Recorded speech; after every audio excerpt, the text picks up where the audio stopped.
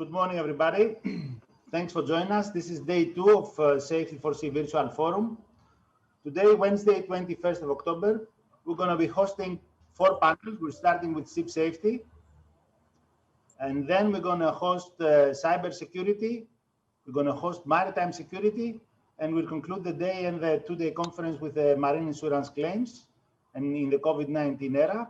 So it's going to be approximately 1.5 hours each panel, with a half-an-hour break in between them. So we would like to thank our sponsors for their support. Without them, we couldn't have such an event. And we always say we would like to thank the panelists in ahead for the contribution, and of course, our viewers for their attendance and of course patience. We don't want to tire you out, so we try to keep the pace and keep all this discussion live and ongoing.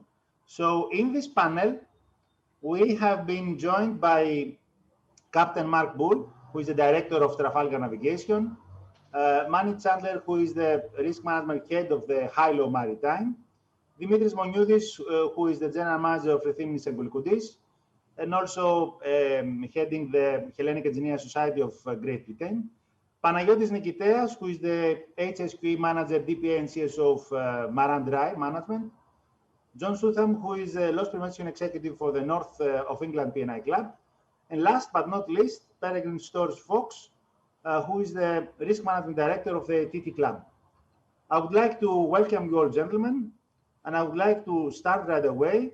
We're going to give you the time to have your introductory comments, starting right away with Mark Bull. Mark? Good morning. Good morning. History teaches us that we do not learn from history. And by extension, that includes lessons to be learned. For every topic in this section, I can show you examples where we have not learned from incidents that have happened over the past 20 years. Occasionally, history throws at us a situation that was never forecast, and it puts into sharp focus all our systems, hardware, and people. The Suez Canal closure was an example back in 1967. Nobody forecast the canal closing, and suddenly all the ships which normally had to transit the canal went around the Cape of Good Hope. This spurred the creation of large ships like VLCCs, ULCCs, etc. But the coronavirus is having far greater repercussions because it has turned all our loss prevention methods on their heads, because simply we cannot get to ships to inspect, audit, train, or mentor. And so we have turned to remote methods to attempt to fill the gap. This has demonstrated both failings and misunderstandings. Classic examples are remote inspections and audits, and we have remote pilotage. The lesson to be learned from this is who actually needs to go on board a ship. We have been looking in the rear view mirror for far too long for loss prevention. And rather than take this opportunity to rethink loss prevention, I feel we seem to be biding our time until we can return to the comfortable status quo. There is a solution which we can borrow from another industry, which is the HACCP, or Hazard Analysis and Critical Control Points, and merge this with digitalization. This would put safety monitoring into real time and allow critical decisions to be monitored and alerts received taken before the catastrophe. Thank you. Thank you, Mark. Manny?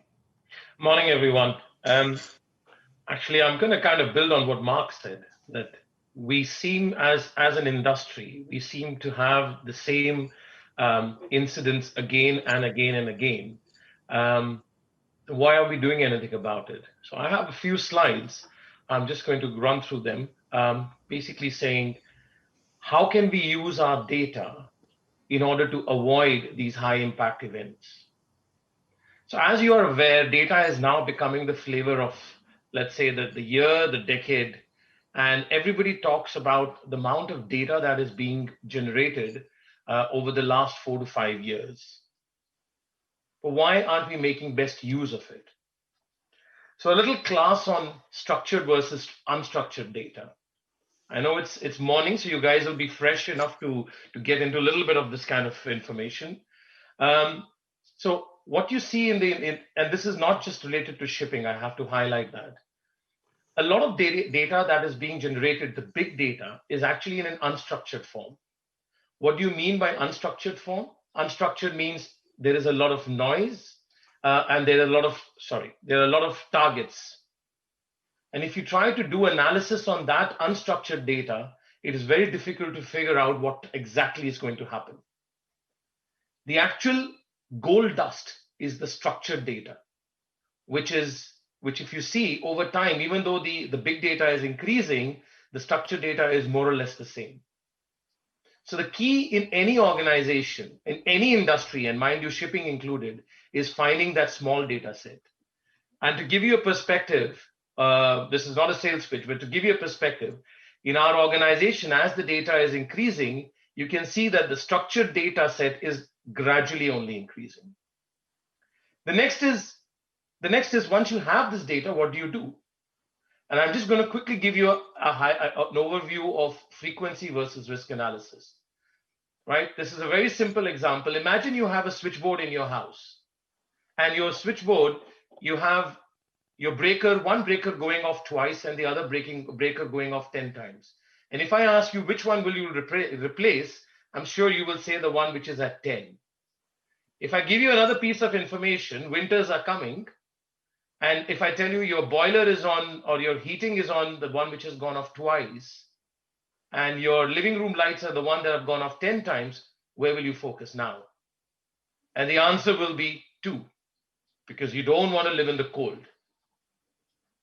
So the point is, you have taken account into frequency, but you have brought in the severity and probability also into it, which many a times as an industry, we don't do that. We only look at the most frequent events. And if you are living in a cheap house like mine, and if all of these were to happen together, now where will you prioritize? So the point we're trying to make here is frequency is not equal to risk. Hence, to sum it up, if you truly want to make your industry safer, use your data properly. First of all, collect it and then analyze it in a much better way than we are doing it. Thank you. Thank you, Manit. Dimitris, your thoughts? Thank you, Apostle. And first of all, congratulations on a very, very interesting conference yesterday. And I'm sure this today will continue at the same level. It's commonplace to state that 2020 has been an unprecedented year for shipping. Starting in January with the low sulfur fuel cap, quickly followed by the never-ending tsunami of the COVID-19 pandemic consequences ashore and on board. The humanitarian crisis surrounding crew changes, market roller coasters, and remote working processes are a daily experience. Looking to the future, the approaching avalanche of greenhouse gas emission regulations, in tandem with the escalating development of technology, will all impact on safety. Unfortunately, not always positively. Anecdotal reports already indicate that standards may be deteriorating despite the industry's continual efforts to improve operational performance. A real tug of war is at play, and paying simple lip service to safety by many key players, be it port state, charterers, governments, should not be tolerated. A recent Global Maritime Forum survey as to which issues will impact shipping over the next 10 years, highlighted in the sequence of priority, the global economic crisis, decarbonization, pandemics, new environmental regulation, geopolitical tensions, and safety was as low as number 16. Unfortunately, many times safety is not the priority that it should be. Thank you. Thank you, Dimitris. Just for the sake of the argument, we've seen this report from Global Maritime Forum. We're actually supporting the Global Maritime Forum in all their events and their announcements. We have to also bear in mind that these surveys are conducted on a high level, I would say, audience. So they have a different perception of the perception of, let's say, the majority of all the panelists here. But we're going to go back and discuss this because it's an interesting finding, what you mentioned, and it's one of the questions I would like to also raise. Panos, your problem with the camera persists, and anyway, so the floor is yours. You have to unmute yourself.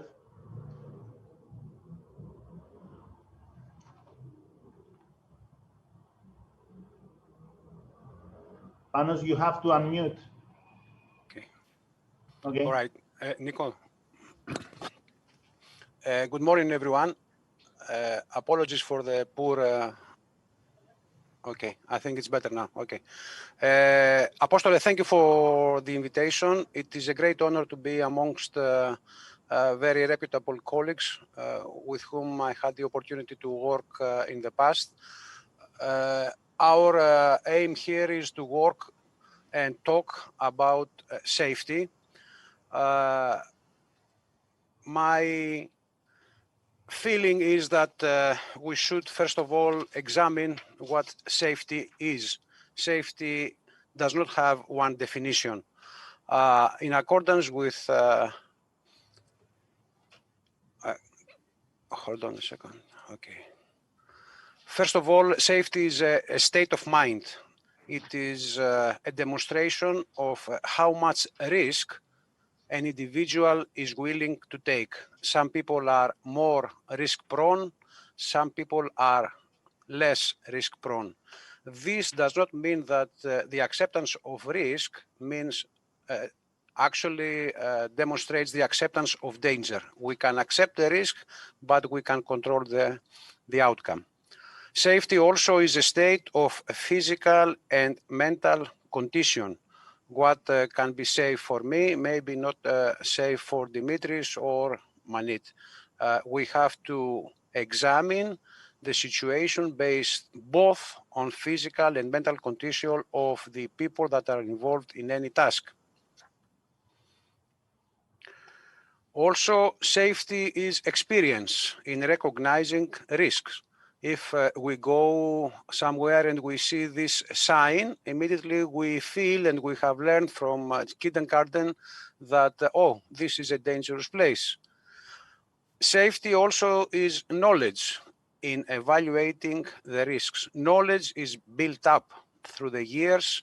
Knowledge is built up through the various disasters that have occurred in the past, as Captain Mark has mentioned in the past. Safety is prediction in modeling possibilities. As Manit mentioned earlier, we have the data, we have to model them, and we have to predict what can happen and not wait for these things to happen. Safety is technology, applying technology in removing exposure. Technology costs, but as we progress, we see that technology, in the end of the day, saves money. Safety is enforcement in ensuring implementation. Unfortunately, not all individuals are willing to abide to rules and regulations unless somebody is watching them.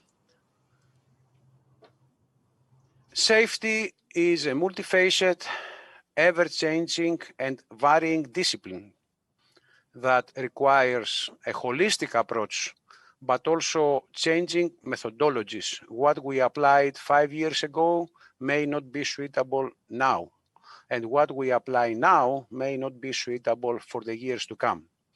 However, it is always very important to take into account the specific characteristics of the individuals involved. Thank you very much. Thank you, Panos. John? Good morning, good afternoon, and good evening, everybody, depending on where you are. As Pastor said, I'm John, Master Mariner from the LP department in the north of England. And when I was at sea, I worked on numerous kinds of cargo vessels, mostly containers, and I was a surveyor and I was offshore. And unfortunately, I can agree with Mark to an extent that the type of incidents related to safety haven't really changed since I was a first trip deck cadet to now. And therefore, yes, I entirely agree with Mark. Are we learning our lessons? And I don't think that 100% of the time we are, no. So we interact a lot with shipping companies and our members, and one of the things we talk about is training and safety issues, disseminating information, and trying to learn from the claims and things that we see in the past. And there's a few things being said in the introduction so far that I agree with, that we see a lot. And Mark was one, are we learning from lessons? Data from Mandeep, I entirely agree with, but how we use that data is extremely important. We've always been keen on ticking boxes by saying we've done incident investigation and accident reports, but it seems to quite often stop there, and how we learn lessons from those is not always fulfilled entirely. I also agree with the low priority of safety. Sometimes it's something that we have to say because we have to be seen to be doing it. But we still see a lot of the times where safety departments are reporting up to somebody in operations in shipping companies, rather than having a table at that top, a seat at that top table as their sole department. What we have seen, though, recently, and thankfully, is a shift from purely procedural-based safety into some interest into what I call the software. Shipping companies have been very traditionally hardware-based, as I would say. Checklists, procedures. If an incident happens, we won't really learn any lessons. We'll just bang another checklist in place and hope that that covers that incident. Shipping companies from top to bottom on the whole have started to pay attention to the software now. And that is the change in mindset that I'd like to see. Thinking about things like safety culture, soft skills, and even, as mentioned in our chat earlier, mental health and the resilience of their seafarers, which has been very challenging recently with the COVID-19 crisis particularly. So I'm pleased to see that. The trouble is with those things, safety culture and things like that, massive projects. And I think more needs to be done maybe to focus on how to start those projects. Very scary thought to look at that as a whole company. And we're starting to see people ask questions about that. And therefore we're getting both sides, the hardware and the software, starting to come into play. And that's very happy to see that. Thank you. Thank you, John. Peregrine?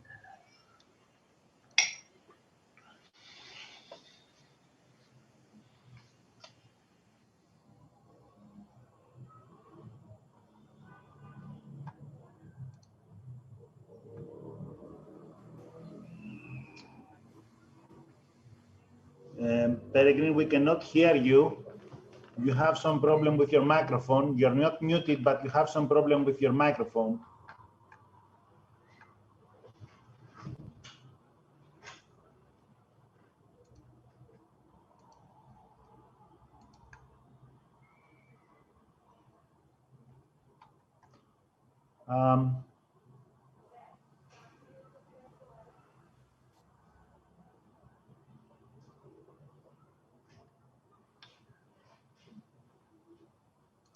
Peregrine, we cannot hear you. You have a problem with the microphone.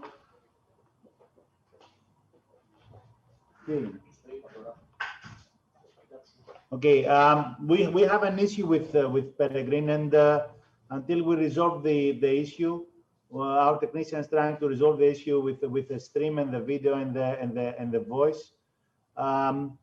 We will have time as we bring Peregrine back on stream. We will have time to give for introductory comments. I would like to, let's give it a try. Okay. No.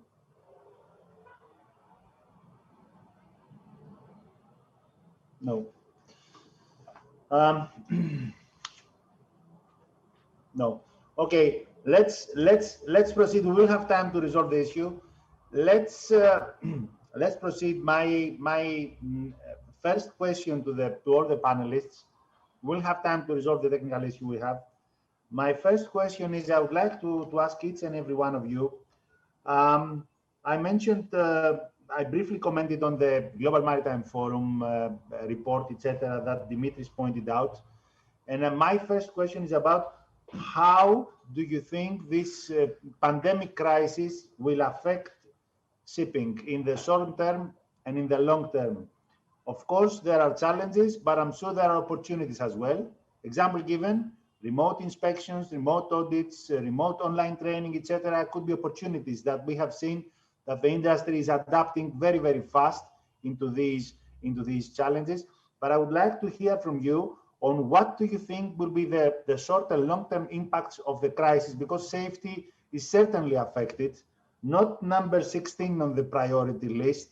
It's going to be affected out of this crisis. I would like to hear from you, starting with Mark.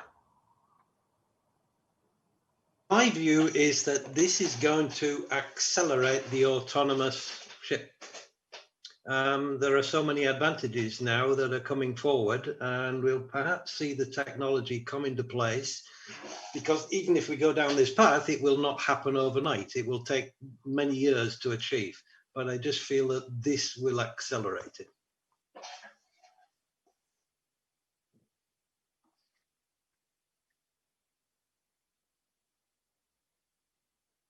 Manit. Boss, you're on mute. Yeah, hi, boss. So I have a completely opposite view on the pandemic. And the example I give is of an elastic. If you look at an elastic band and you stretch it, right, and then you release it, it does go back to its original shape, but there's a minor deformity. And if I personally talk about it from a shipping perspective, I think the impact when it comes to technology and adoption of technology. However, as humans are, one event or something new that happens, or let's say, God forbid, an inspection doesn't work, it'll take us a few seconds or a few minutes to revert to the old way of inspections. So I personally feel that yes, things will change, but not as radically as we all think. Okay. As I'm giving you time to comment, I would just like to see what do you think would be let's say the long term, the short term effects. Yes, things will not necessarily change on that way. That's okay. But do you see any sort of challenge, let's say, that the industry is affected, let's say, threatened out of this pandemic? Should we be alarmed on in any way, in any front? This is what I would like to hear from you. For me, okay, so again, my personal opinion, of course, is, again, as I said, mine is quite different from a lot of people. If you look at the 2008 crisis everybody talks about, what went wrong? There was no money in the market, right? Is there a problem right now from a financial perspective? No.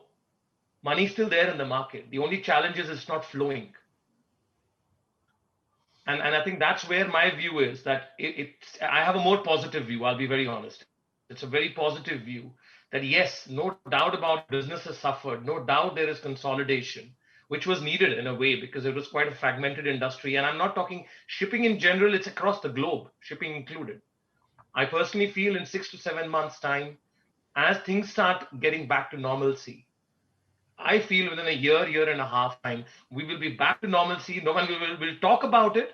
A lot of business will try to sell their product based on COVID, but actually things will go back to normal because it's not an issue of money. It's an issue of flow of money. Yeah. I don't want to object. I'm just saying we have heard from economists that it will take a longer period. It could be something you are assuming something like a V response to the pandemic. It could be something like something like an L. Some economists might say. I'm just saying we have heard from economists saying it will take years, not months. But I understand that's your point of view. I understand that. Dimitris, what do you think? What are your views? Thanks, Apo. I found Manit's comments very interesting. My personal view is, first of all, what's happening now is going to affect us for the rest of our lives. No matter what, at the back of our minds will be what happens if there's another pandemic, if there's another lockdown, if there are other restrictions. Meaning, I think that we'll have better planning, better contingency planning going forward, because it will be an issue that up to now we have never really taken seriously, even during the SARS days 10 years ago. As far as safety and shipping is concerned, first of all, we've seen there's a huge reduction in new building contracts, and therefore existing vessels in theory will continue for a bit longer. At the same time, in conflict with the greenhouse gas emission regulations, which will be coming into play over the next 2-3 years. We know that IMO is discussing actually this week where we're going to get to with the EXI, CII, etc. So that's going to have a massive impact. The point I would like to make is regarding the human factor. Unfortunately, even though we've heard big words regarding seafarers being designated as key workers this year by heads of government and various high-powered people, nothing has actually changed. And in fact, seafarers are still not only restricted as far as crew changes, but are still considered when they get into a port as being something between a terrorist and a leper. So even if they don't need to, even if they've been isolated on board and should be the healthiest people on board in the world, they're not allowed ashore. So we have now we've accepted, or the ports have accepted, that these are people, these are workers that should be isolated no matter what, and maybe in special occasions will allow them out just to get to an airport. Meaning I'm quite disappointed by the whole attitude of external factors, not within the industry. Obviously, we appreciate, respect, and not only value, we rely on seafarers to do their job conscientiously, professionally, but the rest of the world is definitely not there. And even during this crisis, doesn't seem to have come even close to appreciating what's going on. So I'm quite pessimistic as far as the future on this issue. Thank you.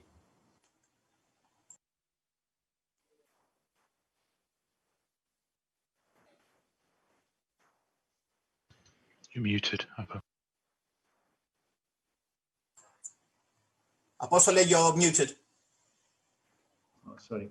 Panos? Yeah, I tend to agree with Dimitris, and I will start with examining what is normal. Δεν ακούγομαι. No, you're okay. You're okay. What is normal? Normal was and is the challenge to continue sea trade without compromises. Actually, this was practically achieved, and we have seen new records of exports from Pilbara. We have seen Brazil recovering from the dam fall and start exporting again. So yes, the trade continued, but not because of the measures taken by the organizations, but solely due to the professionalism and dedication of the seafarers. Regulators proven once more very, very little, including IMO and states. The pressure applied was just words. We have seen situations where major charterers and shippers, in order to fix a vessel, they demand no crew changes. And these organizations have in their public social responsibility policies all these fancy words about the value of human life. So in the end of the day, the ball was passed to the manager and the crew. The shore support in many places was minimal. Dimitris, as very well said, crew are and were treated as with leprosy, except very, very few ports in Australia where the seafarer missions actually allowed people to buy a toothbrush and a toothpaste. In some ports, even the interaction exposed the crew to huge risk. So in the end of the day, the trade continued, cargo exported, cargo delivered, But the industry demonstrated clearly that it is not, the priority is not the safety, the priority is not the human, the priority is not all these things that we advocate. The priority is the continuation of the trade. It is a great disappointment what we have faced over the last 9 months. I will only highlight what has happened. It's a true story. We had a master with a heart attack. This is a true story, and I want to share with you. The vessel is anchored in a China port. We are providing telemedicine. We are talking with the chief officer who is giving CPR. We are talking with the Hellenic Rescue Coordination Center to press the Chinese authorities to allow this guy. We are willing to pay. We have contacted our club to bring a helicopter. All in vain. How this world is the same tomorrow for me, for this chief officer, for this vessel that we have a guy who is losing his life and nobody gives, I will not say the word, okay? So yes, I will also be pessimistic. The trade continues. We have managed to show our true face, which is not the priorities that we advocate here. Thank you so much. Thank you, Panos. Thank you for the live feedback. Yes, Mark. Before we come to you, Peregrine, can you test the microphone because we are not sure? Can you speak? We cannot hear you. You have a problem with the microphone. I'll ask our technicians to contact again with you, and they have to solve this problem.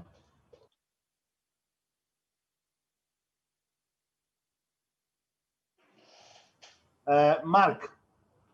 Yes, just to follow on Panagiotis' comments there. I've been trying to push through LinkedIn for a lot, making sarcastic comments about certain organizations not standing up to the mark. But it has gone so far now that it's wishful thinking that we are going to get all governments in the world to respond to this problem. It will just not achieve it. So what we should be looking at now is trying to look at the areas where crew change does work, and particularly those ports that are very close to the airport. So the seafarer can get to the plane, go up not through the terminal, but up the aircraft steps, and to arrange repatriation in that way. We could go around the world selecting those ports, and you can think of Osaka. You could actually approach the airport via boat. Singapore, of course, we know about. You have Gibraltar, and you could establish links and try to focus there where the system works. And then we can get the crew moving. And that can go hand in hand with a special clause in the BIMCO charter parties, allowing a deviation for crew relief. And to support that, what we would need, the document, would be a white, grey and black list of all those countries that do not facilitate crew changes. That could be created by Friday. And then let's see if that will have an impact on countries. Are they then found to be lacking in supporting the maritime industry? Okay. John? Yeah, I emphatically agree with Dimitris and Panos. I think that what the COVID pandemic has done has highlighted where the focus lays. Reality is that because due to the resilience and the hard work of the shipping companies and the crew trade continued, that was the all-important aspect, shall we say, and the sort of repercussions against the crew, who have been getting a fairly bum steer for a fair few years now, was forgotten almost. And I think that in short term, when these guys are stuck on board for a long time, you want to talk about basic safety. Everybody's been there that's worked at sea, that's done those long trips, and you start losing focus, and your focus is on what's happening at home. So you've got the mental health aspects, which are much further reaching than if you sprain an ankle. And then you've got those losing focus, working in an industrial atmosphere environment. Got to get on with your job. We've got to carry on going. That resilience has got to be met, and therefore your sort of more physical accidents start happening. And in the long term for the crew, what does that mean? If you were thinking about a career at sea and you were looking at this right now, would you be putting your hand up and signing on the dotted line to start a cadetship? So we've already got a problem getting good quality trained crew through.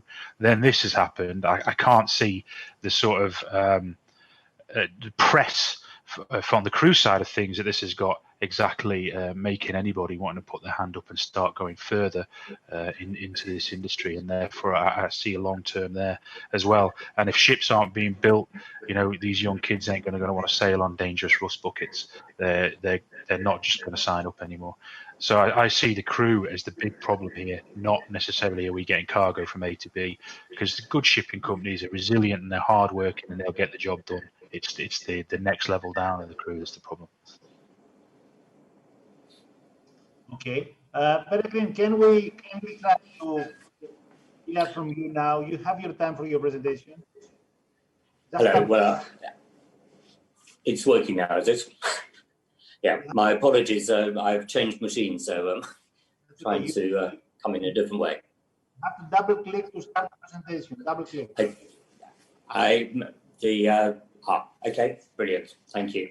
So, I mean, I guess obviously I'm coming at a slightly different angle now because there's been a lot said already.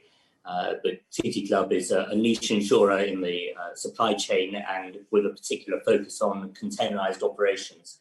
But I think my basic thesis here is that safety at sea starts ashore. And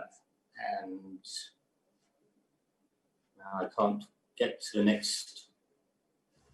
You just have to click to go to the next slide. If you double click, you have to go, then just click. Are you able to? Someone's able to move. That's good. This is a diagram actually that we've recently put in a joint publication with the COA, Container Owners Association, Global Shippers Forum, Ishka International and World Shipping Council, called CTU Code, A Quick Guide. And the reason I throw this up is to show the number of different parties, different actors involved in the supply chain and just the complexity of relationships involved. And here really to emphasize that the carrier, the blue dot in the middle, is one of many. And the second point is that you can see they are literally in the middle and in a linear process, they therefore are reliant on many others.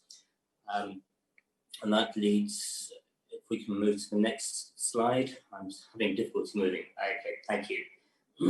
So really wanting to talk about the controls that are available for particularly large container ships. So if you think of the largest now, somewhere around 24,000 TEU, that's somewhere in the region of 16,000 units, individual units.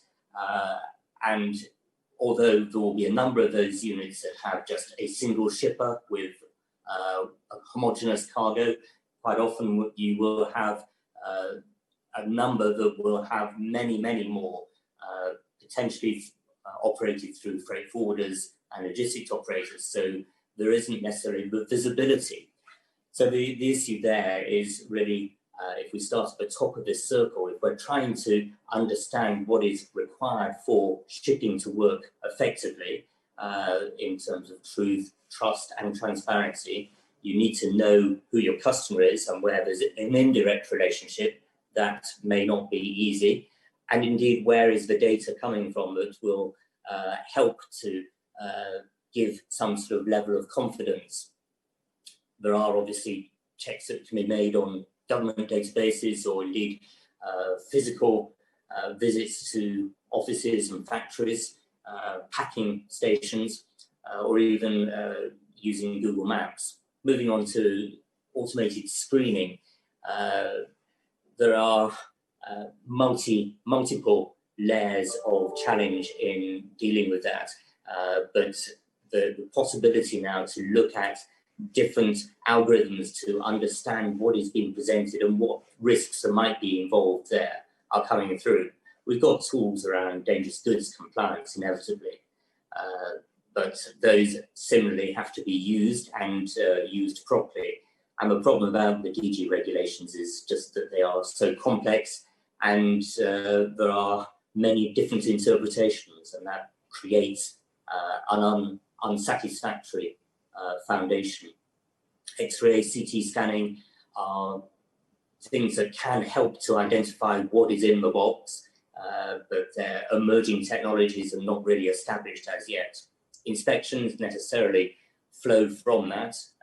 They can be fed by something like scanning, or indeed some of the screening activities can identify what needs to be inspected. But in this current coronavirus environment, obviously physical inspections are somewhat more difficult as well. But the inspections can be done essentially at any nodal point, and some are very basic, like when a container comes into a port area, actually, is it leaking? Is it bulging? Is it emitting some noxious odor? Those sorts of things can be done to change. The Internet of Things is again an emerging technology. Possibly as many as 5% of containers now have some form of device that will be monitoring the humidity, the temperature, the movement for a box, as well as the security aspects. One really to emphasize here, though, is in the enforcement aspects, and one of the previous speakers identified this as one of the problems. There needs to be a national and international commitment to inspecting and following through the regulations in an effective way to ensure that this control circle can actually be put together. As a kind of closing comment, most of these rely on IT technology to some extent, either fundamentally to do this, to do whatever function they're trying to carry out, or indeed to make them more powerful, more effective. And my parting thought would really be that computers trust people and people trust computers. Now, obviously, machine learning is beginning to change that to some extent, but it's a paradigm that makes things a lot more complex in trying to understand, particularly when you get back to human behavior and the human element, which is the most fundamental in the risks that we face, and particularly in the pandemic environment and this behavioral and mental health type issues that we are now facing. Thank you very much. Thank you, Peregrine. By the way, do you like to comment on the question that the other panelists asked? It was actually not the question that I asked, but the question they referred to discuss. Have we handled the crisis so far effectively? What are your thoughts?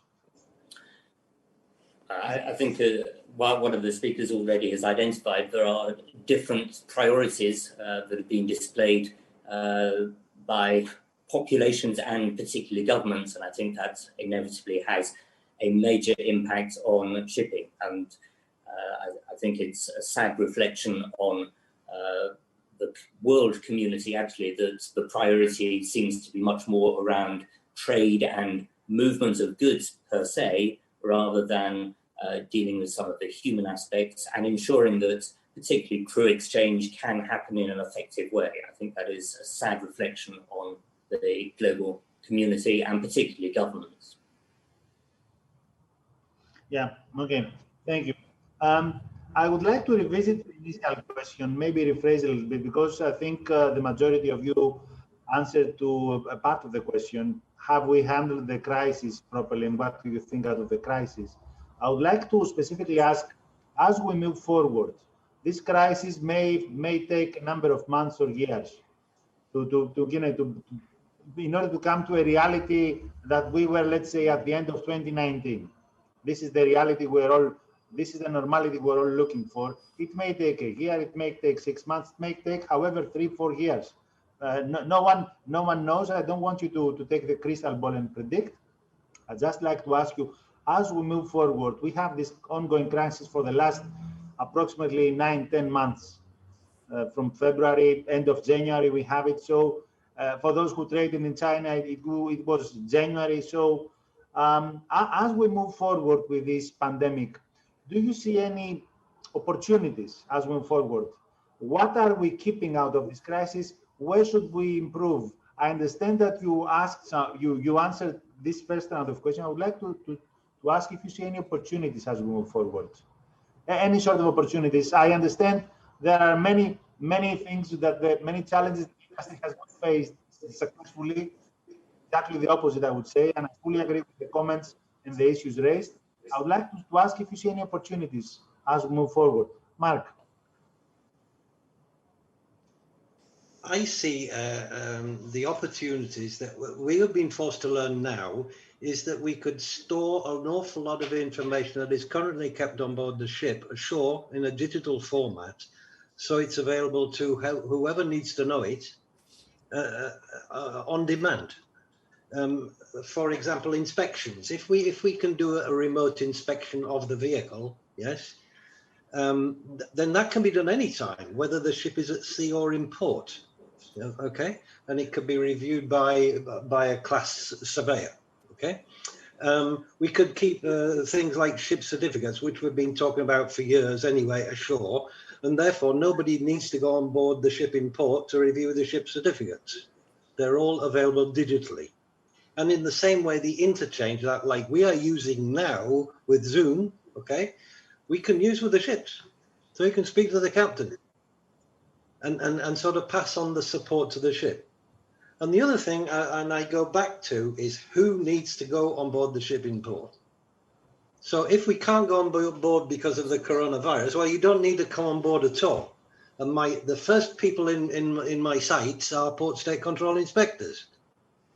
Port state control inspection was established to eradicate substandard shipping. So if we are still doing it more than 20 years later, it has failed. Therefore, they need to rethink. And imagine that we use the port state controller as somebody taking the lessons to be learned on board the ship to ensure that all the world fleet is aware of these lessons, because that is where the failing lies at the moment. I mean, I see Panayotis from the company perspective, John from the P&I, and yourself as media. You all do lessons to be learned. But where is the guarantee that they reach the coalface where they are needed? That is where one of the big problems lies. But Manit.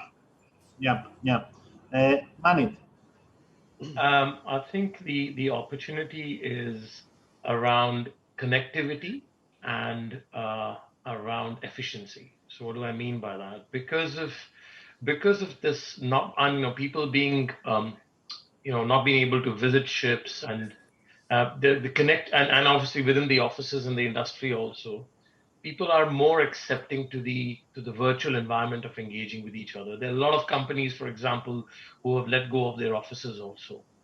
So the virtual connectivity is bringing in that adoption of technology. The result of that will be efficiency. And what I mean by efficiency is people will be more, will adopt technologies, softwares, programs, which can improve efficiency not only on board ships, but ashore also. So I think these both are interconnected. I do have another, I think I seem to be the one who always has a little bit of a contradictory opinion. I really personally feel that as much as the connectivity helps and brings in efficiency, but we cannot forget the fact that we can't isolate seafarers. As much as we say we don't want to go on board a vessel, but if you don't engage physically with the seafarers, we're talking about mental health on one side. We're saying we should sign them off, no doubt about it. Seafarers have been treated as a commodity in the last 6-7 months. But engaging with them, talking to them physically has got you cannot replace that virtual environment with that physical connection. So I really feel that as much as there is these opportunities, but we shouldn't lose the fact that physical connection is also needed. Okay, Dimitris? Thanks. First of all, Manit, I don't think that you're saying anything controversial. I agree, remote surveys or remote attendances by office staff are the next best thing to what is available, meaning not going on board at all. However, they do not cover every aspect of our personal communication when we're on board, when somebody is on board, and looking at the human factor, but looking at a multitude of other aspects during any attendance, which might not be job specific as far as the survey, etc. Meaning personal attendances will need to continue. Again, of course, I agree with Mark's comment that hopefully attendances by maybe not port state, but port authorities in order to check certificates, in order to pick up bills of lading by agents, etc. I agree 100% is not required. And looking forward to the future, we have already confirmed that a lot of travel is not necessary. We've already confirmed that big offices are not necessary in many instances. However, I hope, answering Apo's first question, that the future will give us the opportunity to readdress issues such as training and not only by designated colleges, for example, but training by individual makers towards the seafarers. New buildings, when they're built, unfortunately, the issue of how you train seafarers to carry out maintenance, how to operate equipment to the fuller capacity, there is very, very little focus provided by the shipyards. We're still provided with instruction manuals that are written in very poor English, which are black and white with generic sketches instead of live videos, which could be available today. You'd be able to download them. You'd be able to update them constantly. We are still stuck in the 1970s as far as how do we help people on board do their job efficiently and safely. Hopefully the future will improve because the technology is there. I'm not talking about rocket science. We're talking about something very, very basic. Thank you. Thank you, Dimitris. Panos? Well, all very well said. I like giving examples. We have a Greek flag in most of our vessels, and we have seen that COVID-19 restrictions have actually made the Greek flag much more efficient. Fantastic. Of course, they still do not accept electronic certificates, but it will come. So yes, indeed, we have seen transformations. We have read in the news a few days back that NIGBO did their first virtual PSC inspection. They have done it also in Australia. We had a PSC inspection that was done remotely. Flags are improving.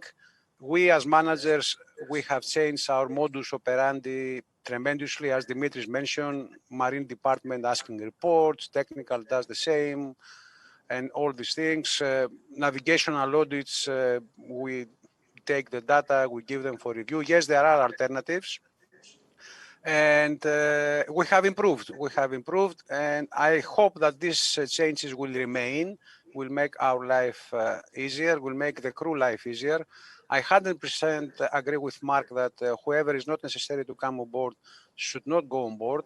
We have made arrangements, another example, with our classification society that does our external audits, that they do the review of all documentation, SMS, certificates, crew certificates, MLC, blah, blah, blah, agreements, contracts, they do in advance, and they only go on board to do what they call physical tour and interviews.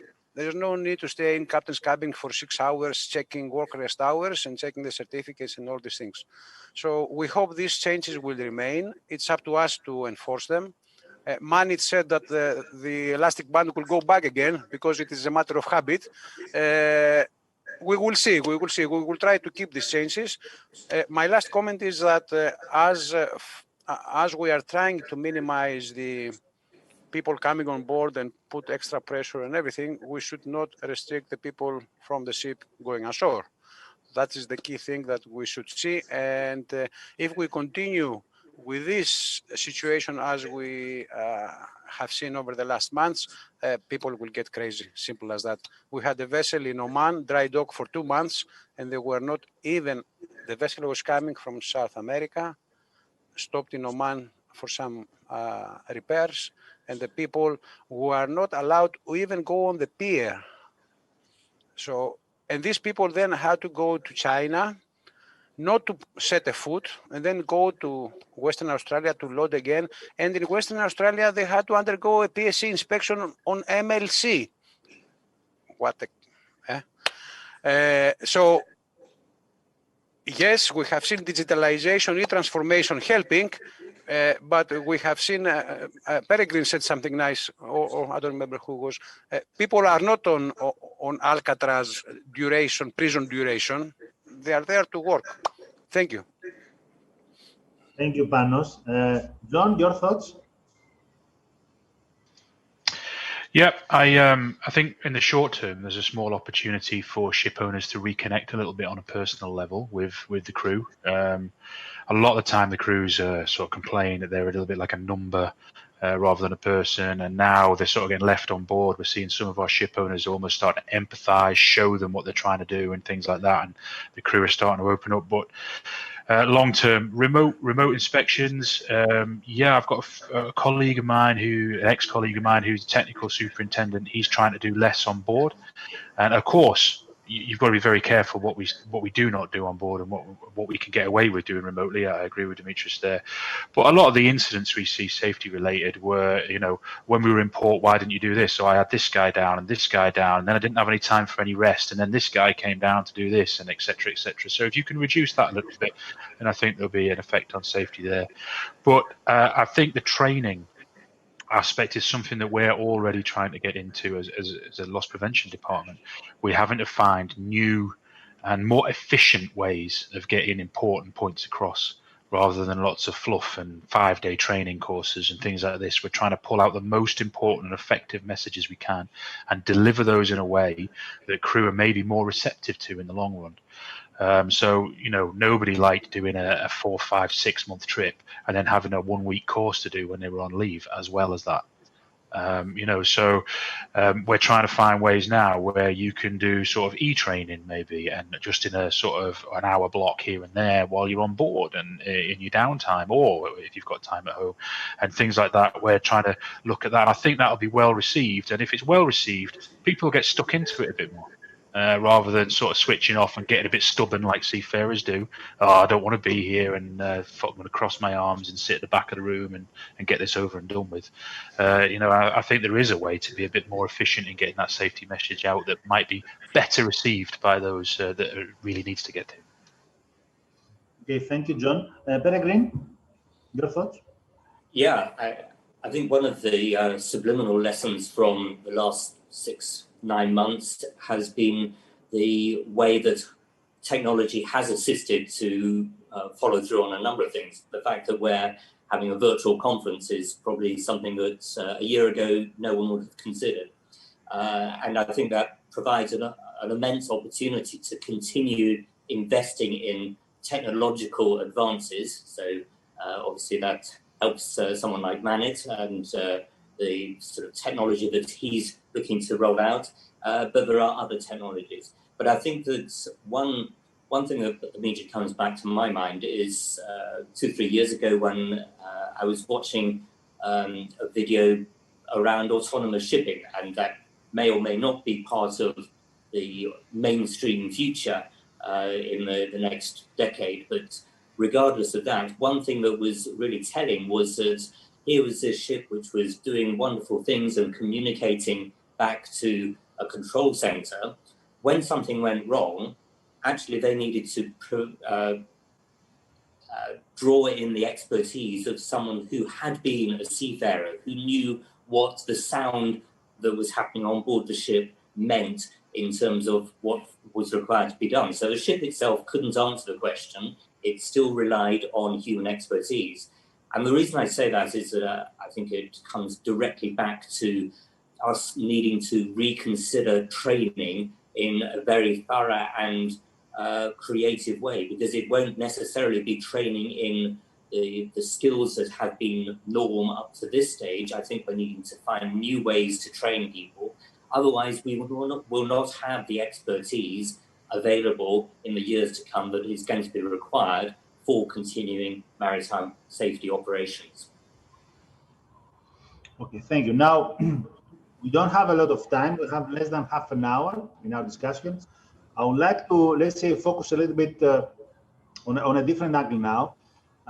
This pandemic crisis has brought forward the words collaboration, self-regulation, guidance, etc., not necessarily regulation. One of the challenges of ship safety has to do with humans. Humans are at the center of safety performance. Without humans, we cannot have any sort of safety performance. So, as we're focusing on the human performance, industry has a number of regulations, has MLC as mandatory and STCW. We have challenges with the MLC implementation for a number of reasons.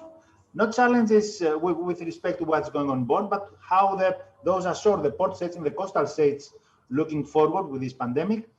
And I would like to ask, in your opinion, what's your perspective of, should we need more, let's say, I'm not saying we should we need more regulation?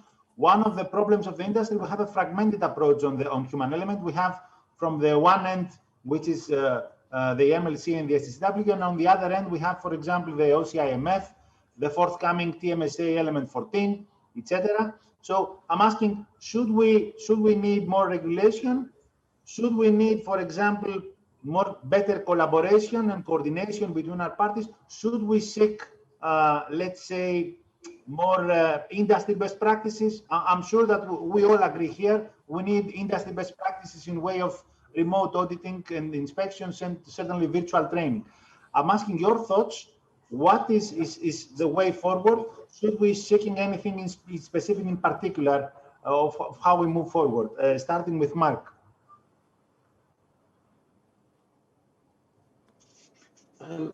In my opening address, I said that we are using the rear view mirror for safety. And I think we need to be looking forward. To look forward, we need to analyze our activities and say, where are there critical points in this activity? And what are the safety measures there to prevent something going wrong? We could take loading a tanker, we could take navigating a ship through the Singapore Straits and say, what are the critical points? Well, for a laden VLCC or even a Cape-size bulk carrier, we've got under-keel clearance. And it would be possible to route that information through to the control center in the office. And if it goes outside a specified limit, then somebody is alerted. So you have a senior fleet manager who's immediately in touch. Captain, wait a minute, you're going outside our prescribed limits. What are you doing? And to bring them back into line. In the same way that an aircraft coming down to the runway, 2,000, 1,000, 500 above. And then when you're down in retard, some kind of system like that is interfering when things are going out of bounds. That is the way forward I see it. And not just using the same old things that we've been doing in the past. Okay. Okay. So I might have another different view, but I'll go for it. So let me first start with, how do I look at human factors? We keep talking about human factors and human error and all these things. But actually, if I go a little bit of a textbook definition here, human factors, there are multiple factors that affect human reliability. So actually, the word we should be using is human reliability and not human factors. Now, when you look at human reliability, some of the key factors that affect human reliability are things like fatigue and organizational setups. And there are about, in the world, there are about 8 standard human factors. I'm not going to go into that class session now. Now, when you ask this question, of course, about regulation, should there be more regulations? So here I'll go with my take. The regulations need to be reduced. Because one of the key problems with the regulations is the increase in the pressure on the organizations in order to put systems, processes, and checklists and all those kind of things in place, which results in crew fatigue. I know as a seafarer, and I'll openly say this as a seafarer, I mean, I was 20 years at sea, and I know what I used to do on the bridge. When we used to plot our courses, we used to finish our, our passage, our passage, and we say, hey, we're going to have our inspections. Do one thing, put a cross between the two waypoints because we want some inspectors going to come and do something there. He'll come and check. That's not a solution because you're bringing in a regulation, and that is causing more trauma for the seafarers. So my answer to this is regulations need to be reduced. Trust between regulatory bodies and the companies, shipping companies, needs to be increased. And I think the day we do that, definitely the human reliability will go up. Okay. Dimitris? Okay, first of all, although I agree with Manit, I don't think it's realistic to expect fewer regulations. I think this decade will bring, as I use that word, an avalanche of new regulations. I don't think there's a silver bullet.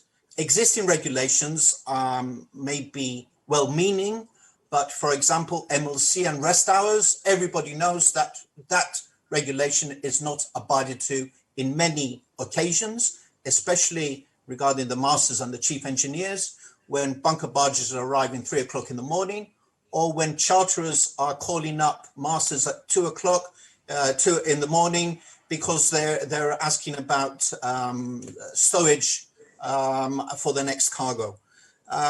Therefore, in order for things to improve, it might not be regulation, but there must be an agreement that all parties have a responsibility. And as I said previously, charterers, their operating departments are abysmal in accepting any safety responsibility. Shipyards should not be building ships only for the delivery or for the 1 or 2 years of guarantee. They should be building ships based on being responsible to a certain extent for the safety of the ship and the crew for the whole life, for the 20, 25, 30 years. New cooperation between parties, for example, Intercargo at the moment puts together what they call the dry SAS, again, a self-monitoring safety management system in order to assist the lowest common denominator come up to a better standard. I think that good quality companies have always taken on board new regulations and escalated their efforts even more, and of course become many times more expensive in their operation. A level playing field would be a good thing. And the last point I'd like to make is this decade will see definitely new fuels and new technologies coming on board. We talk about how are they going to impact the environment, but we have to talk a lot more as to how they're going to impact the operation on board, what training is required, what kind of support from the shore side. We're asking for seafarers to be swapping vessels, leaving from a bulker going to a tanker, maybe not the engine, maybe not the officers, but definitely the ratings. And we are not providing them with the full skill level. So we have to find a system to keep them up to date all the time. Definitely not going into classes like John said for 6 months, but a refresher or a continuous training module within the work period. We have to, the technology is available. We have to make sure that that is provided in a succinct and efficient format.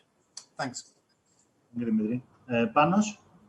Well, I don't think there is only one way out or one solution. It takes several directions that we should move on as an industry. Regulations. Do we need more regulations? Yes, in some areas we need more regulations. We have a 17,000 TEU container that doesn't have firefighting capabilities to fight a fire 30 meters high. So yes, we do need regulations there. Do we need another checklist? No. Do we need new rules? I will start saying, let's apply the existing rules. For those who have seafaring career, they know that when class comes on board for the annual or intermediate or special survey, I will say only the safety equipment survey. Safety equipment survey constitutes of 17 pages of items that is supposed to be done. If I go through myself or people who have seafaring career, it will take me 3 days to do only the safety equipment checklist. And I do all my annuals in 6 hours. Okay. And then I go my vessel for special survey, and I have to take this vessel, let's say it is 15 years old, and I have to take about 18,000 UTM readings. And to actually calculate the time that the poor guy needs to go climb up and take 18,000 UTM readings and write them. And surprise, surprise, these things are finished in 3 days. So yes, we do new regulations. Yes, we need to apply the existing rules more strictly. Yes, we need sharing and collaboration of what has happened and the incidents that have happened in the industry, because apart what Mars is distributing and US Coast Guard and so on, there is a plethora of other minor incidents that are worthwhile to be shared across the industry, but they don't, because we don't like them to be spread out. We cut the communication link, so collaboration needs to improve. And as I said, we need honest investigations. John is here and he knows very well from a club perspective that when an incident happens, the first thing that an owner does is to try to ink the waters and nobody finds out what was going on. And finally, I will agree with Dimitris what he said. We have to see the whole supply chain, not only focus on the poor crew and the poor master and the poor chief engineer and the poor guy, the AB on the gangway. There is the guy who is at the port, there is the stevedore, there is the charterer, there is the shipper, and tens of thousands more people involved in this industry that go unnoticed and nobody police them, nobody check them, nobody self-assess them, nobody does anything. I get, penalized because I don't have my gangway on the pier, but the pier is not ready to accept my gangway. So, and we can share examples, hundreds of examples like that. So, and why this is happening? It is happening for the same reason that we discussed about COVID and so on. It is all about profit and business, and unfortunately, all the social responsibility logos and slogans and so on are going down the drain when we have to absorb costs. Thank you so much. Okay, thank you. John, your thoughts? Yeah, I think I liked the use of the word collaborate, and I think that has to be across all parties, not just the parties that are set in the regulations, but how they are used and interpreted as well. I'll give you an example of that that we see a lot of. I know Panasonic is an example. Conditions of class. Okay, as an insurer, if there's an incident on one of our ships, and the member says, we've had class down and we've got a condition of class, we think great. Okay, they've been honest, they've had it checked out, and it's safe to continue. However, commercially, they're battered by that. So those lines are blurred a little bit. So all parties, including people like charterers, need to get involved and get behind what these regulations and these systems are for. So do we need more regulations? Potentially, as the industry changes. As Panos said, I used to sail on container ships that were 4,000 TEU and they were considered big. Now we're at 24,000 TEU and still plodding around on the same regulations virtually. Do we need to reduce them? I don't know whether the word is reduce. I think they need to be clear who they're for and what their goal is, and don't allow them to be used in any other way than for the safety of the ship, the seafarers, and the cargo. Which unfortunately, that blurred line with commercial, sometimes they're used wrongly, in my opinion, and therefore people start to, as Panos said, ink the waters.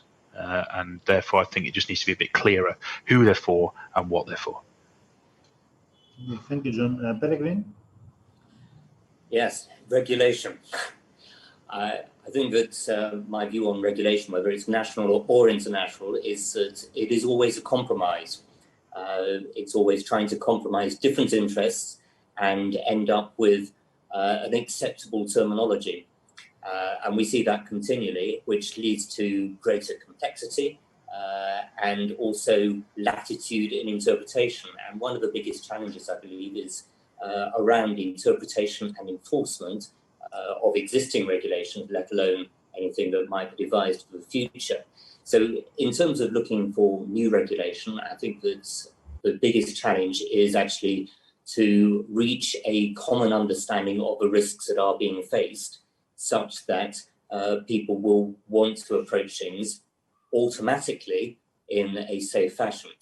And I take an analogy of road safety. We're all used when we go into a built-up area that there is a restriction on the speed. And that is necessary to some extent, but in my mind, it shouldn't be necessary, because a well-trained, good driver will recognize that the risk factors in a built-up area have changed from being on a motorway or in the countryside, and therefore they should recognize and slow down and take account of the atmospheric conditions. So indeed, the limit that has been set by governments for driving on that road may actually be inapplicable if it's icy or really heavy traffic or other conditions that the driver in a safe environment needs to take into account. So really we're needing to get under the bonnet and gain a sort of common cultural assessment of the risks involved, rather than just promulgating more and more words, which taking the driver analogy again, if the driver just sees that it is a particular speed limit and thinks, well, I will carry on at that speed limit. And there's that temptation at any given regulation to look for the level that is required, which often is the lowest common denominator, rather than thinking, what is it that makes this particular activity or operation safe? And coming back to one of the comments I believe Manit made around trust between the different entities, whether it's governmental and industry or different aspects of the fragmented industry, actually we're needing to get to a point not only where we have a common understanding of risk, but also recognize that we're often on the same side. And therefore it isn't an adversarial them and us, it's actually a common aim to reach safety and to ensure that lives and the environment are protected. Thank you. Thank you. I have one quick question. I have one question in order to wrap up the panel, but I have one quick question. I'm not sure if Dimitris or Panos would like to comment, or anyone else, regarding, because Dimitris mentioned it about the dry SAS and the DBMS. I would like to ask if you think, I would like to ask Dimitris, if you think that the industry is ready for the next step with regards to dry SAS or DBMS. We've seen either cargo going one way and RightShip going another way. I mean, they're supposed to be going on the same way, but we have a number of differences on their approach. Do you think that the industry is ready, the dry bulk industry is ready for the next step, Dimitris? Apple, first of all, I think that yes, the industry is ready. As I mentioned previously, the good operators have always focused on quality, on safety, on best practices. But the bulker sector obviously does involve quite a wide range of quality in operation. Now, the comment that you made before that Intercargo and RightShip are going in on different paths isn't correct. Actually, during this year, there's been a number of statements, there's been a number of discussions, but the feeling is that a joint effort is in place, and it will have, we hope, a good resolution in the quite near future. I think that it's profitable and good for all quality operators to raise their standards and to hopefully increase the overall aspect and the way the industry looks at us. Okay, Panos, any thoughts on this? Any would you like to comment? Yes, indeed. I have many comments in this because I work very close on this matter. Industry is ready. Industry was ready 3 years ago when we started with Intercargo the first efforts to compile our own self-assessment scheme. Jointly, RightShip working groups and Intercargo working groups includes more than 60 companies worldwide that have reviewed and commented and contributed into initially 2 standards, the DBMS and the dry SAS. Shipping is notorious for finding solutions. Shipping is notorious for negotiations and finding the best way to move ahead. Indeed, as Dimitris mentioned correctly, we will move on with 1 standard. I don't know the name. The name has no, there's no value in the name itself. It will be a combination, a synergy of the best standards that 60 companies and high professionals have come up together. There will be synergy. There will be an NGO running the system, which will ensure transparency and professionalism. Industry wants it, industry needs it, industry supported and made it. The key point is not to get away from the paper chasing exercise, to get away from star rating chasing, all these things that we used to do, and emphasis on improvement and on real results and not on wish lists. Thank you. Okay. Now, my last questions, my last question in order to wrap up the panel. You will have your time, but I want you to restrain yourselves because we have only 8 minutes left. We've seen a number of incidents across the industry. We've seen container ship fires. Peregrine mentioned it. Panos mentioned it also. That's a multi-factor issue and a number of stakeholders involved. It's not only due to the lack of regulations or problematic operators and so on and so forth. So it's a rather complex issue. I've just mentioned this because we've seen container ship fires on the rise. And we've seen cases like the last one of Wakasio, the ship who was actually had an incident in Maldives, and we had the criminalization of master and so on and so forth.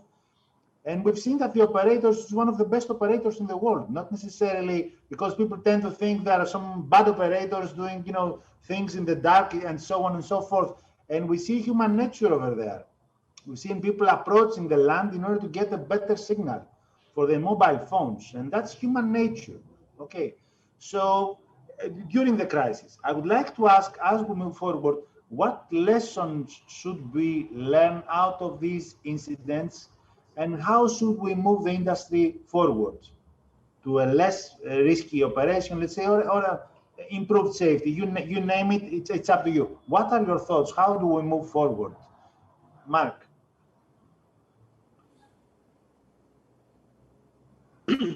I believe aircraft have to file a flight plan before they set off on their journeys between airports. So perhaps one possibility in the situation of Mauritius there would be to file a voyage plan so that measures can be taken before the accident happens. And as I mentioned before, to track deviations from that plan. In a similar way, cargo operations, to file a plan. This is how the cargo is going to be discharged, etc. And we identify these critical points, looking forward rather than mountains of papers and checklists, etc. And let's face it, some of our inspection regimes are not very good at preventing disasters.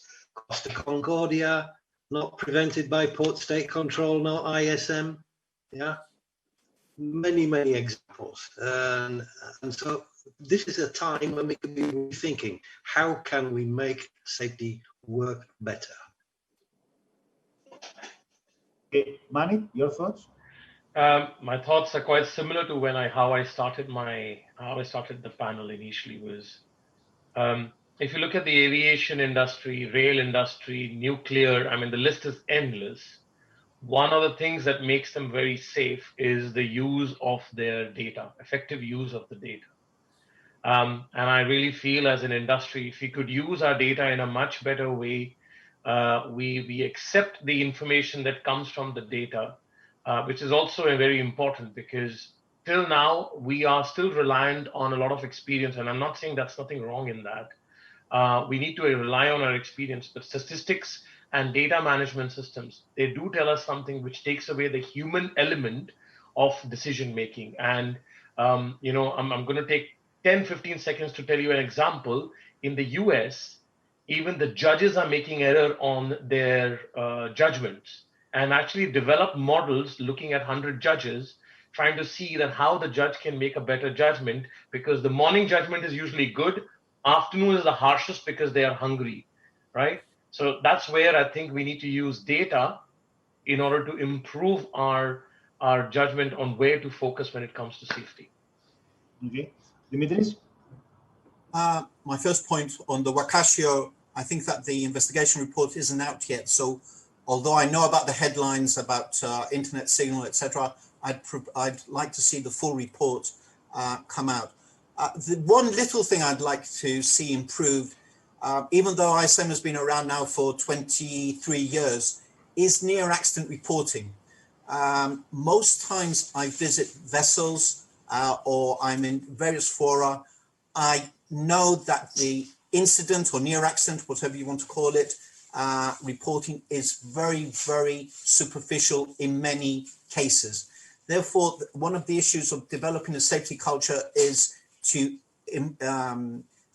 engage all the crew, all the officers on board to really, really learn from potential errors. And I think that is one of the issues that the industry has to focus on better. Thank you very much, Panos. Container fires, okay. $1 billion damages, the last ultra large container casualty. However, we have the statistics, as Manit says, the data say that 10 to 12% of cargo declarations concern hazardous cargoes, and 50% of these declarations have faults. And we are criminalizing the master. Yeah. We say in Greece, you cannot make an omelette without breaking the eggs. And here we are trying to make the omelette and keeping the eggs intact by accusing the master. Who will accuse the classification society who approved this design that proved worthless, useless? So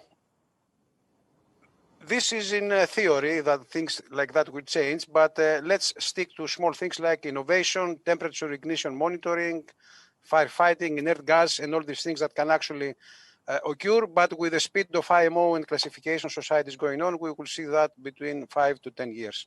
Yeah, thank you so much. Thank you, Panos. I think we got your point. John.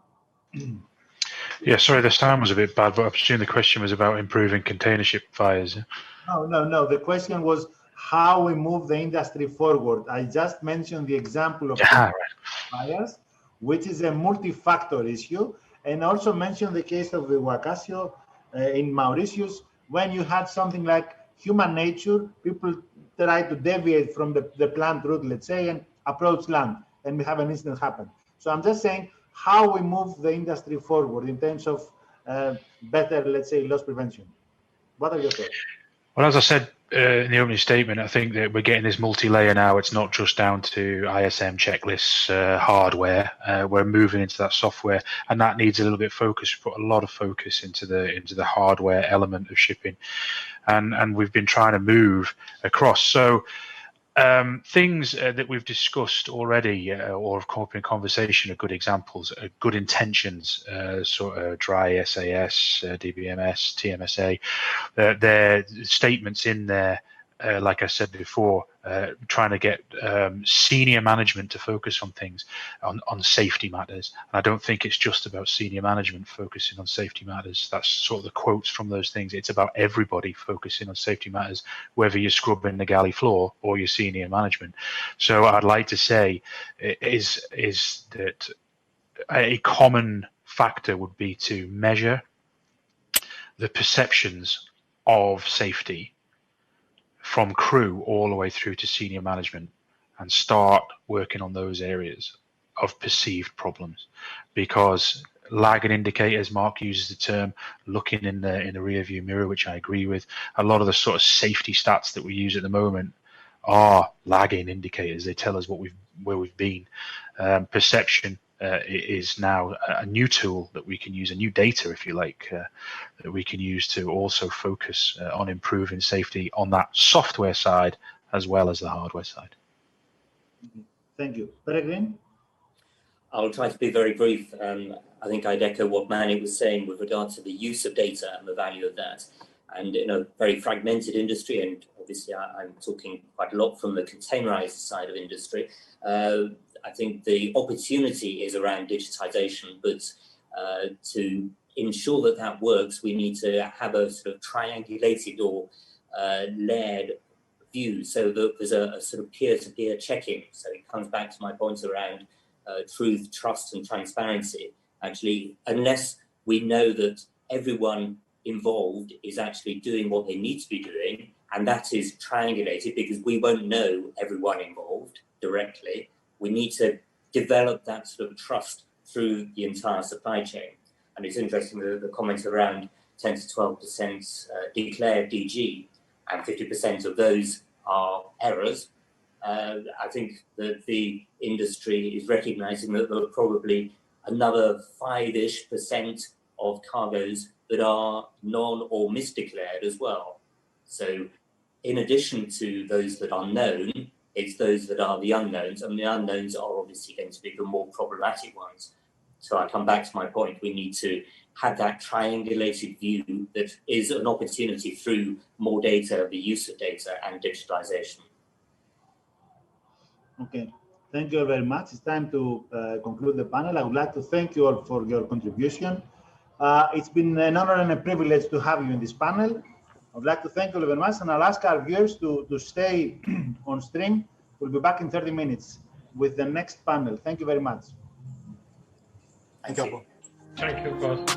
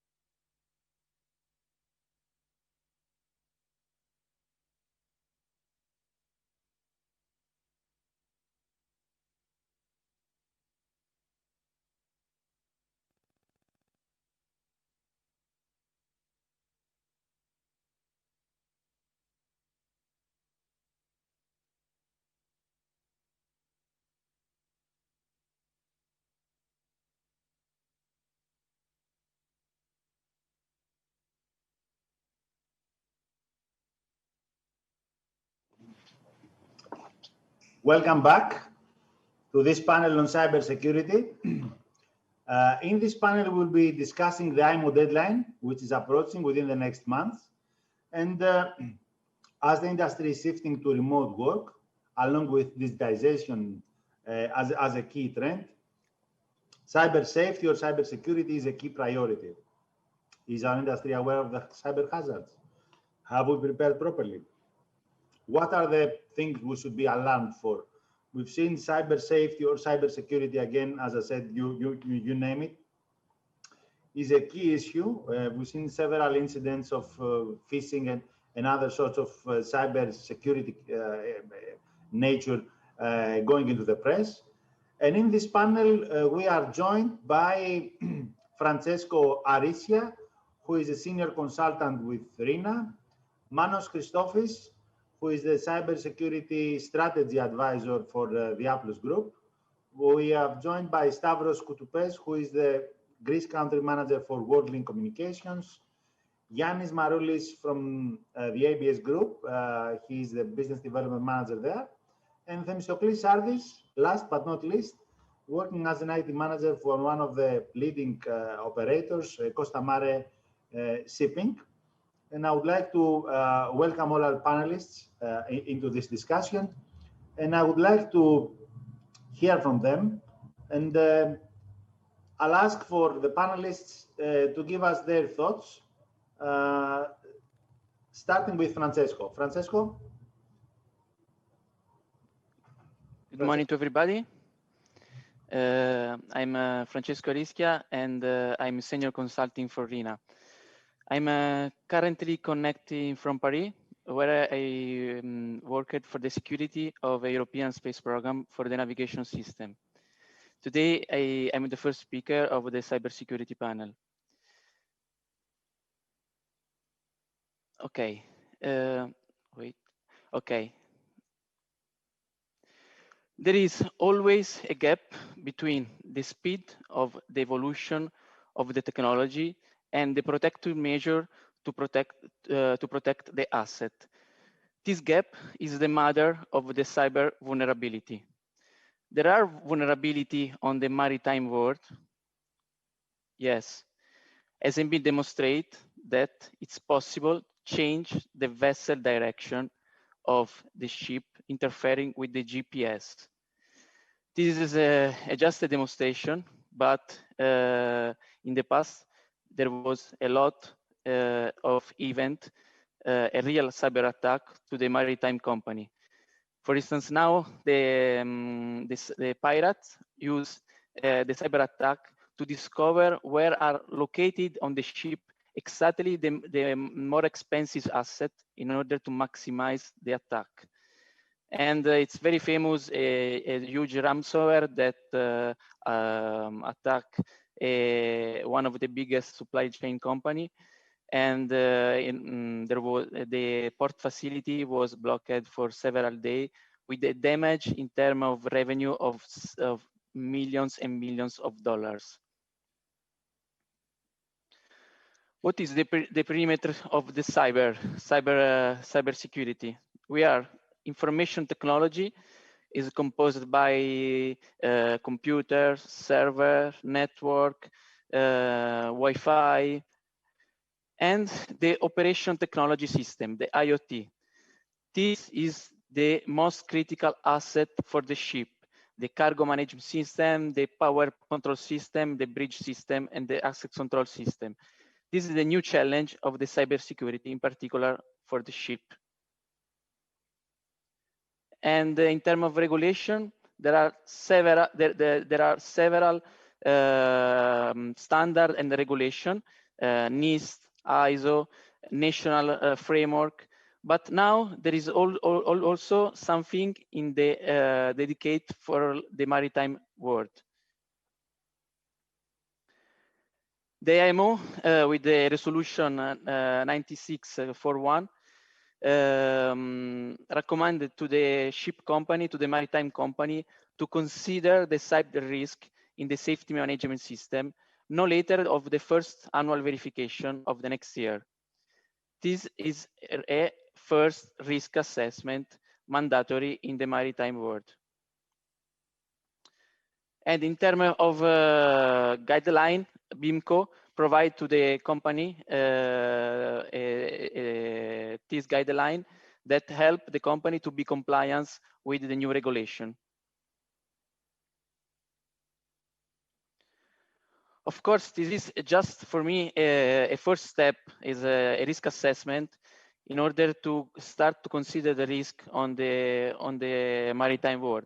But we need to start to consider the risk from the beginning of the development of the ship or of the port facility, like security by design, in order to install device, solution, platform inside the ship in order to arrive at the cyber resilience on board.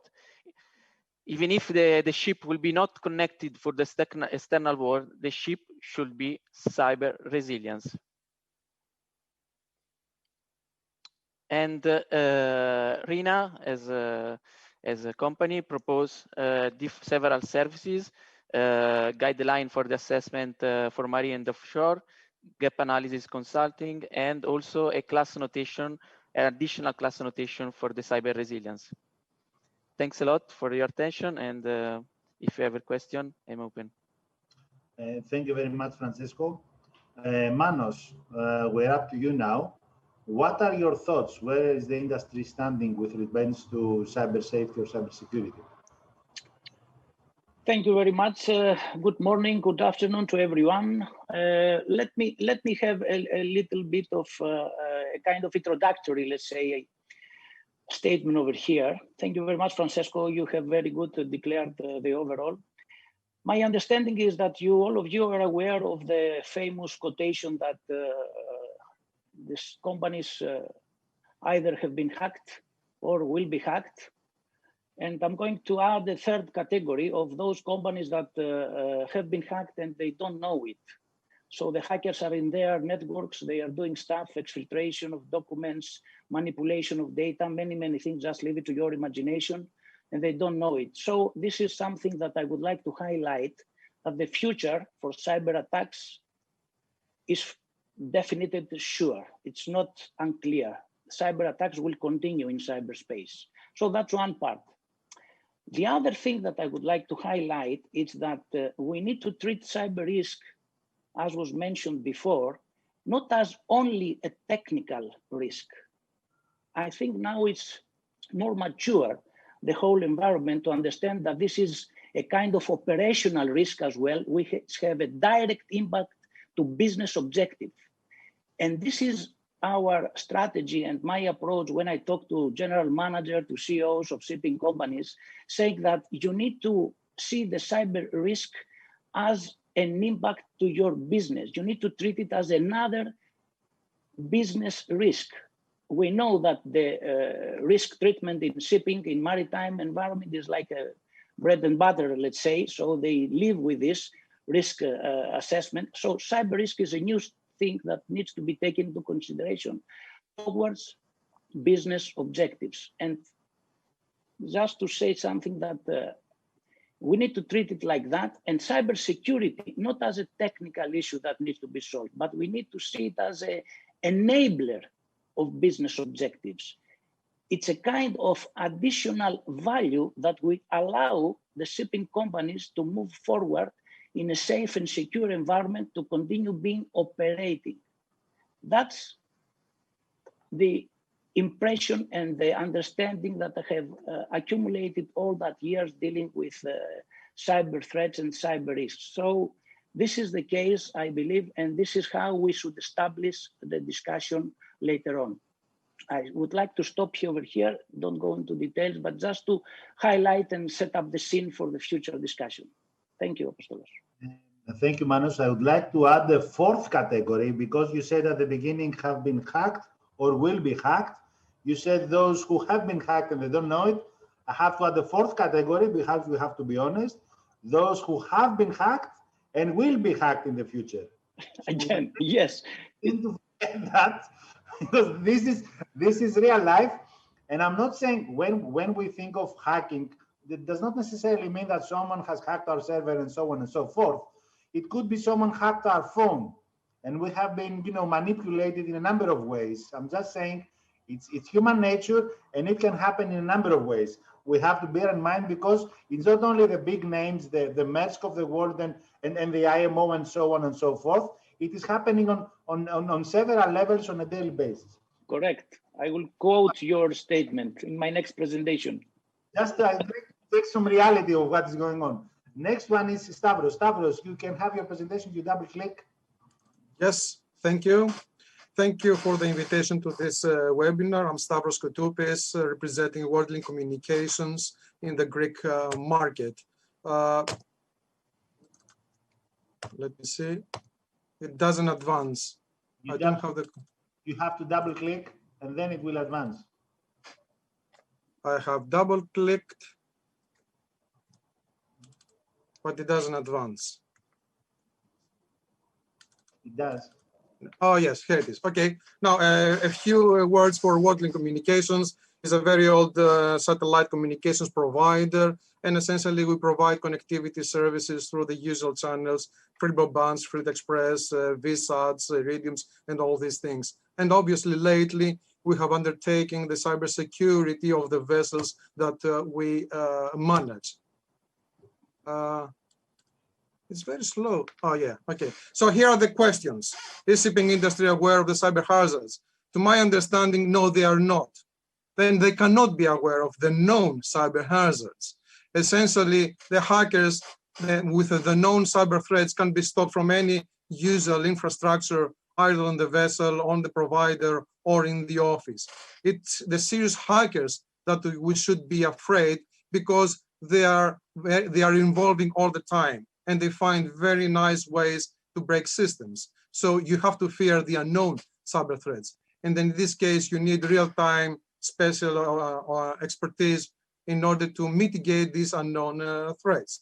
So has the industry prepared? I do not believe that it has prepared properly. I believe that the Maersk, let's say, accident was a very, very small accident compared to the Exxon Valdez accident. We need very big accidents that will shake the industry. So what are the challenges, the changes that should be affected? Essentially, the management should embrace and implement at least the IMO guidelines or the BIMCO guidelines or any other class guidelines concerning the cyber security.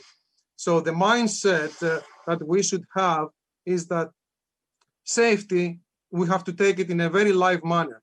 Cybersecurity is not a static thing. It's not an instrument, a machine that we install it, we leave it to do its own work, and then we are safe. No, we're not safe. You are not safe. As they said to the previous speakers, if you have not been hacked, you possibly don't know that you have been hacked. So, as I said, the hackers get involved. They always stay one head of everybody else. So, for top security, you have to sacrifice nice things like how easy we do our things in the operations. So, these are essentially the IMO guidelines that should be implemented in any cybersecurity manual to identify through continuous assessment of all the possible vulnerabilities, to protect against the network and by having an enhanced network protection through hardware, software, and procedures, to detect the threats with intrusion detection systems, preferably operated from the cloud, and to respond with either an anti-malware protection system or a real-time, let's say, system that I will show you afterwards. And essentially, you have to resolve possible attacks and whatever has happened to your infrastructure. So this is a very typical example of what you should expect to find out from your infrastructure, from your PCs. You have to know the threats. You have to know their description and possible severity level and possible resolution fixes, proposed resolution fixes. You have to know these things all the time, and these things change continuously. So essentially the components, because we are doing only the vessel cybersecurity stuff, we are not implementing cybersecurity solutions in the offices. You have to harden the security, the satellite communications. You have to move the defenses from the vessel to the shore. You have to safeguard the satellite communication links. If you get a denial of service attack on your vessel, you lose both satellite links, and nobody can do anything about this. So we propose to shift all this defense to the shore, to the hub of the satellite communications provider. And essentially, you have to find out how to do real-time attack. Most systems can stop a lot of threats, but what will happen to your infrastructure, you have to know it in real time in order to be able to respond. So you have to know which instrument, which PC has been affected and how it has been affected. So essentially, the known infrastructures can manage known threats. You should be aware of the unknown threats. And that's where the system of the security operations centers take over in order to analyze and react to such attacks.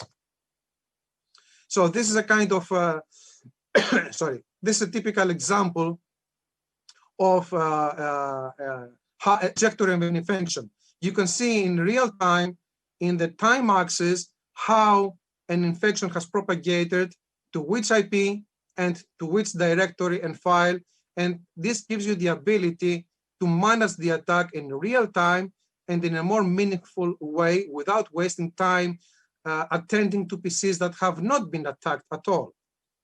So this is where the security operating system, the security operations center comes into play. And that's what we have, operating 24 hours, 7 days, 365 days, taking care of the fleet that we manage. So this is, thank you for your attention. Thank you very much, Stavros. And we move on to Themistoklis. Your thoughts, Themis? Good morning, everybody. Thanks for the invitation. As you said, I'm the IT manager of Costamare Shipping, and one among my many hats is to take care of cybersecurity in the office and in the fleet. Of course, when you have many hats, I mean, you cannot be perfect at everything. So we try to have an approach where we use external partners and to help us secure our offices and our fleet. Now, are we aware, or in general, is shipping aware of the cyber hazards? The answer is yes and no. We get everyday news of something happening. Like we had very recently CMA CGM being hacked, so they weren't able to get orders for cargo. This took at least 1 week to resolve, and I don't know how much money does it translate, and how many disgruntled customers who would move their business elsewhere. We had the IMO website being hacked. I've heard the rumors for a couple of Greek companies, undisclosed, that they suffered a ransomware attack.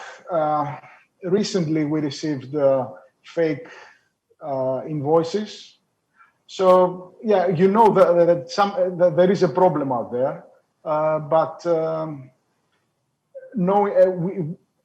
the average executive, the average user in a shipping company is not fully aware of the extent. And of course, the mentality is like with it will always happen to someone else and not to us. So the responsibility that falls to us in the IT department and the IT professionals is to transfer the knowledge and also the seriousness of the problem to our colleagues and partners.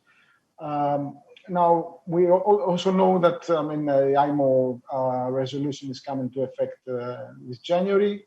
Are we prepared? Again, the answer is yes and no.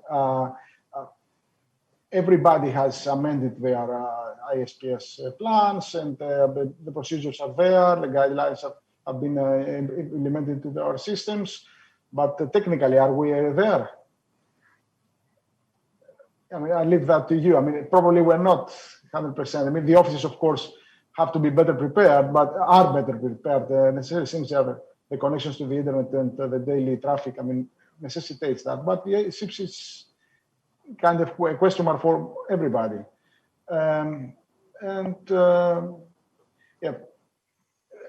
It's not a wait and see situation. I mean, it's an ongoing process, and we are reviewing every day. I mean, one of my co-presenters talked about the IMO guidelines. There is a very nice graph with a cycle. So you plan, you do, you check, you revise, and you do again. So this is a continuous process. We implement we see an issue, we design a solution, implement it, and then we see how it goes, and a new challenge comes up. And you never stop spending money. But in my experience, in my personal view, it's money well spent. I don't know how, just not to waste your time, I would like to add that the recent COVID crisis has proven that money that was spent on technology, well spent on technology, is what kept us working in a challenging environment where we had 90% of our personnel working from their homes. If we hadn't spent the money in the past to have remote access ready, to have security measures ready, then it would be a huge challenge to continue working as normally. So yeah, that's my conclusion, that you need to listen to the experts, and you need to invest in technology, in cybersecurity in particular. And if you do, it will prove in the future that it was money worth spent. I'm looking forward to the questions later on, and thank you again for asking me to participate. Thank you very much, Demis. Thank you for the reality you injected into the discussion. And just to add some more reality, we have to also accept the fact there are 5,000 approximately operators out there across the globe. I know that 10-20% of these operators, in terms of number, they control more than 50-60% of the global fleet. And I understand what you say. Are we ready? Yes and no at the same time, because the problem with the IMO legislation is that it sets the bar too low. And the problem is not to set the bar too low and and hit, but to set the bar too high and miss, but to set the bar too low and hit. And there are certain players in the industry, they think they are ready with respect to the IMO legislation, and they have prepared for everything. And I thank you for the reality you injected, because we've seen operators with all the IT functions outsourced. We've seen operators, of course, with IT departments in excess of 20, 30 people, large operators or very large operators. And we've seen ships with no technology at all, built 20, 30 years ago. And we've seen state-of-the-art ships, fully digitized, like the latest LNG ships and the latest cruise ships and so on and so forth. So there are a number of different scenarios in the market. And I thank you very much for the reality you injected, because we have to bear this in mind as we move forward. Now, let's move on to Yanis. Yanis, you can have your presentation. You double click and you can have your presentation. You have to unmute.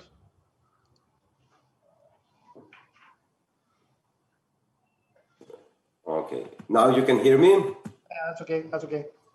Okay, so I have to double click the presentation, but I don't think that it works. I don't know why. Can you see it? Yes, you can. But... It works. Okay, now it works. So, hello from my end as well. I would like to thank the previous guys that discussed about cybersecurity, because at the end of the day, I'm going to build on what already have been discussed. And I would like just to say that we all agree that nowadays cybersecurity is a business imperative. And the main reason behind is because cybersecurity is very well linked, not only with data and information technology, but also, and at most importance nowadays, with operational technology, which may have significant impact to day operations, safety, environment, and environment. Cybersecurity should be a business decision for shipping companies from now on. Attacks are more frequent, varied, and intense. Operation technology and attack is still a gray zone, both for companies and attackers, so have to be prepared for. I'm pretty sure that nobody wants a vessel to be part of a safety incident because of a cyber attack, for instance, through a control of navigational system. Governments making cyber a priority, trying to set up new rules, however, are running slow and well behind technology, and again, nobody would like to be in front of an unforeseen event with known consequences for environment, safety, and operation, but not only to that, also with big financial losses and maybe reputation. Insurers, from the other hand, working to better understand cyber risk technology, but a lot of work still have to be done. The only solution, as people running the companies, is to understand that safety is not an expense, it's a priority, which consequently may also protect from final safety, environmental, reputation, and other risks. Everybody starts to increase their interest on cybersecurity and to invest on this. We have saw that nowadays, especially after COVID period. Even traditional companies have started using more and more the technology, mainly because there is no other choice. Let me move on a bit. And what I would like to talk with you is about the operational and safety risk. Let's take a look how it works. Let's update so the cyber attacks moving from information technology to operational technology is a reality. Cyber attackers have started to focus on operational system to affect physical operations through equipment and devices used. Environment safety is also part of the attackers through the equipment in use. Could be varied depending on the operation in place. It's clear that talking about cybersecurity is not anymore an IT issue, but it starts to be more and more an operational and safety issue. Thus, we have recognized that cyber is becoming a business imperative. A holistic approach needed to optimize and minimize the risk. In this effort, all the departments of a shipping company should be involved and be part of it to address it. And it's not something static that should stay with IT department. Okay, next one. So what I would like just to show here is just to show you how ship is exposed in common vulnerability system as well as common vulnerability points, because you have the systems that can be vulnerable, but from the other side, you have the points of attack. So the system, of course, are the systems that already the previous guys discussed, and these are the administrative and IT, are the communication networks, the propulsion, cargo management controls, and ballast controls, things like that. Don't forget the vulnerability points, which could be the untrained crew, the uncontrolled third-party access, source ship remote access, mobile devices and portable USBs, as well as uncontrolled maintenance and updates, which is at the most importance as well. Lastly, I would like just to discuss a bit about the common challenges that you can face when organizations are implementing cyber programs. They have common challenges. The most common challenge is to obtain a current and comprehensive inventory of cyber OT assets. Many companies conduct only occasionally manual assets discovery without a current and complete asset inventory. So you do not know what they need to protect. With a large number of OEMs and vendors, it's difficult to develop a comprehensive cyber program. Companies need both IT and OT solutions. However, they often focus on the IT, leaving the OT exposed. Human error and insider threats are often the biggest exposure. Attackers know they can exploit, inviting people to deploy their attacks. Most organizations do not have visibility into the monitoring of the OT environments. This can leave them behind and blind to attacks. There is a significant lack of cyber experience, both on OT and on IT and OT side. Particularly true is that this lack is on the OT cyber side. Companies need to partner with organizations with enough expertise to provide adequate protection. The OT Maritime cyber takes very specific domain expertise. Simply using an IT solution will not be enough. You need to understand the operating environment to properly protect it. Many systems were not designed with security in mind. The complexity of the system across multiple networks demand a system of systems approach to cyber. That's the reason that nowadays the remote managed services and monitoring is coming. And this is for visibility across the OT and IT networks across the fleet. So you have to build up your monitoring services. So you have to do the asset discovery and management, the vulnerability management, the configuration management, the threat monitoring. You have to go through the common incident mitigation and eradication, to threat handling, and at last, threat analytics and reporting. So to secure, minimize, and optimize your risk among cybersecurity. At that point, I would like to thank you for your attention. What we have to say from ABSI on the cybersecurity side, we are very focusing on IT and OT, mainly nowadays on OT. Thank you very much for your time. Okay, thank you. Thank you very much, Yanis. Now, I would like to start the discussion. I would like to ask a specific question.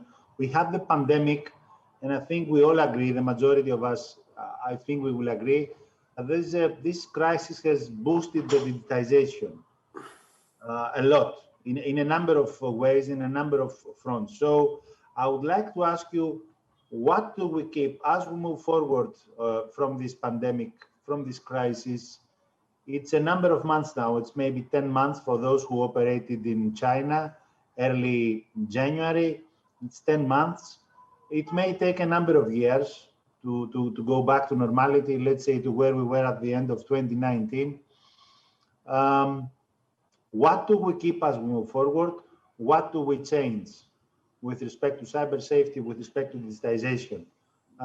Starting with Francesco, what do you think? What are your thoughts on this?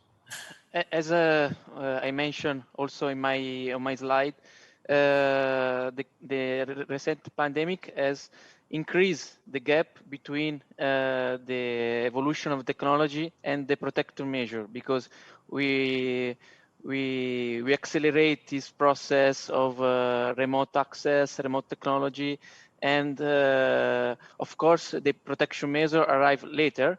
So we need to start to consider the cybersecurity in parallel. When we develop something, we need to, in the same times, to consider the risk of the new technology, the new platform that we implemented, because otherwise we always are in delay to protect our system, our asset. And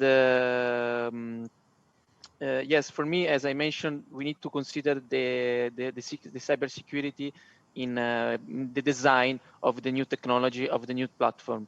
For the COVID was a little bit a surprise, because we are not expecting this pandemic, but for the future, we need to consider as we start new services, as you start a new platform, a new remote services, we need to consider on the same way the security, the risk associated on these new services, on these new task. Thank you. Manos? Let me try to approach it again from cyber risk perspective, because pandemic, it was one opportunity for the hackers to get into the companies, into fleets, into, you understand, into taking their objectives. It might be elections, might be Olympic Games, you understand, all that are opportunities for them to start getting into, so I wouldn't like to focus narrow-minded only to pandemic. You understand, of course, teleworking was a huge, let's say, development, and that was a big risk over there, getting into the companies and all that. But from cyber risk perspective, impact is aware. Everybody knows, taking control of the ship, you know, all that stuff. What it is not very well understood is the probability if we go into the cyber risk approach. What I mean, what is the motivation of the guys that are doing the hacking behind? It's not only the money, it's not only the cyber crime, it's not only that. Probably that's why the senior management in maritime community doesn't believe 100% that cyber threat is here, cyber attacks are real and all that, because they understand the impact, they don't see the motivation behind, and they say, okay, I have not a very big company, not enough, okay, why we should target me? And I would like to raise a new dimension, which is the geopolitical dimension. The guys behind the scene who's doing the attack, we know very well from reports, and it's all over the internet since yesterday, and also in the past, that they are state-sponsored in many cases. They are doing that for living, and I would like to highlight that. They do it as a job, and they target specifically critical infrastructure of countries. And maritime, the shipping companies, are the jewel for Greece. They have a lot of value, and don't underestimate that there is also a geopolitical motivation behind that in order to destabilize Greece. I would like to raise that, you understand, in a very different level than the technical, but this needs to be taken into consideration. Why? In order to understand that the probability is high, the impact is high, that means that cyber risk is very high.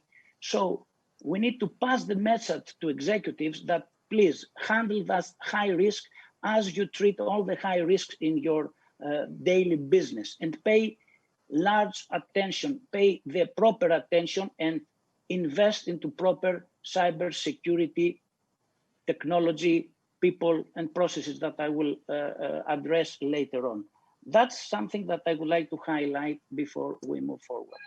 Thank you for bringing this geopolitical element, and I'm sure we heard a number of things in the past, and it's certainly an issue. Now, let's move on. Stavros, your thoughts on this? Well, our thoughts, our experience from the vessel satellite communications perspective, let's say, is that the latest pandemic has increased the requirements for bandwidth. It has increased the expenditure, let's say, from the crews in order for them to communicate with their families. And for the companies that, let's say, they have old free broadbands, let's say, it's an opportunity for them to upgrade to something better because the crews are demanding it because of the COVID.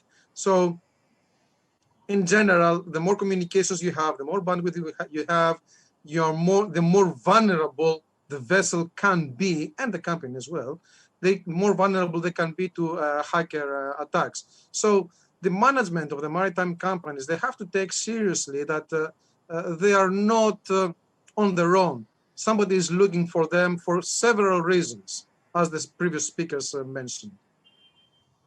Okay, thank you, Stavros. Themistoklis. What really changed is that the perimeter of our network expanded. So you have to protect a much more diverse and difficult network. For example, before the pandemic, we had there was support for remote access to the office, but it was used by us in the IT department for support reasons and a few other colleagues, mostly the use of the IT systems was from within the office. And from that, we moved within two to 3 days to 85–90% of the personnel working from home. In the first stages, some of them had to use personal equipment because of the lack we had. We didn't have laptops for everybody. So this added, you had an unknown system with unknown, if you had the virus protection, the local firewall, etc., connected to your LAN. I mean, this caused nightmares, as you know. Fortunately, we didn't have any issues, but it was an apocalypse, let's say. So we have to change the whole mindset, implement extra measures like multi-factor authentication. We are actively monitoring all connections anyway through the SOC, a Security Operations Center. So that was a major change. And we are learning to live with that. That's the new norm now. Regarding our fleet, we did see an increase in the orders for data pins and data usage from the crew. Basically that, and the good news was that people adapted really quickly to the new normal, and everybody was eager to help. Also, another great win was collaboration tools like Microsoft Teams or Zoom or whatever everybody uses, that from a niche application somewhere in the company's PCs and laptops, that there was a bothersome pop-up every morning when you log in. I mean, welcome to Microsoft Teams. They would just go and close it. Now everybody's using it, they're loving it. So, yeah, it wasn't all that bad. One thing I'd like to stress in closing my answer is that a concern I have is the rise of the shadow IT. I mean, we have web platforms, and it's difficult to control people going and creating their own, let's say, trying to find tools to do their job remotely. For example, I mean, if the company uses tool, let's say Microsoft Teams, and for some reason someone wants to use Zoom or whatever you have, then they can go and create a profile and do whatever they like. Similar with other applications for collaboration or even. So it's a big risk, and we need to take that in consideration, I think. Yeah, absolutely. Thank you, Themis. Yannis, your thoughts? Yeah, I would like to start stating that the more connected, the higher the risk is.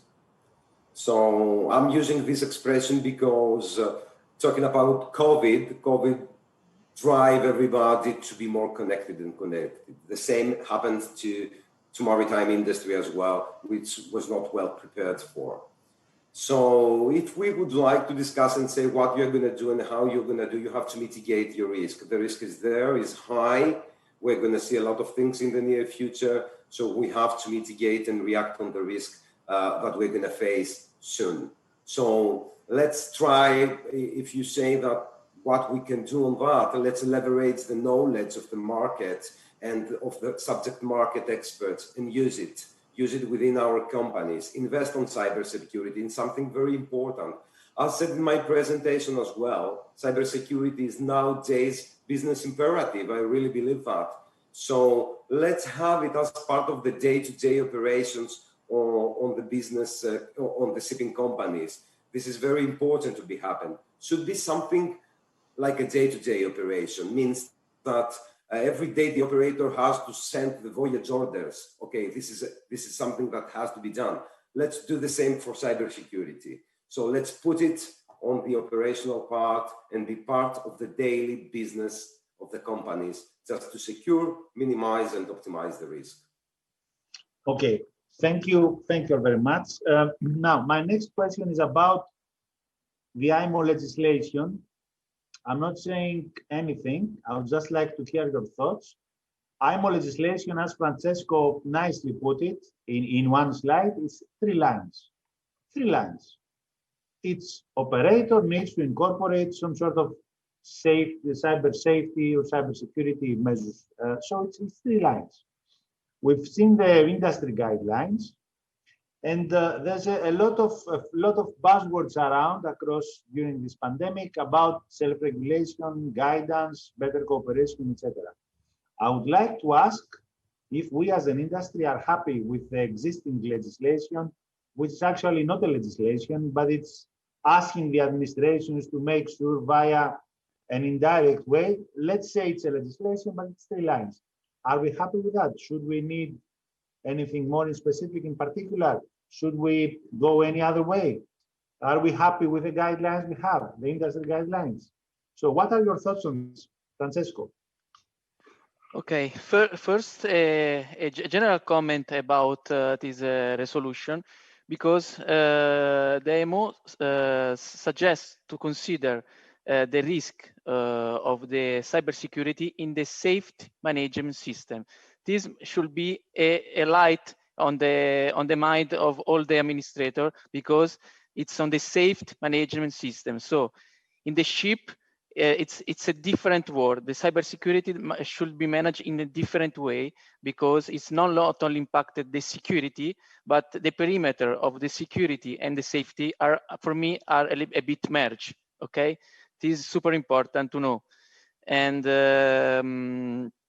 yes, of course, the industry are happy about this resolution, because it's a beginning. As I mentioned on my presentation, it's the beginning to consider the risk, to ask, to expertise consulting, to understand the level of maturity of the resilience of the company to the cyber risk. And but of course, it's just at the beginning, because as also Yanis mentioned, we have a lot of work behind to do, and the cybersecurity should be in the day operation of the company in order to avoid big risk in the future. And yes, and regarding the level of the resolution, it's I think you never go in details when you need to write a resolution, because otherwise it's too difficult to implement. And I think that this free line, it's enough to start to consider the risk properly. And yes, but I'm expecting more details, more resolution in this matter in the future. This for me is just the level 1. That's okay. I just like to. I have to play the devil's advocate, because I'm not saying you're going, taking a deep dive. I'm going to say, just for the sake of the argument, but what I'm saying is accurate, complete. ISM is less than 10 pages. Less than 10 pages legislation if you print it into an A4 format. I know. If you do a poll anywhere across the industry and ask the audience to reply, how many pages do you think ISM legislation is? They're going to say anything in between 5 to 1,000 pages. This is what the audience thinks. This is what the industry thinks. I'm just saying, with respect to cyber, should we be considering, let's say, SIP-specific requirements? Because we haven't seen any of these SIP-specific requirements in any sort of guidance. Should we seek, let's say, any specific training for those who are involved, those who are on board the ship, those who are ashore? We haven't seen anything. No one is talking about different requirements about offices and ships. And I just injected reality earlier on. I said, we've seen a wide spectrum. We've seen offices state of the art who can support remote teams working in a number of locations across the globe. And they did it before the pandemic, and they do it successfully now. And of course, we've seen offices with no technology at all. We've seen ships built 25, 30 years ago with no digital sort of, the latest. And we've seen ships like the latest LNG and the latest cruise ships who embed technology in an unprecedented way. I'm just asking you to give me your feedback. There are a number of different things across the industry. I want you to take a deep dive and tell me, what do you think? I'm not saying you have to say this and this and this. I want your thoughts and opinions on how we should approach the issue. Francesco, do you have anything else to add Because what you said, I want you to take a deep dive, and you are sitting over there, and what you said is actually what you said in the presentation. Should we seek anything more in particular? For me, to write a specific requirement for ship and for the port facility can be really a change and factor for the company. For me, this can be done for instance, for the new ship. You can, it's possible, it's recommended to write a specific requirement for the development of the new ship. For the previous one, we can, for me, is a good approach to do some guideline in order to protect the ship, because the design of the ship is not made for the protection from the cyber. So I think for the past, we need just to provide guideline and guideline in order to protect the previous ship and port facility. Of course, for the new one, as I mentioned, we need to. It's a good approach to will be a good approach to write some specific requirement in order to be sure that the new ship will be cyber resilience to the cyber attack. Thank you for bringing forward two of the nicest elements on this agenda: the new builds versus the existing ships, and the port facilities. Because if we take, for example, the ISPS code, I'm just giving an example here. IMO has issued legislation regarding ships and port facilities for the physical security. But for cyber security, we tend to forget that ships operate within these port facilities. And if these port facilities do not make sure that we operate on a cyber safe environment, then we may have some issues. And the Maersk incident is directly related with these port facilities infrastructure and how they support the operation of the ship. Okay, Manos. All right, let's take one step back. Before IMO, what did we have? Almost nothing. Everyone was trying to find what it is cybersecurity, to identify the risk, to understand what has to be done. But the point that IMO was forced is to bring that legislation, as you called it, is to be sure that the transportation of goods is under safe and secure way.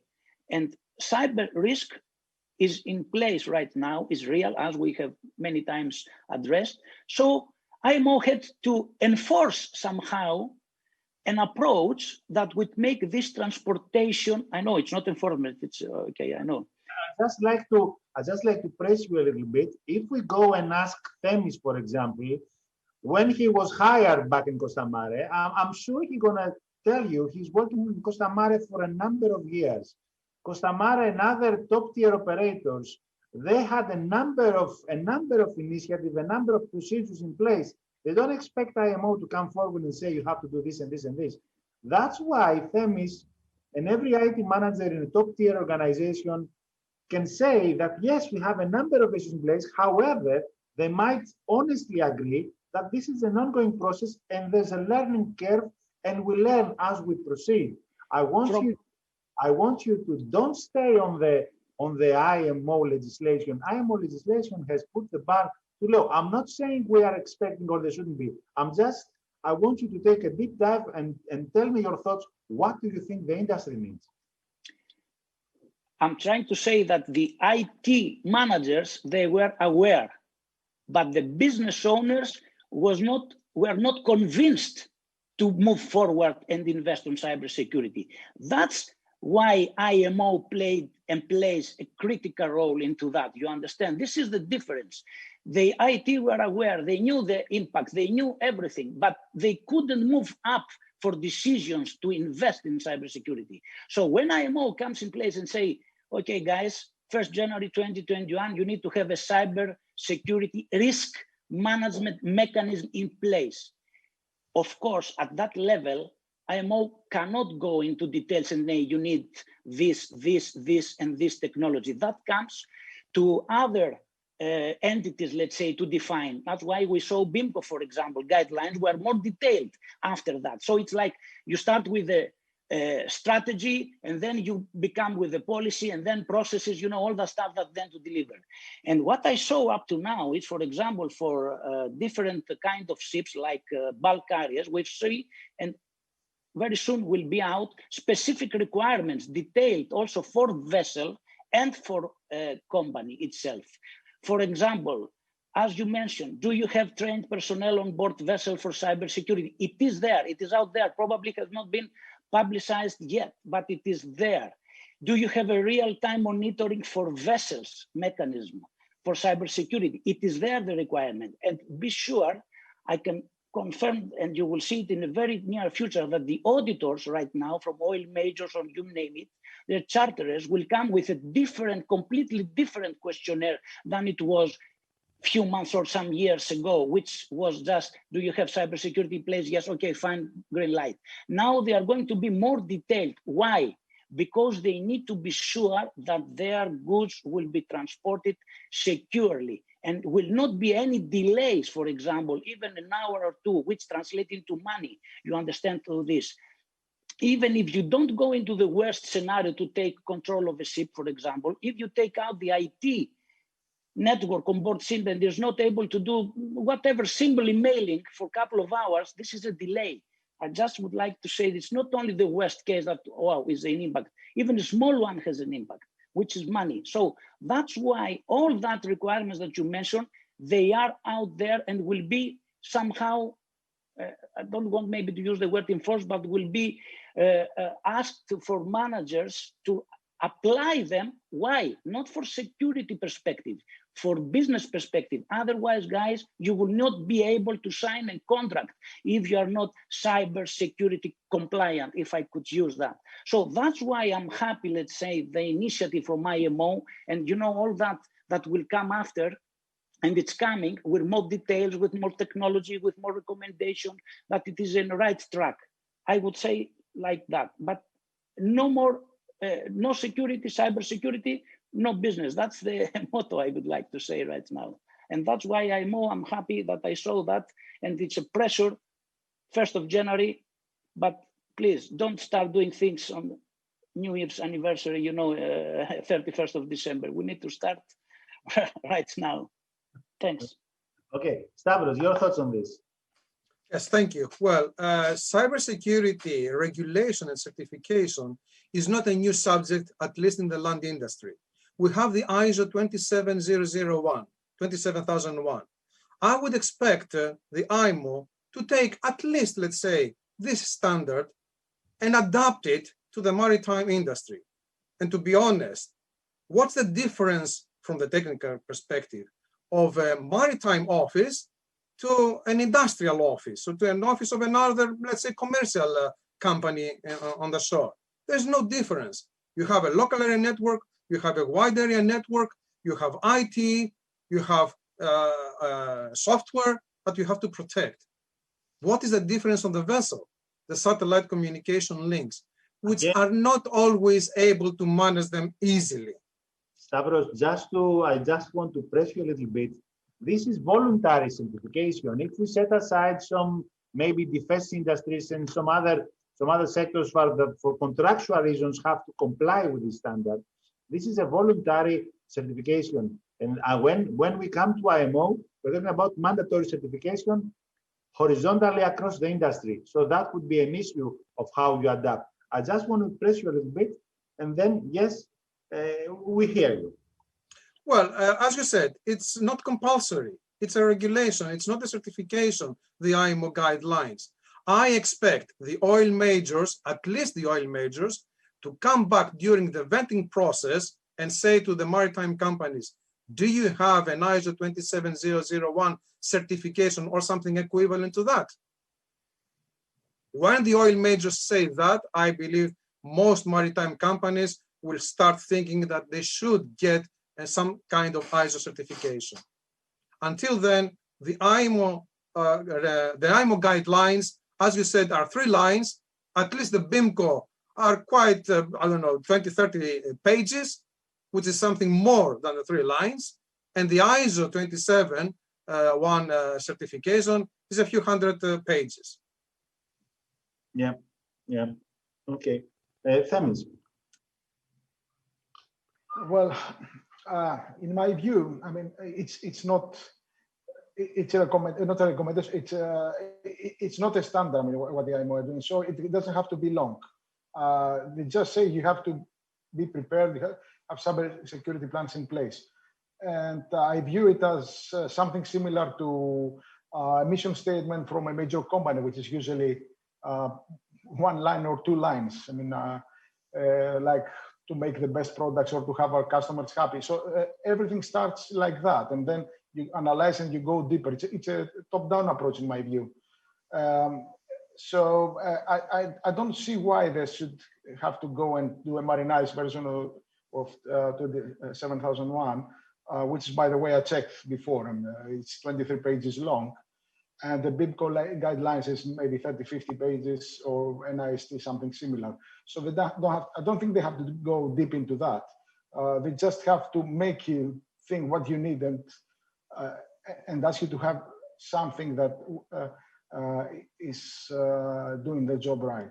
I mean, then there are the sector guidelines like TMSA, which are more specific, and I think and then it's probably going to be country legislation on that. Yeah, I agree with you. It's not very detailed, but I don't think that it needed to be. They raise your flag. You have to have something. There are standards out there that they endorse. You can go and implement what's right for you. It makes it, at least for us, it makes it easier. Just to give you an example of how effective things are, as you said, I'm many years here.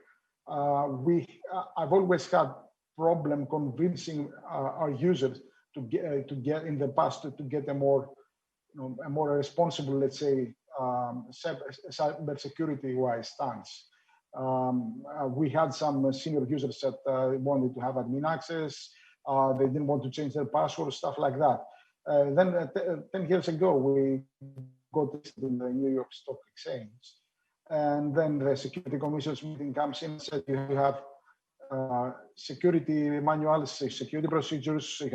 So we implemented a security policy for our company, head office mainly, and when they changed things immediately. So I had the tool I could use to do what I thought was right, even though, I mean, the leverage I needed, which didn't come from the management voluntarily, it came when someone outside had the power to say you have to do this. And I view the resolution, the IMO resolution, as a similar event. A higher authority comes and says you have to be cyber aware, you have to be security, might have to add this to cyber security, to your risk management, to your SPS, to your mind. So this is a win. I agree, it may be, the bar may be low, but it's a start. And I believe that in the future, we will see it improving and helping us be more secure. Yeah, okay. Just to add a little bit, because I mentioned so far, if we go to other industries, if we go to banking, for example, if we go to aviation industry, for example, there's a mandatory requirement to report these incidents. That's part of regulation. In shipping, we have the regulatory regime forcing ship operators to report ship incidents involving ships of specific nature, because IMO has a legislation setting the nature of these incidents, meaning if you have a grounding, a collision, a fire, and so on and so forth, you have to report it. But there's no such regime to support, let's say, reporting for cyber incidents, either specifically on ships, and of course, there's no regime to report incidents ashore. I'm just saying, because when it comes to legislation, it may be a number of ways, and we've seen under reporting, because as you said earlier, and anyone might come forward and hear there's an incident on this and this. Yeah, we understand that. But as long as we don't share these incidents on a structured way, we cannot learn from them. So that could be an issue. And I'm just saying, I understand what you say, but There may be a number of ways we can move the industry forward. But I understand that you say one step at a time. I understand what you say. Now, let's hear from Yanis in order to conclude this round of questions and move to the next one. Yanis. Yes, of course. I'm going to add something on this because mainly I have been covered for all of you guys. You have mentioned the majority of the things that had happened and can be happening in the future to be more cyber secure. However, I would like just to use an expression saying that currently IMO regulation is compliance, and compliance is different actually rather than security. So we do have a lot of things to do to move on the security side.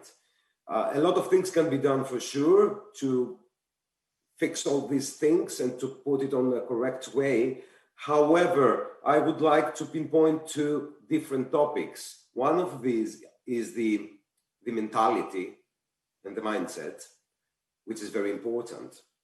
And I'm referring to that because whatever the regulations will be, whatever the legislation will be, we have to change our mindset and our mentality on the way we are thinking, and we have to move forward on that.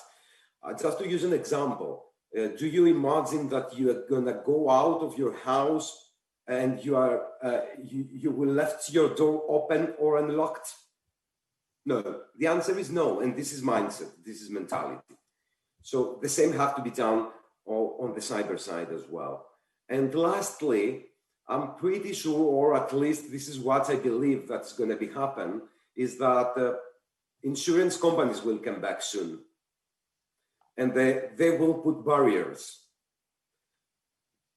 which is something that should be done in the future. So I'm waiting to hear something from that end and see how this is going to be reflected on the cyber side. Yanis, thank you for raising the point of insurance. The first insurance premium, I think, arrived in the market maybe 15 months ago, something like that. We've seen a number of players entering the market, but there's no a mainstream move, let's say, to have everything cyber insured. But thank you for raising the point. It's a valid point of the insurance, because it's one of the three pillars of the operation of SIP. So it's how the three pillars are the insurance, the regulation, and of course, how each of the operators, each of the players is enforcing and self-regulating themselves. Now, my next question for the panelists has to do with a number of elements being involved in the cyber safety or cyber security.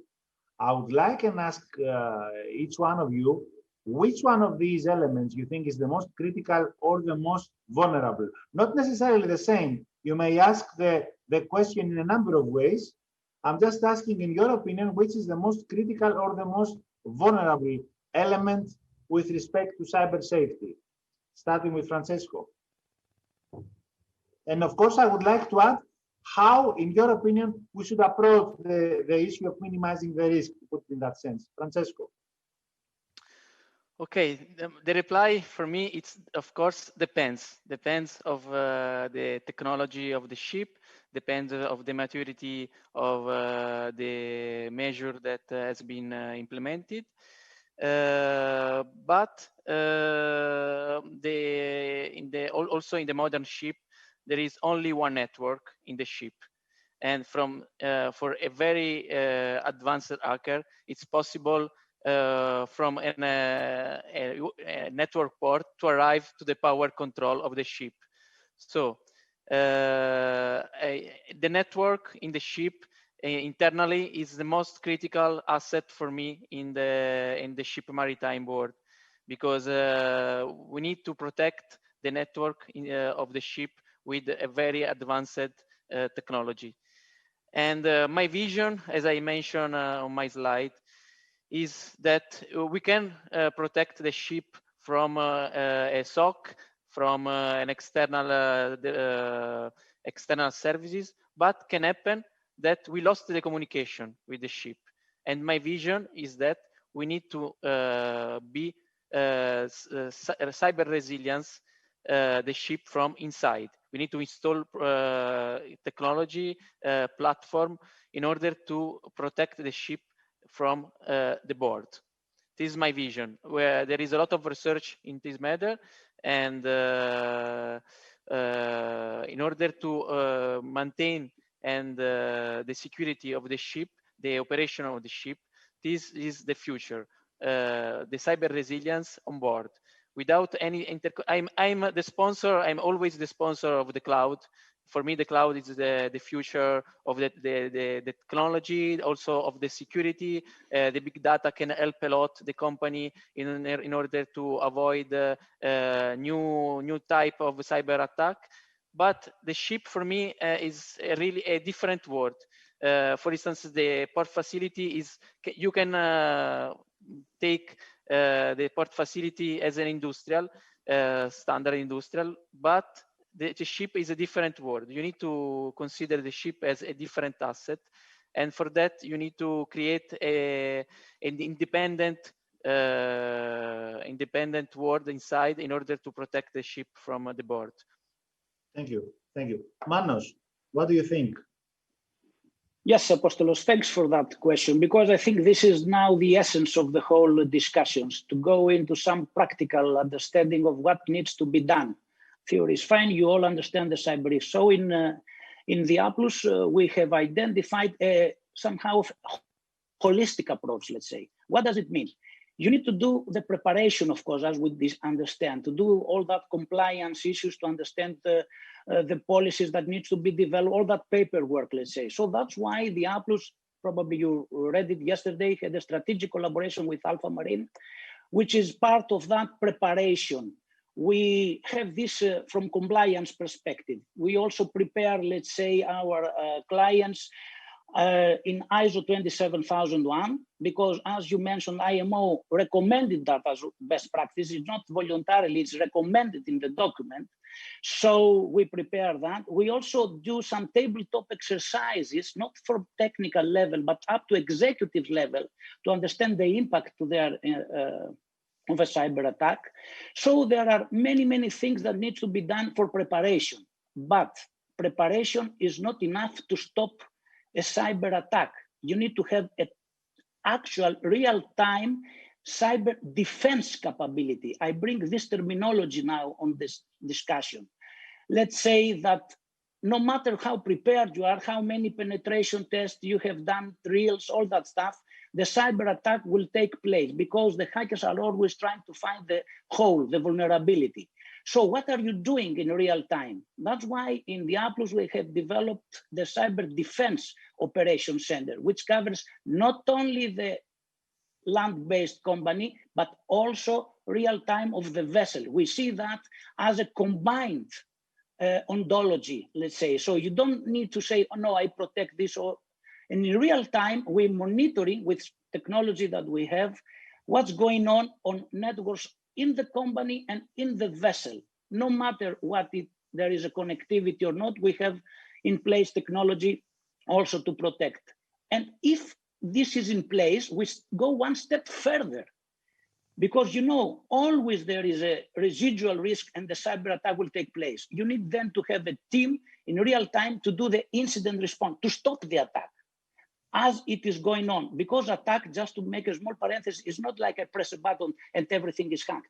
It has a process, steps. They go into survival, they see the reconnaissance, they do the footprint, so there is phases. In all these phases, if are properly monitored for a Cyber Defense Operations Center, we can stop the attack. That's why then we have the incident response in place that will fit and do that all absolutely in place for a proper and effective real cyber defense. Preparation is fine, but you need also practical real-time monitoring, detection, and response. And as you know, there is always a risk, as we mentioned, residual risk that still will happen. That's why the cyber insurance comes into the game right now, and they are going to ask for high-level cybersecurity measures in place in companies in order to apply lower premiums, like and not the big ones if you don't have anything. So that's 4 elements I see: preparation, real-time monitoring, incident response, and cyber insurance. This is the strategy that we apply in the Applus, and with Alpha Marine, we are in a position right now, and with our technology in-house, to move forward like that. Thank you very much, Manos. Stavros. Yes.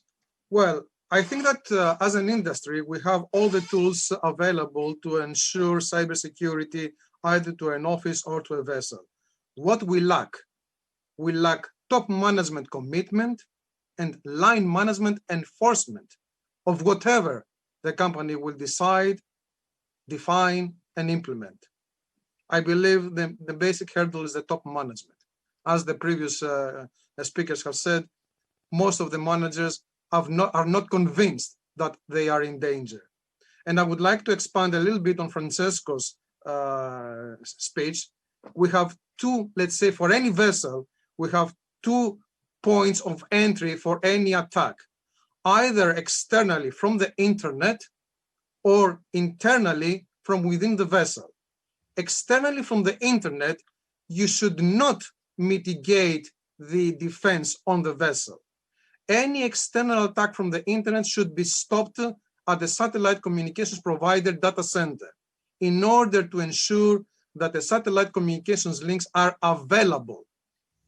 Any attack originating from within the vessel, let's say from either an email which has been received, a malicious email which has been received and the recipient has acted on it, or through a USB, let's say, stick, should be stopped from any infrastructure from within the vessel. Again, the most important thing is to safeguard the most precious asset of the vessel in terms of technology, and that is the satellite communications links. You may have clean PCs, a clean infrastructure, and with a denial of service, you lose all the satellite links and you cannot do anything. Very simple. Okay, thank you, Stavros. Themis. Well, in my view, the number one issue is awareness, both in the ship board personnel and in our office, in the offices. Everybody has technical measures which are more or less adequate or more or less stringent depending on the implementation. Most of the time, the problems arise from someone clicking a link that they shouldn't click, or going to a website they shouldn't go.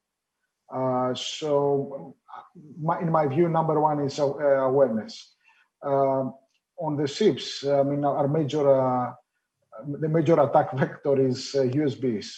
And most of the time are not external USBs, except from someone giving a stick to the crew and asking to print the document, for example. Most of the time is crew bring with them external hard disks with videos, etc., and documents, and these are very often infected. So policies on to limit those issues, continuous crew and personnel training to be cyber aware, and a very strict stance towards that. On the second thing that is very important is that we are now running on 24/7 operation with a 9 to 5 personnel in most of the shipping. So this, to be monitored correctly, is you need external support in terms of security operations center, your satellite services provider, etc. And this has to be tested frequently and has to be reliable. Okay, thank you very much, Denis. And Giannis? Okay, so what I would like to just to say, because on the technical part, on the technology part, technology is here, everything is here in front of us. The ways that we can resolve an issue are available nowadays. So there are too many different technical things that you can do depending on the situation. It's time, but we must evolve, and I'm going to insist on that. I mean that there are too many solutions, but solutions are not common and have not to be used like that. We have to do things on separate cases. Each case is a separate one, and have to work and build the cybersecurity program based on the needs of each company separately, on general rules, of course, but taking into consideration the extra needs that may have. So a general answer in this question, in my view, it's not existing. We have to be focused and flexible just to avoid and mitigate this type of risk. So the management commitment is something which is very, very essential on that direction, just to follow up and continue on the correct way. Okay, thank you. Manos, you would like to comment on? Yes, Manos. Just to say something, that the approach, according to my opinion, should be not the protection either on the land-based company or on the vessel or on the data center of satellite communications provider. The correct answer, I think, must be end. End on the land-based company, end on the ship, end on the database center, and whoever has access to that. Why I say that? Because there is no 100% security. So you cannot claim that I can stop the cyber attack at this point. Always there is a possibility to bypass whatever measures you have. This is the reality.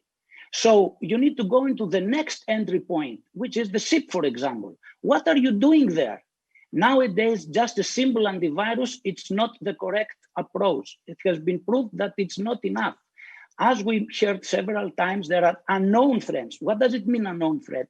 Unknown threat means that the cybersecurity community has not identified it yet, but the hackers has found the zero-day vulnerability and they can go into whatever network.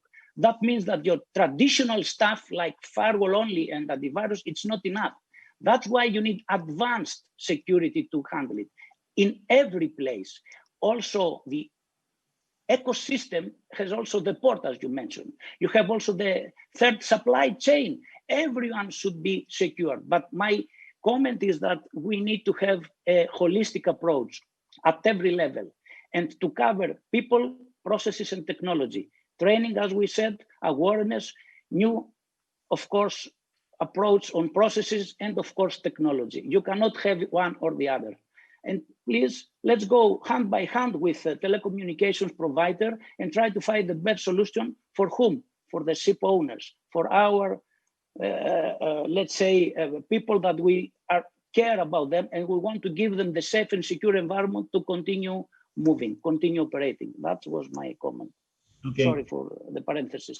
Okay. Yes, Francesco, yes. Just a fast comment on the start of sentence. I agree with you. And in order to, we are mentioning a lot of time, the security is difficult for the security to have budget every time. And as you mentioned, we need to protect all endpoints. With limited budget sometimes, but the new technology are used, for instance, the artificial intelligence to reply automatically to the threats. This is for me the future. For instance, in the ship where there is, because just to example, in a cruise company, in a cruise ship, there is a lot of stuff, and maybe for a cruise company, add a cybersecurity expert is not a big impact on all overall of the teams. But image in a small vessel where there is like 4 or 5 team on the ship. The ship company cannot have one expertise consultant on the ship. So the artificial intelligence can help the company in order to create ship cyber resilience with a limited cost, because with artificial intelligence, we can reply automatically, we can respond automatically to the cyber attack in an automatic way. Of course, it's just the beginning of technology, but it is the future in order to protect also the ship with a limited cost. Okay. Now, is anyone else from the panel who would like to add a comment or something? No. Okay. Now, my last question is, because we have 5 minutes, 6 minutes. I want you to be brief, let's say 30, 40 seconds. My last question is, what have we learned so far out of these cyber incidents, either in shipping or outside shipping, as we move forward within the pandemic era and maybe post-pandemic? How do we promote a cyber resilient culture? What have we learned from the incidents to promote this cyber resilient culture? Just try to be brief, let's say 30, 40 seconds each, because we have to close to wrap up the panel. Francesco. It is a very hard work in particular for the IT manager, and I think they need to use the past incident to show to the management the impact in the business on the security to receive more budget for the cyber technology. This is my suggestion for the IT manager, for all the people that are involved in the company, in order to receive more budget for the cyber. Okay, Manos. What we have learned is that the cyber risk is real. It's not the James Bond issue anymore. Okay, so we have found out it in a hard way. So we need to treat the cyber risk as a very high risk and pay attention to minimize it, to find all the mitigation and all the measures to either reduce probability or the impact or both. So yes, the cyber risk is real. Yes, it's high. Yes, we need to pay attention. Ownership needs to pay attention and, of course, provide budget and invest in cybersecurity, which actually, if they think that it's a fraction of the benefit that they will have from the business that they are going to have. So it's a one-way, let's say, decision to move forward. And cyber risk is going to be here and will stay as long as we use the cyberspace, similarly as we will use the physical environment. Absolutely. Stavros. I would say to the maritime companies, and specifically to the top management, that the financial return or benefit of business continuity is far greater than the cost of implementing and operating any cybersecurity plan. Okay. Thank you, Stavros. Please. So we've seen huge companies being attacked like Maersk and CMA CGM recently. Those companies have huge teams compared to us, and yet they suffer, and they are very strict on cybersecurity, but it did happen. So it can happen to anybody. I agree that it's really important how you continue to operate after the attack. Okay, so business continuity, I would agree, is the #1 priority. You have to be protected, you have to have your budget, but what do you do if things go south? Yeah. Thank you, Femis. That's real life issues. And Yannis?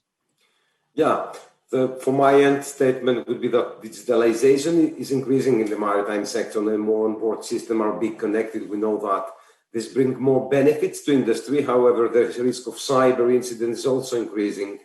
Attack surfaces are growing, and threat actors are seizing these opportunities. Security is business imperative. Cyber incidents create risks that impact the safety of the crew, the vessel, the environment, and maybe at the end the financial loss. Although the regulatory bodies are bringing new guidelines forward, cybersecurity in maritime is still behind. Compliance does not equal to security, as I said before. The industry needs to invest in industrial cybersecurity capabilities, making cyber operation a part of the day-to-day businesses. Okay, thank you all very much. Thank you for your contribution and comments. I would like to thank all our viewers.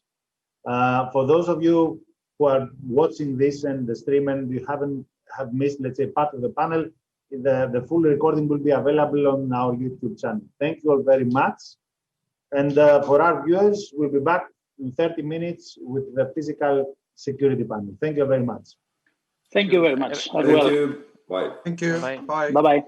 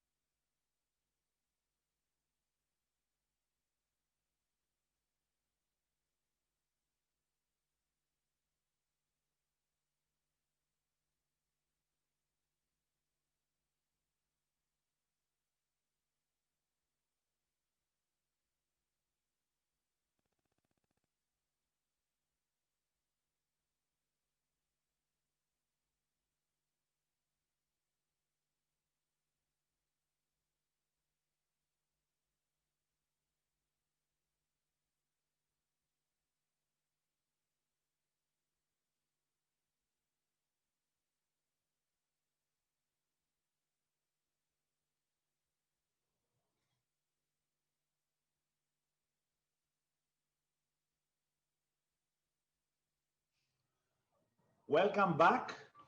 This is the panel for the maritime security.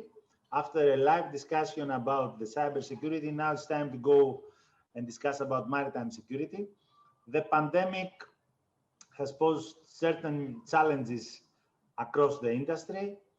However, piracy and sea robbery incidents are persistent. We have hotspots, either in Singapore Strait, in Gulf of Guinea, etc., and so on and so forth. And we have a number of experts to discuss these issues surrounding maritime security. So in this panel, we're going to be joined by Philip Diacom. Philip is the owner/director of Dryad Global. Mrs. Lydell Zubert, who is a researcher with Stable Seas. Dan, who's the director of Terra Firma Risk Management, a specialized risk management firm. We have Dimitris Maniatis, who is the CEO of MaRisk. And last but not least, we have Mark Sutcliffe, who is the managing director of the well-known CSO Alliance. So I would like to welcome you all into this panel. I would like to start with your introductory comments/remarks regarding maritime security. And I will start with Philip. Philip, you have to unmute and... Yes, press the wrong button. Good afternoon, everyone. And hello from a dreary London, UK. Thank you for the opportunity to talk here with the rest of the panel who are from all over the world as well. And I hope everyone's not got too many square eyes from looking at screens all day. So the introductory comment there is bang on. You know, we are all talking about the COVID epidemic. That is the topic. Has it affected what we are looking at here in terms of maritime crime, of which piracy is one component? And I think you're right to point out that they are entirely separate. And from what we've seen, we are not able to show a correlation of increase or decrease as a result of any form of COVID impact. The introductory comment I'd like to make is that, you know, whilst the IMB has released its report about the Southeast Asia being still continuing by volume to be the epicenter of maritime crime, rightly, everyone has also picked up on the fact that the Gulf of Guinea poses the most significant threat to seafarers due to the nature of the crime, but also the complexity of the situation behind it.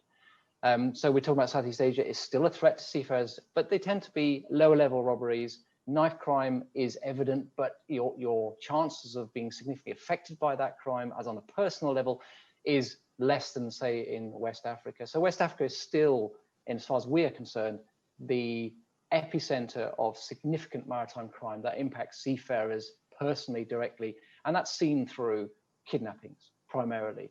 That ordeal is something, you know, that someone conducting their day-to-day work really should be exposed to on the level that it is in West Africa. So what I'd say is, you know, what we have here on this panel is a group of experts who understand this realm, and we, you know, hopefully we'll be able to answer the questions that the audience have in terms of what we understand the situation to be and perhaps the way forward. Certainly we've got some experts who are able to do that pretty strongly, I feel. Thank you. Lydell, you can have your presentation. You have to double click in order to initiate the presentation.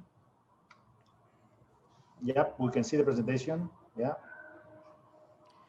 Good morning from Denver in Colorado, the US. I'm sorry. Have you double clicked? Yes. Okay. Sorry, now I'm too far.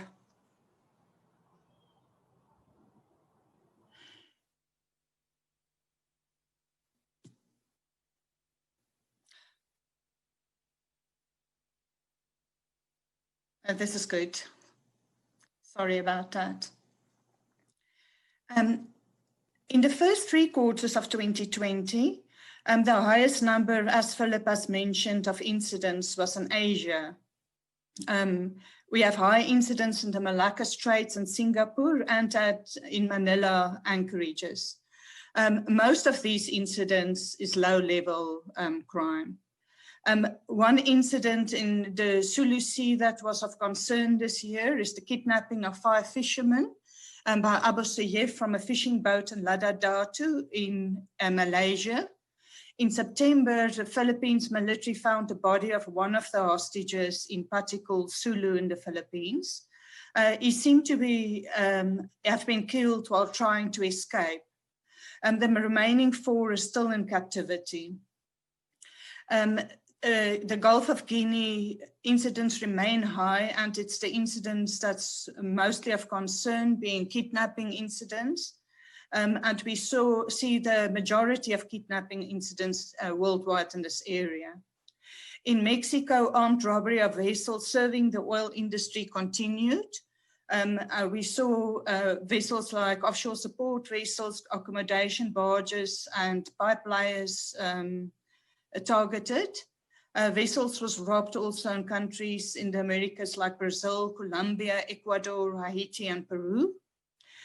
Incidents in the Western Indian Ocean remained low, with the most noticeable incident, armed robbery of the Panamanian tanker Aegean II of Berida, Somalia in 2020. In August, the last 3 hostages of the Shiraz held in Somalia for more than 5 years were released.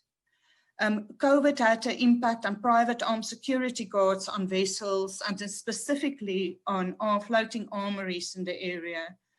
Many of them were stuck for prolonged times at sea on armories.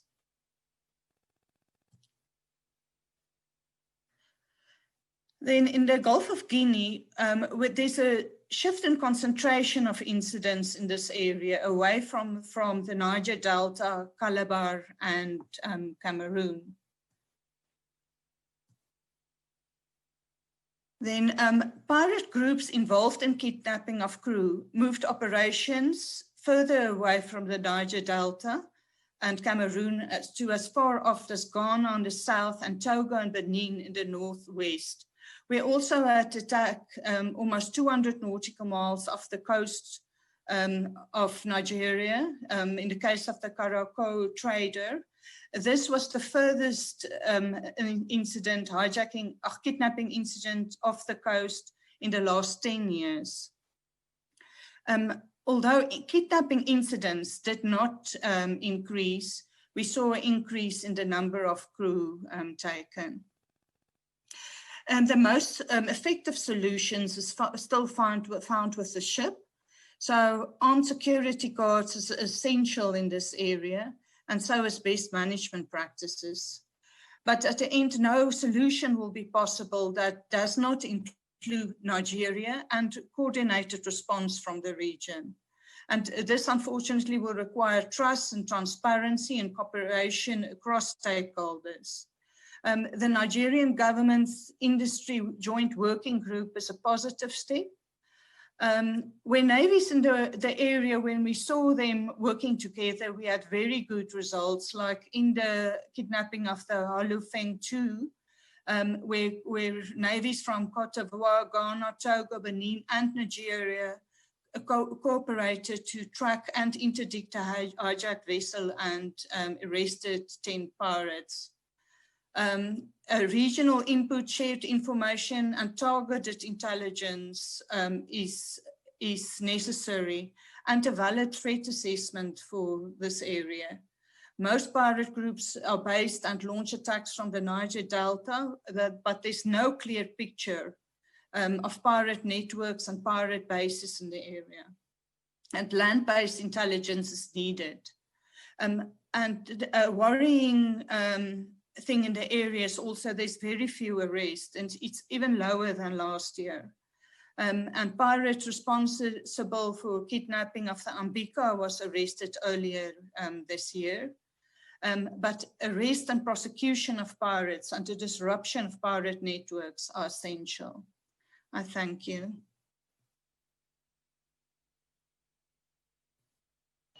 Thank you very much, Lydell. Let's move on to Dimitris.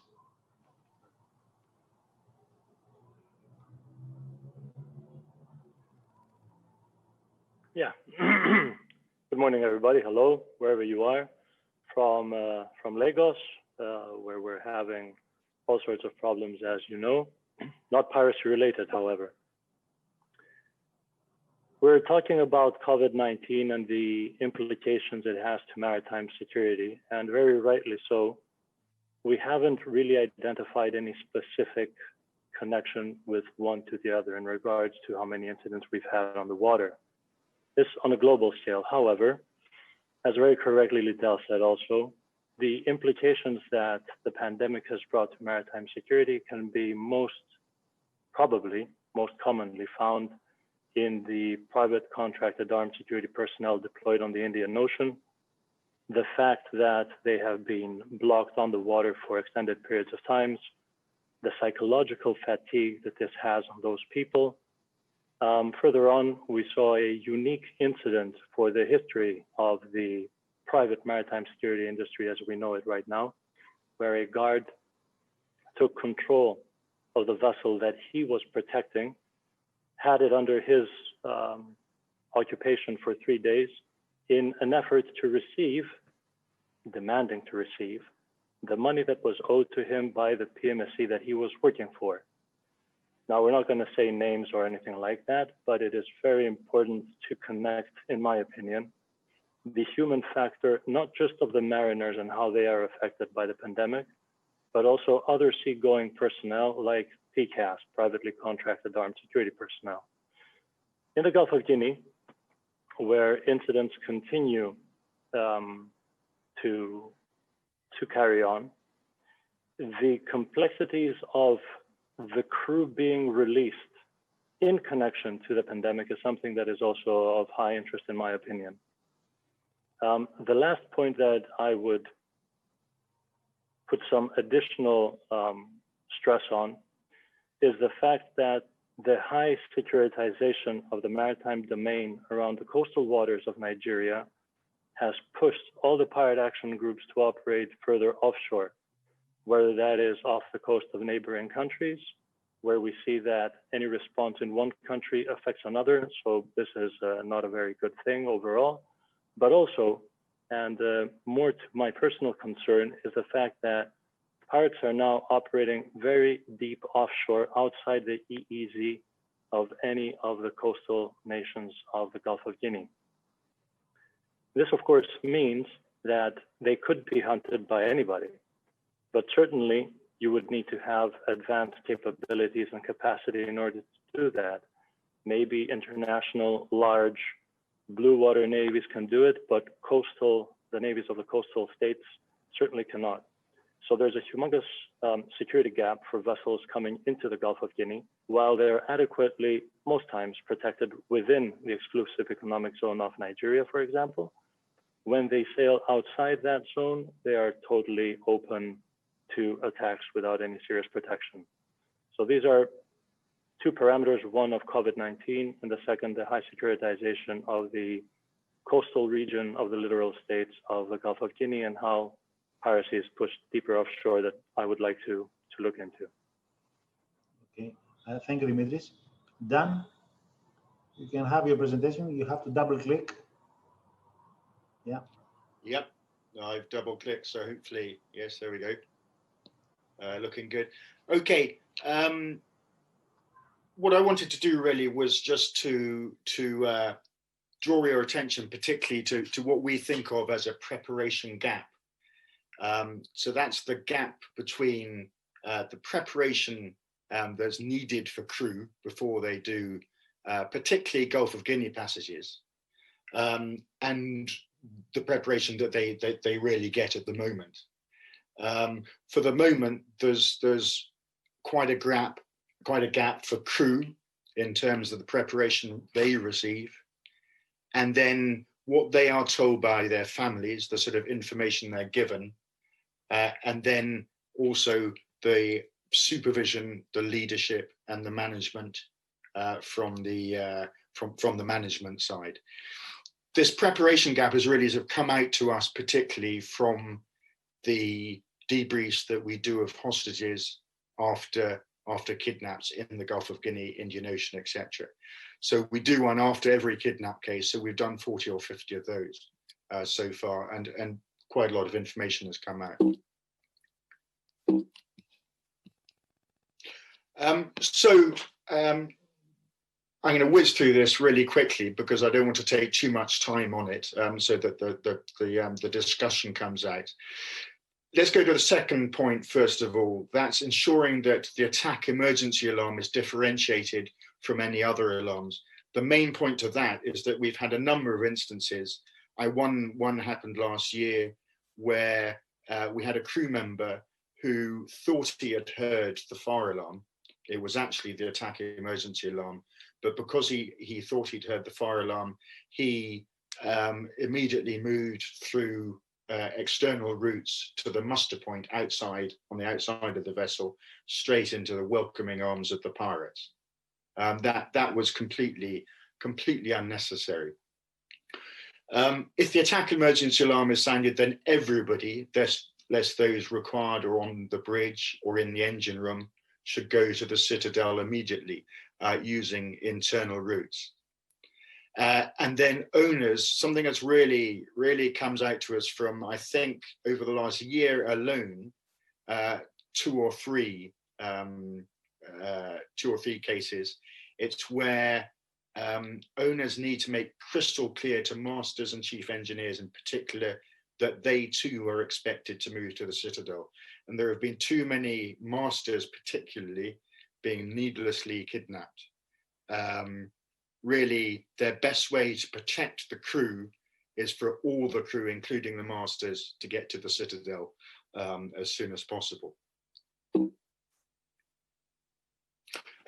Using a password to gain entry to the citadel is something that's really useful and we think should become an SOP.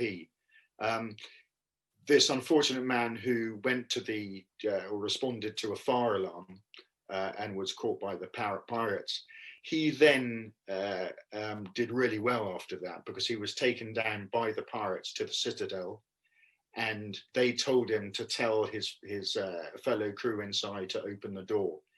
They had arranged a password and he deliberately gave the wrong password and was denied entry. Now, he was then kidnapped for a month, but it did mean that the rest of the crew were kept safe.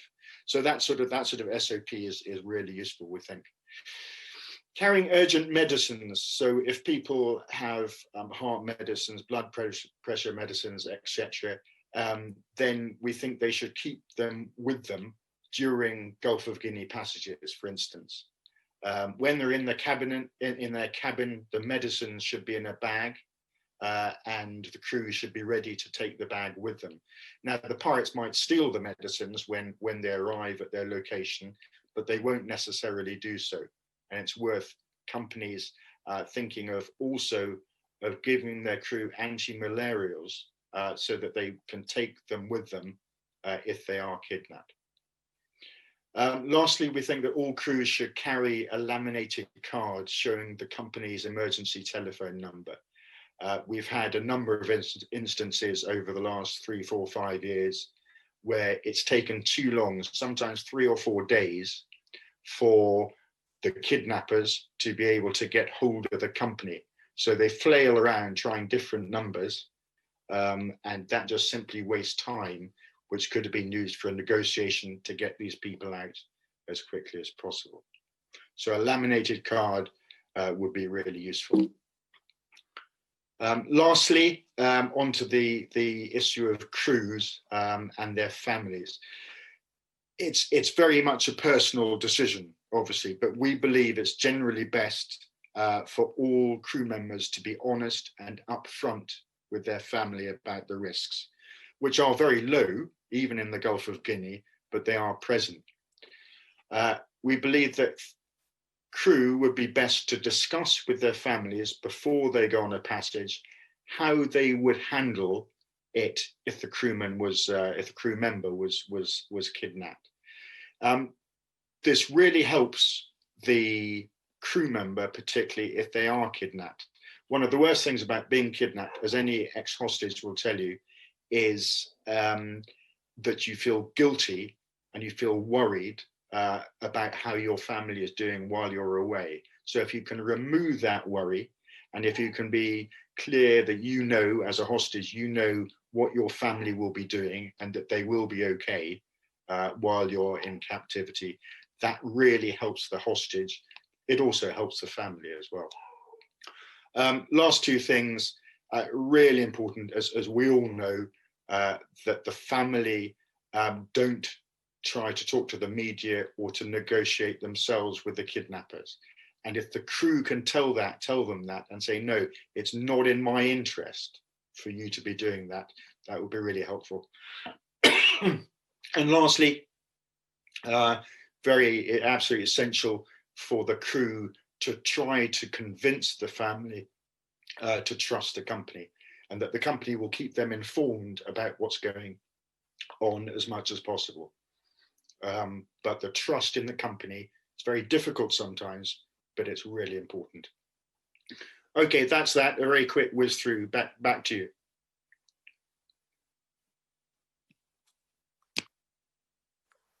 Thank you very much, Dan. Mark, your thoughts?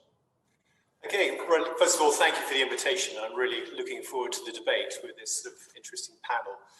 And as we sort of look at this, there are different criminal drivers in each region, but the kind of the overarching requirement is that each national government has got to have an interest and actually a strategy for its coastal responsibilities. It's as simple as that. Because if you have weak law, sea blindness, add to that certain levels of corruption, and you've really got the breeding ground and for this to sort of to kick off. And then if you sort of add to that a limited deterrence, you've got the accelerant for actually many of the problems we see active at a level today, and in some countries it's clearly going to get worse. But I want to sort of also add, it's not all bad news. There's some really good work going on. But it absolutely starts with honesty, and it's at events like this will allow us to come together from lots of different viewpoints around the world and be straight about how we all see it. And then, in our opinion, it's about building trust. It's between the seafarer and the captains. It's actually with their company security officers, through them, the shipping associations, who are doing a lot of good work, and then the governments and the government's militaries. In short, we've all got to work better together, and actually then together we can close the information gap, and that will help move it all forward. And actually it is doable. I'm more encouraged now than I have been for many years, even though it feels grim. So yeah, I hope it's a positive note to leave the opening statement on. Okay, thank you. Thank you all for putting the landscape. Understand we have three theaters, let's say three concerns. One is with East Asia. It's more or less, I'm not saying it's more or less of crime nature. We have the Indian Ocean with the cases of the psychological impact of the pandemic into the private contractor security personnel. And we have the most complex issue, the Gulf of Guinea. I would like to ask and start debating each one of these topics, starting with the East Asia situation. In your view, what should be worrying us the most? What should be our key concern? Just focusing on East Asia for the time being. Philip. So East Asia is a variety of complex issues. It's crime that's facilitated through an enormous landmass. You can imagine that you are able to launch and hide your criminal activities in such a vast set of islands and land domain that really it's ripe for criminal activity in a way that there are few areas in the world really where, well, Niger Delta is similar, we'll come on to that one. And trying to police it accordingly is exceedingly hard. So without giving up on the idea, I'd say that what you've got is crime that happens to be on sea because that is the most available transportation route to attack. If there were roads of that nature instead of the seaways, you would probably see the same level of crime directed towards road traffic. So do I think that a concerted effort against it would have an impact? Yes. Do I think it's significant enough for the nation states to really want to deal with because of its profile as it is? Probably not. And that's just an outsider's view, because the truth of working in that part of the world is it's probably not high up on the agenda, and it is low-level crime. So do I think there's a solution for it? Yes, like any crime, there's a solution for it. It's just how much resource can the nation state put into it when there are other higher priority issues. COVID, for example, could be one of those right now, although that part of the world is arguably going to be battling later down the line with the impacts of that. But it's the case of, what is your policing priority? This is a policing issue ultimately, rather than a military one. So I would say that for Southeast Asia, is it stable in terms of numbers? Can it be driven down? Yes, it can. Is it likely in the next few years? I would say no. If anything, the control on crime in that area, I would expect to see get more challenging due to other challenges within the countries.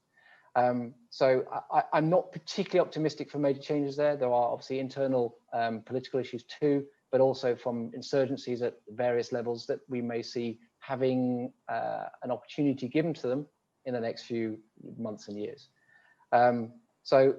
I am, whilst it's stable, I'm expecting it to stay that way with increase. I would instinctively say we would see coming in the next few months. Thank you. Lydell, your thoughts?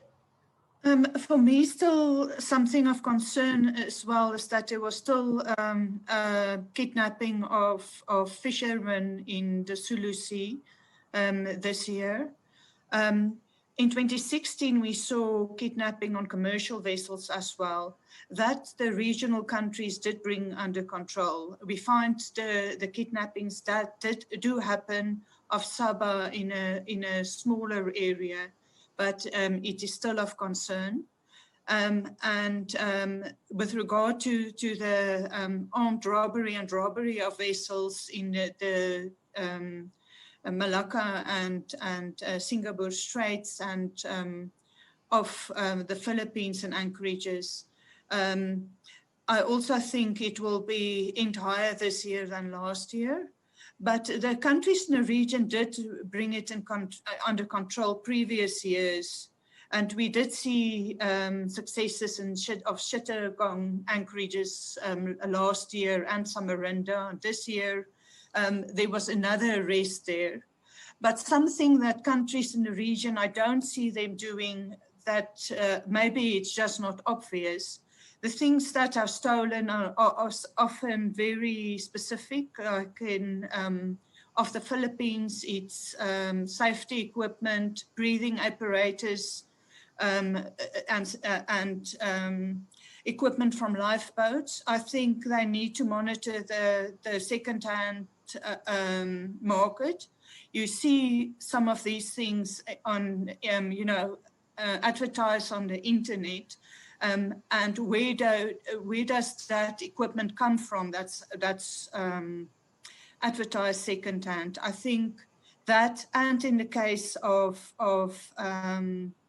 a scrap iron from tugboats, there should be, countries should look into where this feed in the second-hand market.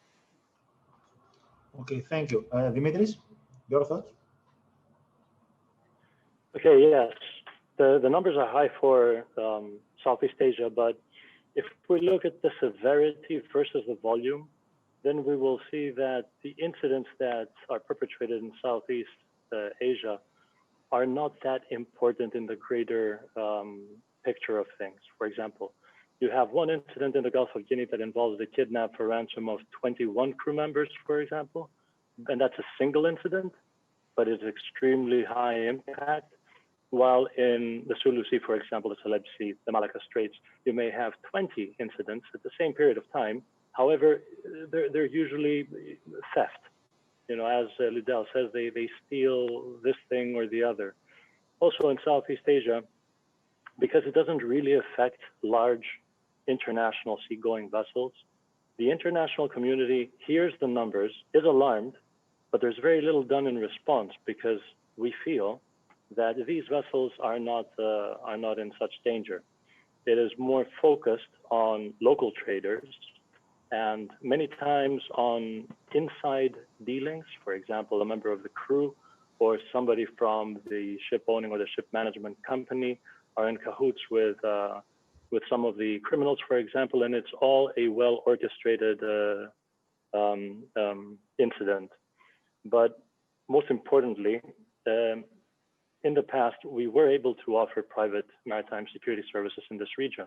However, after certain developments within the Philippines and Indonesia, not so much in Malaysia, this service was lifted. It's not available anymore. So mariners are the ones responsible for their safety and security at this point. So with additional training and a bit more vigilance, I think that the numbers most probably would drop.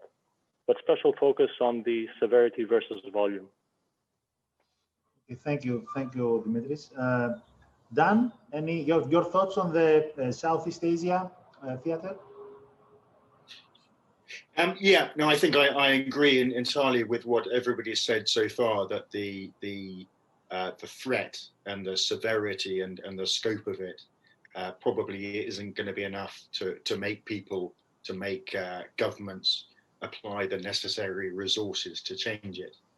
I suppose perversely, I wonder whether the increasing tensions around China and international, so the US, Australia, and others, and some of the regional countries as well, whether those tensions may militarize the area to a large extent, or to a greater extent than before, and actually bring down some of the crime at sea. I don't know, but that might be a sort of slightly perverse result. Okay, thank you. Mark, your thoughts? Yeah, well, on the good news side, you've got the International Fusion Center, which is sort of a military command based in Singapore, who we're partnered with, who are doing absolutely excellent work. And they are literally begging the merchant marine to report all incidents. They probably feel about 70% are missing, so we must get better at sharing our pay.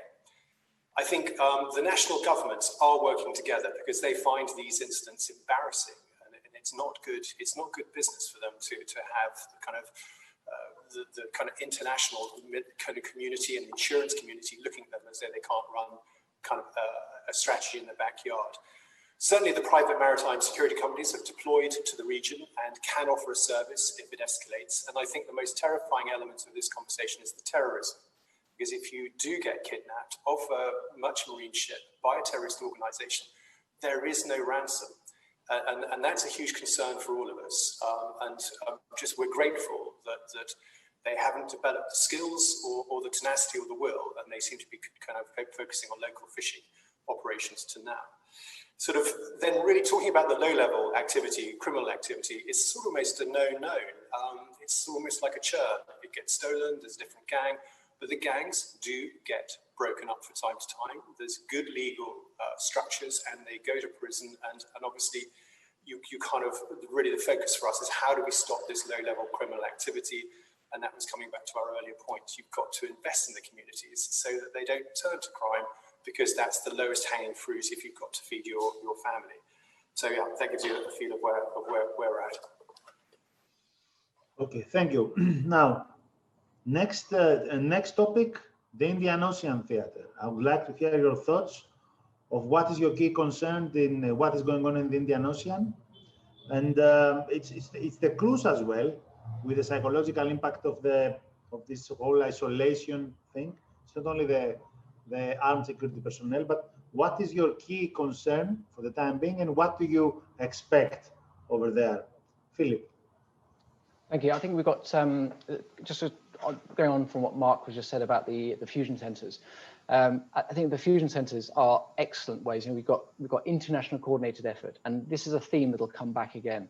International coordinated effort that it has the assistance and the proper assistance of the nation states in the area.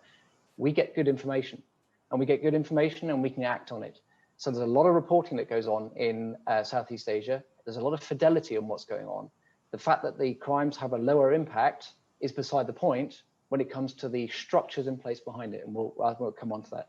So the Indian Ocean, there's two things I'd like to pose for the Indian Ocean. The first one is, Liddell showed us a picture with a heat map on it, and for the last few years, the Indian Ocean has been clear. To all intents and purposes, the Indian Ocean is no longer a piracy or a criminal threat area. So the second follow-on point from that comes, is the JWC suited to influencing shipping in the way it is when it comes to HRAs. So is the HRA in the Indian Ocean still a viable construct?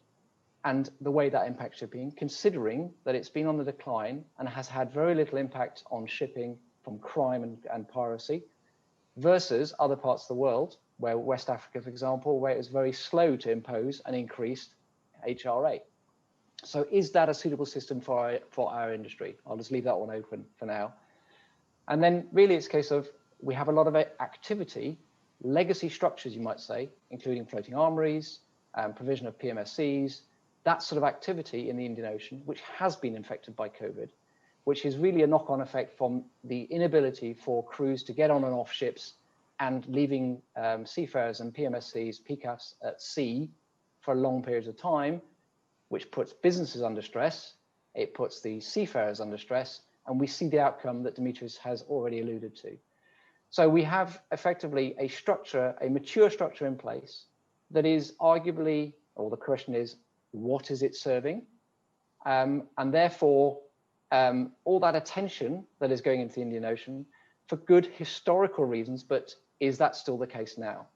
Because ultimately the situation I pose has moved on, the structures are still in place and they're kept in place by the legal structures brought onto shipping through the HRA, the JWC areas and the insurance industry.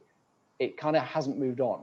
Whereas in West Africa, which we'll come on to in a minute, it needs to move on and it needs to move on further. The Indian Ocean, more importantly, being the trading route of the world, had the world's attention when it was needed, and we are left with the legacy of that. The West Africa does not have the world's attention in the same way. And we also had cooperation from nation states in the region too. We don't have that in West Africa. We'll come on to that. So that's really my view of the Indian Ocean. It's how we've been talking about the Indian Ocean for quite a while now. And I'll be interested to hear other people's views on this too. Yeah, absolutely. Lydell. I think the threat is still there in the Indian Ocean. I think it's offset by security measures. There's not many ships operational in the area anymore. What's of concern for me there is the arrest that was made of pirate vessels last year, the one arrest. Two of those three pirates were repeat offenders. They've been caught a previous year as well and was let go. And what's of big concern for me there is very few of the pirate kingpins has ever been arrested in the area. They moved on to other enterprises like weapon smuggling.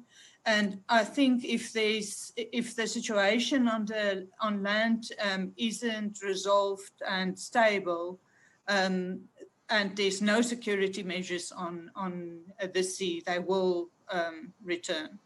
That opportunity is still there.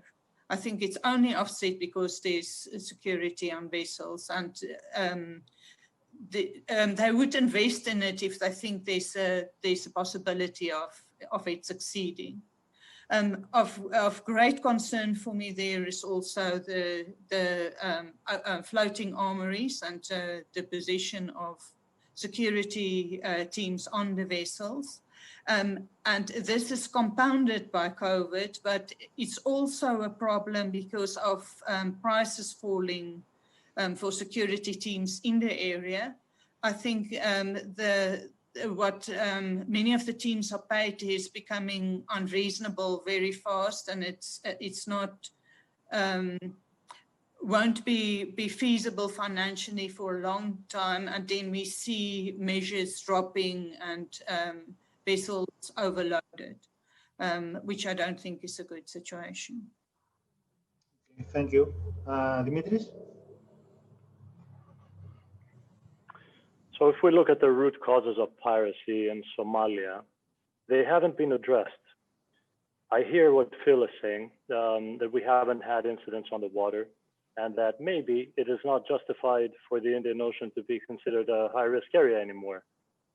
I hear that, and it's a valid concern. It has some merit to it. But on the other hand, we don't know what will happen if we take away the security element from the Indian Ocean. Lydell also said that naval assets in the region that are tasked with anti-piracy operations are very, very few. In order for them to respond to an incident, even with the shrinking of the HRA, it's going to take a long time. As we saw with the incident of the 2 fishing vessels that were attacked 300 nautical miles south of Mogadishu, if one of those 2 fishing vessels didn't have an armed security team on board, then we would be here now speaking about the rise of Somali piracy. The response from a military unit came 21 hours, 22 hours, if I'm not mistaken, later. So that's enough time to get a lot of things done. If Somali pirates are permitted to reoperate, then maybe they will move into a different model. Maybe taking a ship now is too much work. Maybe taking the crew only. We hear a lot of rumors, and recently it was even spoken by official lips here in Nigeria, that there are Somali elements that are operating together with Nigerian pirates. And would one element pass expertise to the other? I don't know. But this is a global village that we live in, and everybody has access to information. Somali pirates see what is happening in other parts of the world and will maybe try to mimic that. So in my opinion, we still need to maintain the HRA in the Indian Ocean. We have to pay a lot of attention as an industry from the inside as well in order to upkeep the quality. Now we have ISO 28007, for example. We have a bunch of due diligence systems in place. But, you know, if we look at the cost and the margin for profit from each and every operation that the PMSCs do, and we look at the bigger numbers of the operations, then it doesn't meet each other. There's really no profit. So prices are still being driven down. PCASP on the water are getting less and less money, so the quality is dropping. If you're able to make as much on land, why go to sea? And also, the conditions, the living conditions on the floating armories would be a bigger concern to me than taking away security from the Indian Ocean. I think that this security environment that we have built needs to be maintained, but it needs to be given the opportunity to better itself. Now, we've also been speaking for many years about how do we keep PMSCs under check? And this is also a very big topic of discussion, and something that, you know, after the dismantling of SAMI, there hasn't been any real effort in bringing in new sets of rules that everybody has to follow. And of course, this body, if there was a body like that, would have to ensure that these sets of rules, quality rules, are upkept throughout. So in closing my points, the root causes have not been addressed. We still need security in the Indian Ocean, but as an industry, we really have to look each other in the eyes and decide that we need to do something about the quality factors. Okay, thank you, Dimitris. Dan, your thoughts? Yeah, very briefly, I agree entirely that the threat has been suppressed. It hasn't been removed at all. And really the big question, it seems to me, and it's a question very much for others on the panel rather than me, I think, and that's how do you provide the necessary security and do it effectively and cheaply in the long run. And it's getting more and more difficult to do that. I do just want to throw one other thing into this, and Philip, I think, would probably be best placed to speak on this. A question about Mozambique and the Islamic State, Central Africa province, and the activity around Cabo Delgado. Does that is that going to affect the maritime security in the Indian Ocean, do you think? Would you like to answer? Yeah, I wasn't going to step out of turn. Okay, so we put it into a nation state issue, which it is, and its influence out onto the water. And the question always becomes, how do you enforce that? Because is the nation state going to control its waters and its approach lanes? When we're talking specifically in the maritime domain rather than the on land. And if it's not capable of doing that, will it allow private contractors to do it? So there is a very big question about how does that threat and the activity in Mozambique extend out onto the water? It's a large development. It's going to require a large amount of shipping in and out. So in the long term, if the threat from the land moves onto the water, which arguably it can and will, but the intent, bearing in mind the agitators, what their intent is, isn't the same as piratic activity for financial gain necessarily. And we could expect, going back to the terrorism issue, you probably don't want to end up in kidnap situations with that particular group. So they are a different threat in the sense of maritime operators. How you deal with it, well, it comes back to the same old issue of territorial waters and what you do beyond it, and who's responsible for it, and do you have the cooperation of the state inbound to it? It's an unknown, and it's a really valid question because it's obviously a growing issue right now. There is no clear answer to that one yet. Thank you, Philip. Mark, your thoughts? Yeah, I think you've got to look at what were the pirates, and it costs about $50,000 to launch a piracy action group to sea. Traditionally, you could put a team together in about 2 days, and it's an intelligence-led operation. So you do not kid yourself 1 second, they're just sailing out into the Indian Ocean. They are incredibly sophisticated. We've even had evidence that they've actually bugged shipping companies to actually get proper insights into what's going on.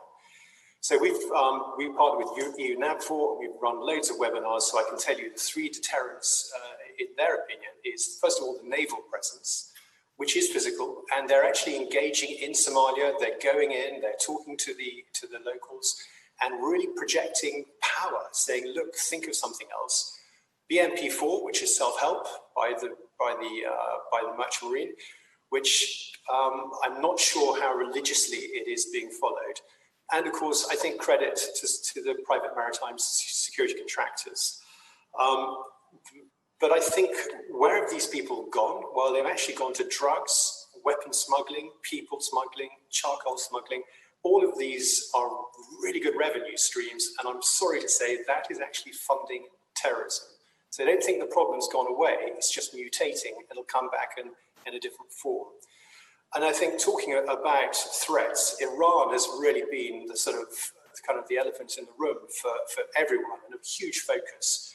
The bombings in the anchorages of Fujairah, which had a massive impact on sort of seafarer morale, and why wouldn't it? Terrifying when you listen to the seafarers talk about the effect of an explosion on those tankers. And the remote control IED craft that they're deploying in the Yemen proxy war. So that, in our humble opinion, and I'm not an expert, but we've got naval intelligence experts in our company, but that is terrorism, where I'm coming from. And I really agree with what Dimitris is saying about the PMSCs. I think they're tired, exhausted in some cases, they're not properly fed, they're not fit, they're not properly trained. And you've got to think back, 6 years ago, we had really professional Royal Marines absolutely on their game. And now I can tell you there are forged documents.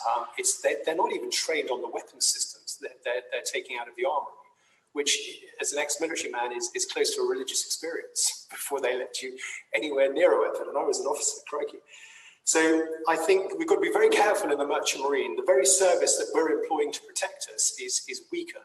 And again, debates like this, listening to everyone, we have to be honest about what's really going on. But there are 2 ships we've got evidence have been delayed because the PMSCs have not been paid and were unwilling to leave until payment was made. So let's not kid ourselves, this is not a problem. And I think part of the problem, and I'm sorry to say it, is although some ship owners absolutely do care, do ship owners really care? And that's a massive problem for us to talk about another time.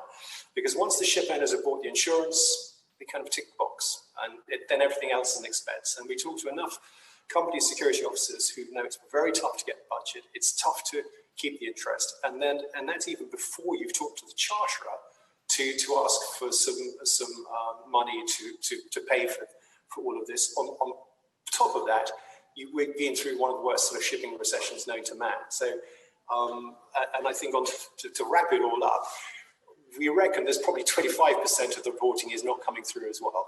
We've had evidence of incidents not being reported because we don't have problems in our company.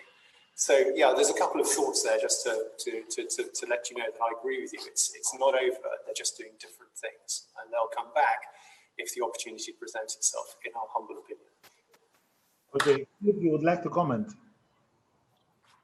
Yeah, I was just picking up on the point of the notion of terrorism in Iran.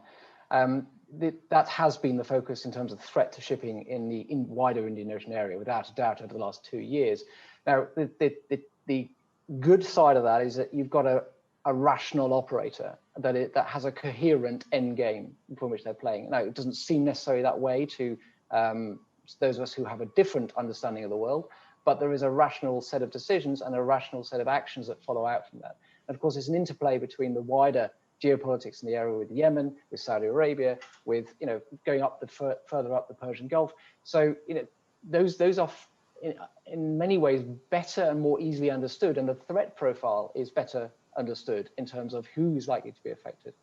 Going back to the crime that's in the area as well, of course, criminal activity will follow the money and the effort. So in any environment, if it becomes more permissive, of course there'll be a change in direction and a change in operations, maybe back to piracy. What was really interesting there from Mark was that talking about the money to get an operation going.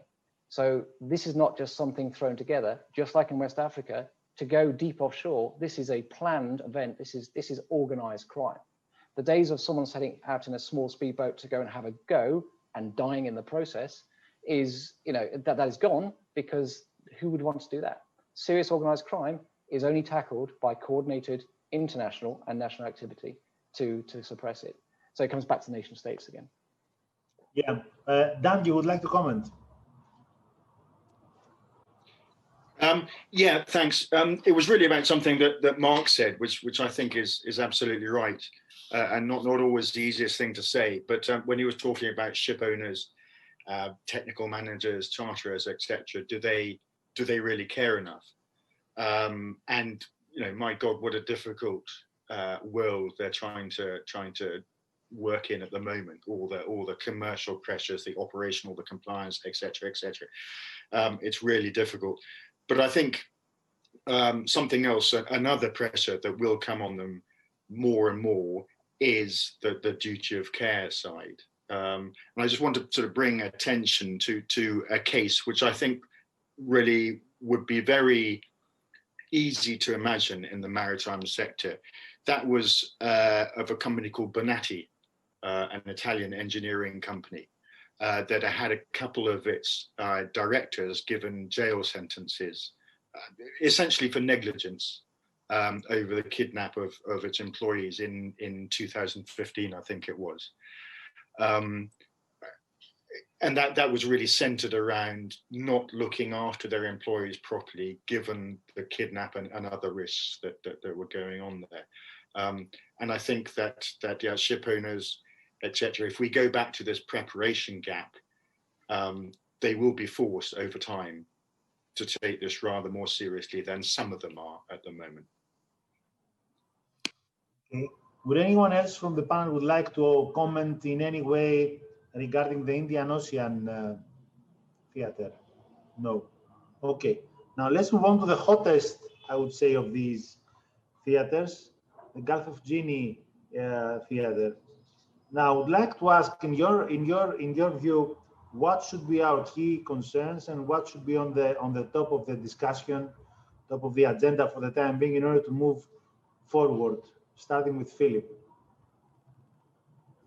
So I think one of the things we're seeing is the starting of a coalescing of effort, but it's taking so much time to get the attention that the area deserves when it comes to the high impact incidents that we are seeing.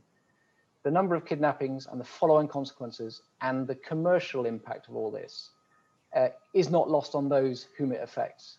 What we are lacking in the region is the eyes of the world and the pressure to do something about it, and that pressure translating onto the nation states that are responsible ultimately for sorting out their permissive environments.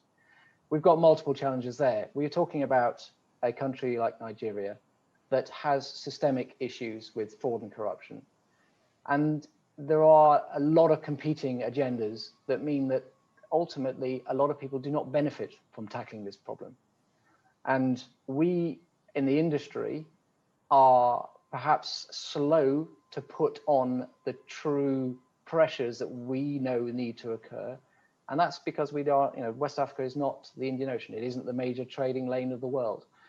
So more noise needs to be made from the industry to coalesce the pressure. Now, going exactly back to what Mark said, we've got probably shipping I would only compare to the construction industry when it comes to who holds the risk and the subcontracting nature or the interested parties in one vessel, for example.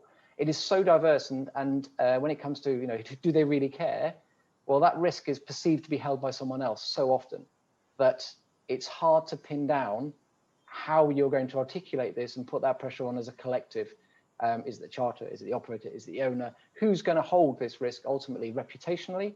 Because that's a massive one. But then also, with talking with Dan's area of the world, there is a definite and a finite financial implication to commercial operators. How that is then seen as being a threat to commercials is again a little bit opaque because it's not talked about. So how do we bring about that pressure? Because I would say, as an industry, we do need to make more of a noise about those nations that are responsible for policing their own issue, their own areas. That's how I'd start that discussion, because we are not going to see a capable EU NAV4 type interference in the area, because ultimately it's not set up that way. We're not going to get the cooperation of the nation states, and the sea lanes aren't the same. There's a lot of activity within EEZs, within coastal waters. Dimitris mentioned about being pushed out, absolutely right. Over the last 3 years, we've seen activity pushed outside the economic zones because that's where they can operate with impunity. But are we going to see a blue water fleet attacking that? I don't think so. I cannot see it happening. There isn't enough emphasis from the outside world to make that happen. So who's left carrying the can? It's the industry as a whole. Then we come back to who's the industry, because again, Mark knows this all too well. Trying to get together a consensus of opinion that holds weight within owners, operators, charterers is exceedingly difficult. I don't have the answer for that one, but I'm sure some of the panel can come up with some views on that. Thank you, Philip. Lydell, your thoughts? I think this whole issue in the Gulf of Guinea is at the end connected to the land, and that is what's going on in the Niger Delta. I mean, majority of people very poor. The root of this is economic. Pollution, the area is polluted by oil bunkering and oil activity in the area. Corruption is a problem. So there's so many problems in the Delta that need to be addressed, and it's a very complex problem. At the end, with regard to kidnapping, pirate groups operating from the deltas, destabilizing the whole area. That's why I think no solution without Nigeria would be possible at all. And we see different patterns in the area and different things going on. We find incidents on visiting commercial vessels, but we also see incidents on locally operated vessels, and it's about half of the incidents is on each. The local operating vessels is often those that's not incidents that's not reported, and they constantly have to operate in that area, which makes it more difficult. We don't see a lot of hijackings now, but while we see often kidnapping associated with Nigeria, we get some other nations involved when there's hijacking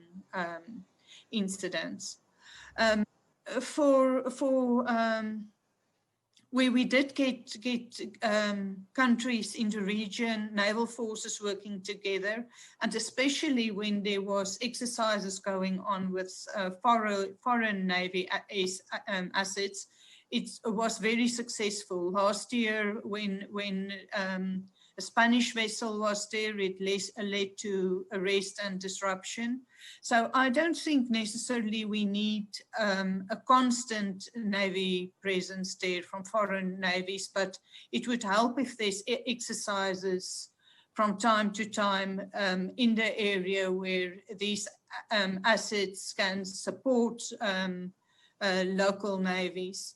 Because measures in Nigeria is pushing the incidents out into other countries, territorial and waters and EEZs, and they don't have the capacity to deal with this always.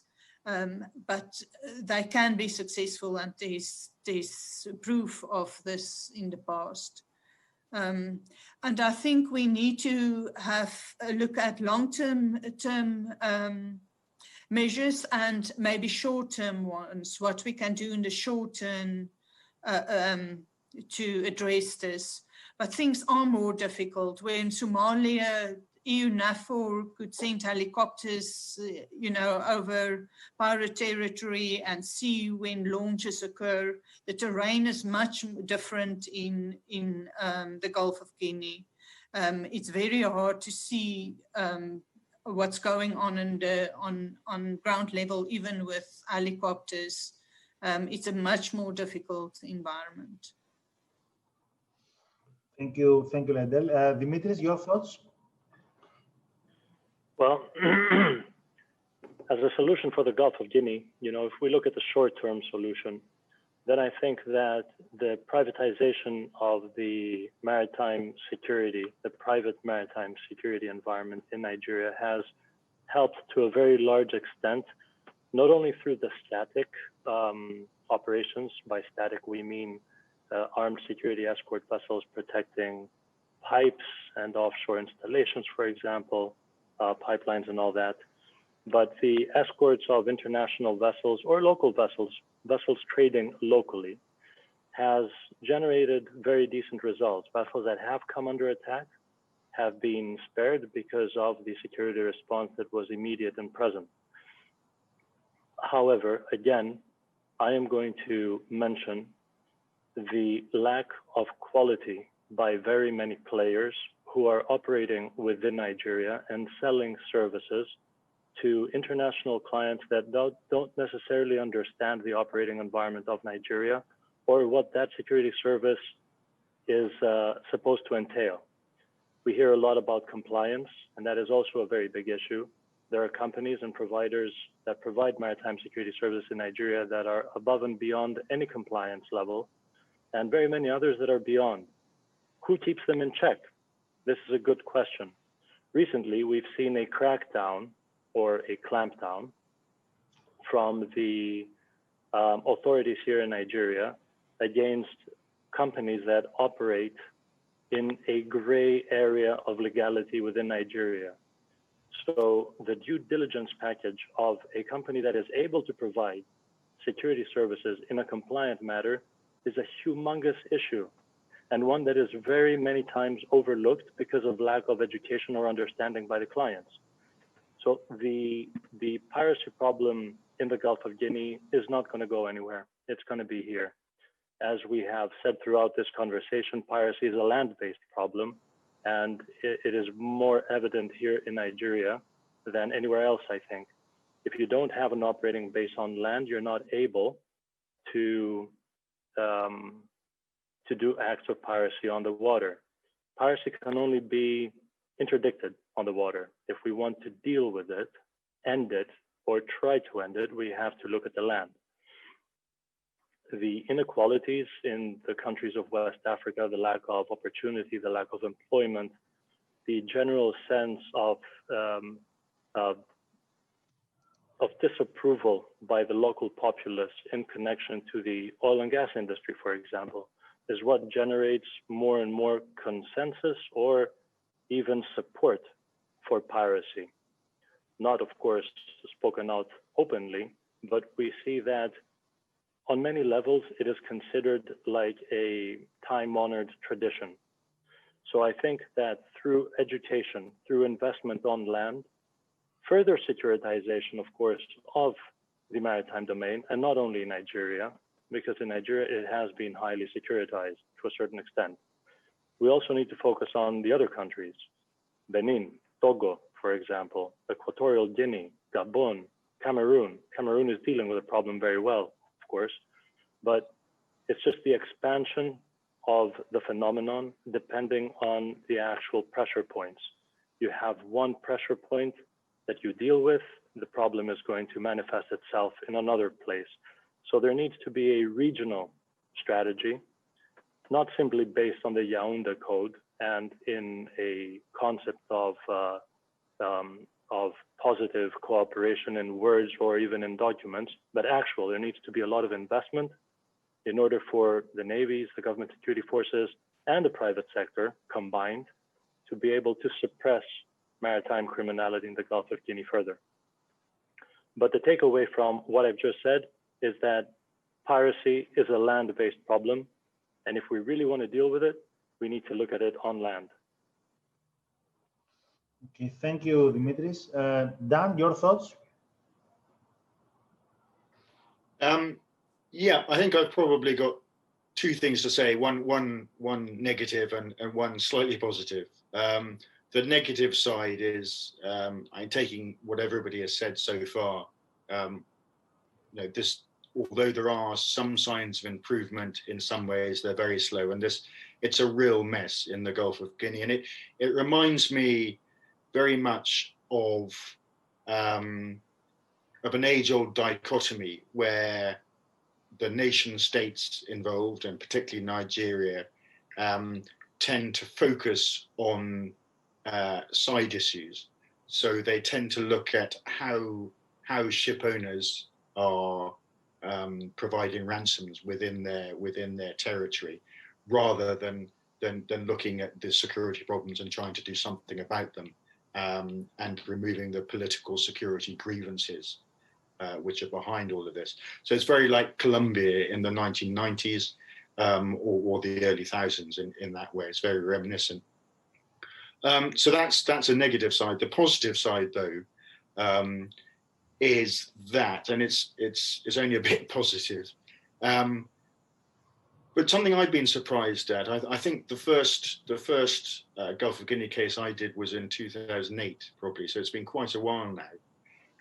But what I've been surprised at is how the capacity of the kidnappers, the pirates, really hasn't moved massively. And given the sort of target richness around that area, in terms of actual targets that are in front of them and the money that's in front of them, then really all they've done is increase their ability to take more hostages at one time. So whereas they were taking 1, 2, or 3 people at the start, now they've taken 9, 10, 11, 12 people all in one go.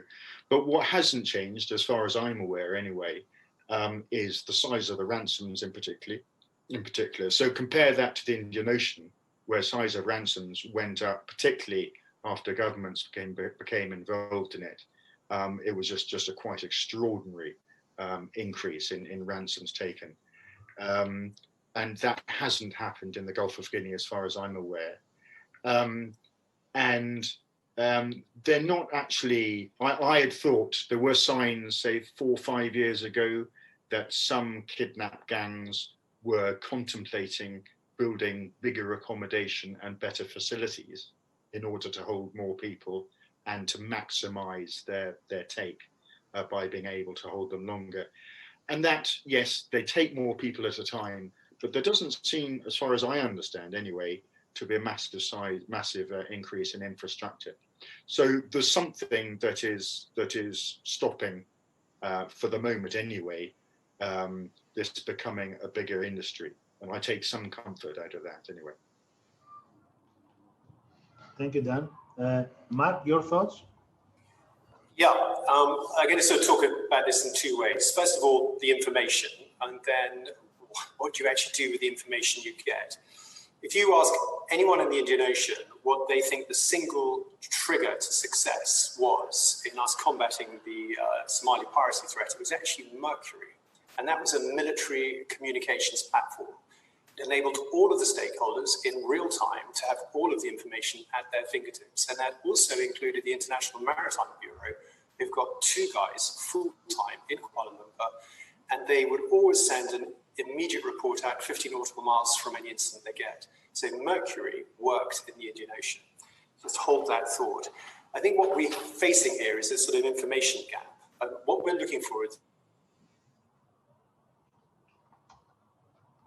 ferry operators who are operating in the Bonny River, the indigenous bunker and tanker owners to feel really involved in this process, feel they've got a trusted area to report to, because that's the information we can kind of share with Philip's team and Dimitri's team and actually see what really is going on.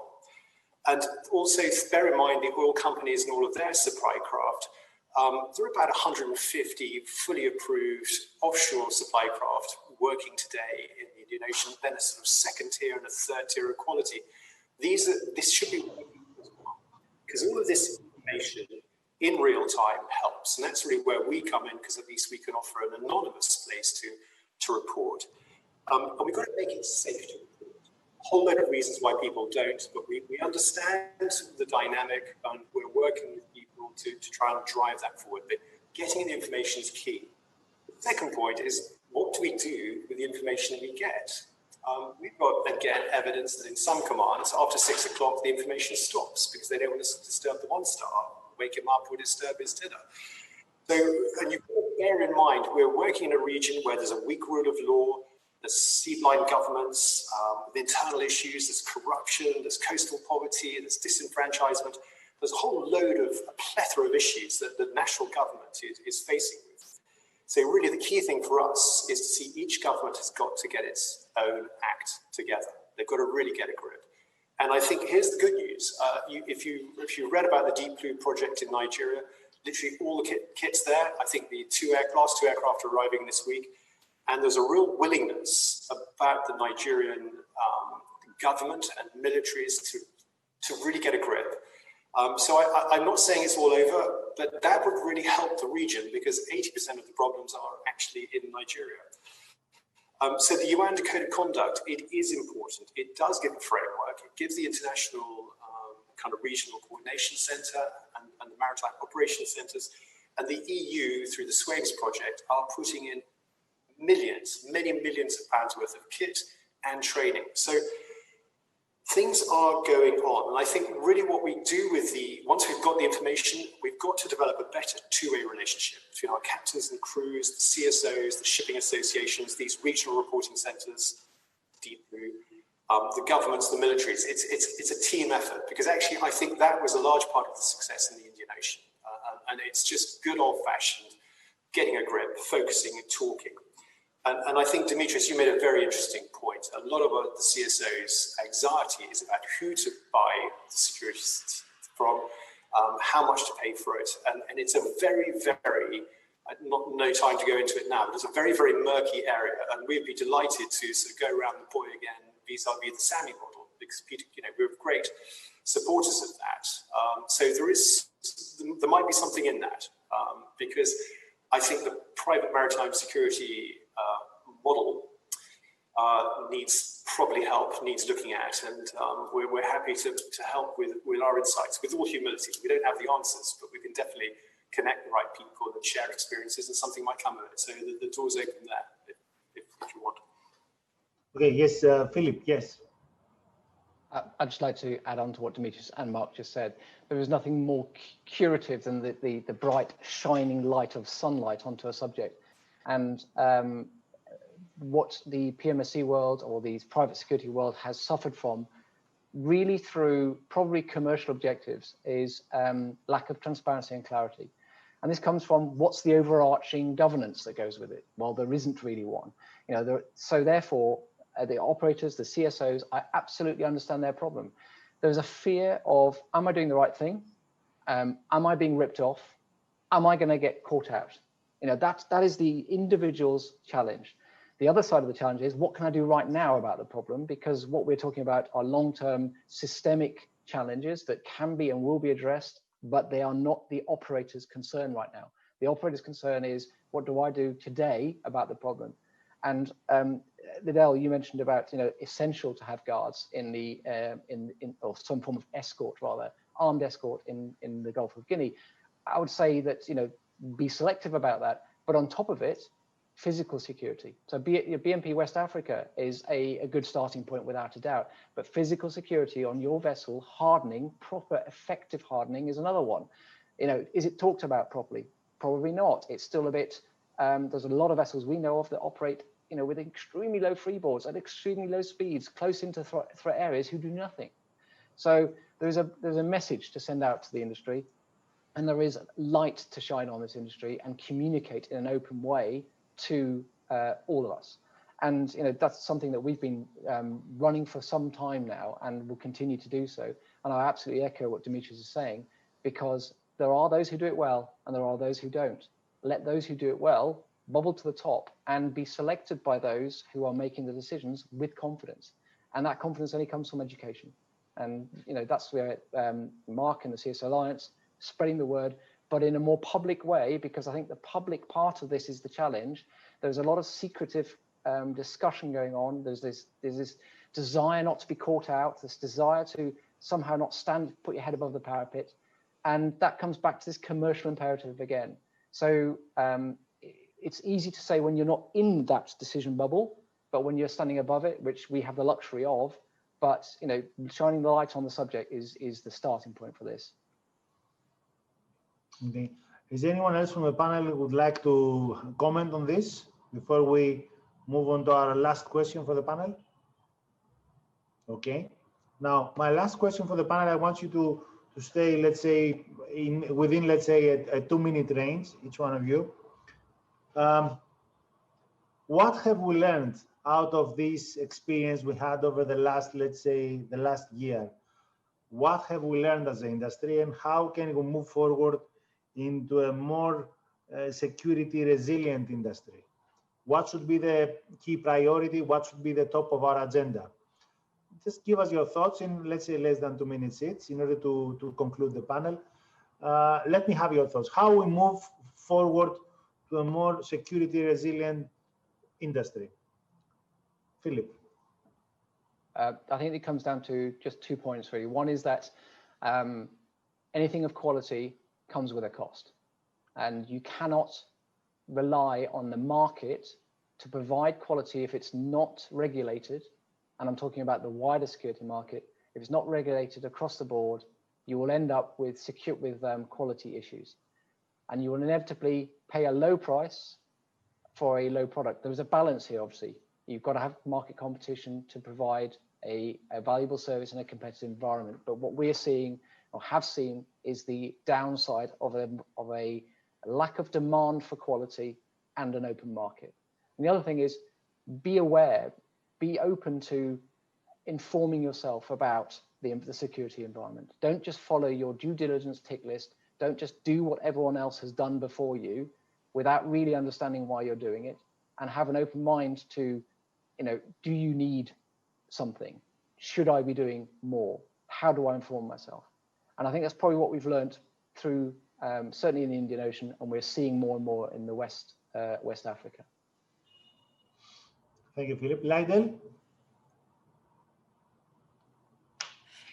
I agree with Philip about the cost and quality. I think the shipping industry must take into account that, good security measures will cost them some money. Otherwise, we end up with security that's not well trained and below standard. I also think we should learn, take the lessons learned in the Indian Ocean and apply some of that in the Gulf of Guinea. A good point Mark made is a mercury type of system, I think would also be a good idea in that area. And I think we have to address long-term problems in the Gulf of Guinea and find solutions, but we also need to look at solution that will immediately or in the short term have an effect. Because this situation is cyclical.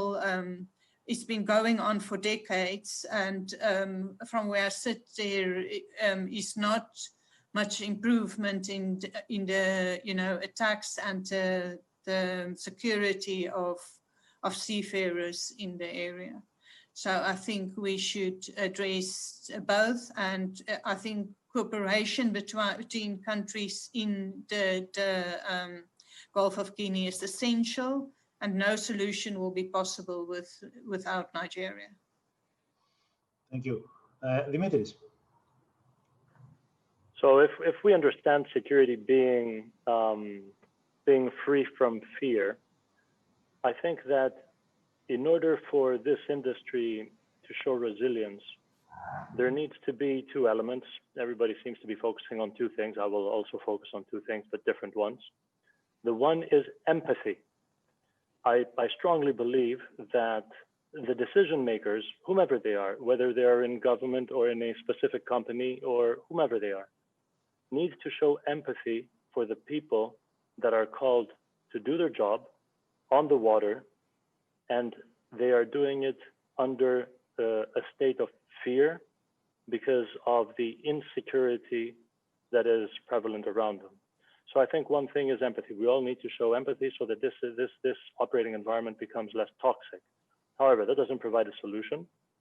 It provides, though, a better understanding of what is happening and what needs to be done. And the second element, I think, is education. Now, not in the grand sense of education, but very specific. We touched a little bit upon the fact that each security company will tell its clients that the right way to do things is the way that they do it. But do they say that because they really believe that? Or do they say that because it's the only way that they can operate and sell a product? So I think that education in a wider sense is something that will help this industry very much, both educating the security actors and the end user, the clients. Thank you, Dimitri. Thank you. Dan, your thoughts? I think what I'll do really is to take up Dimitris's theme of empathy, and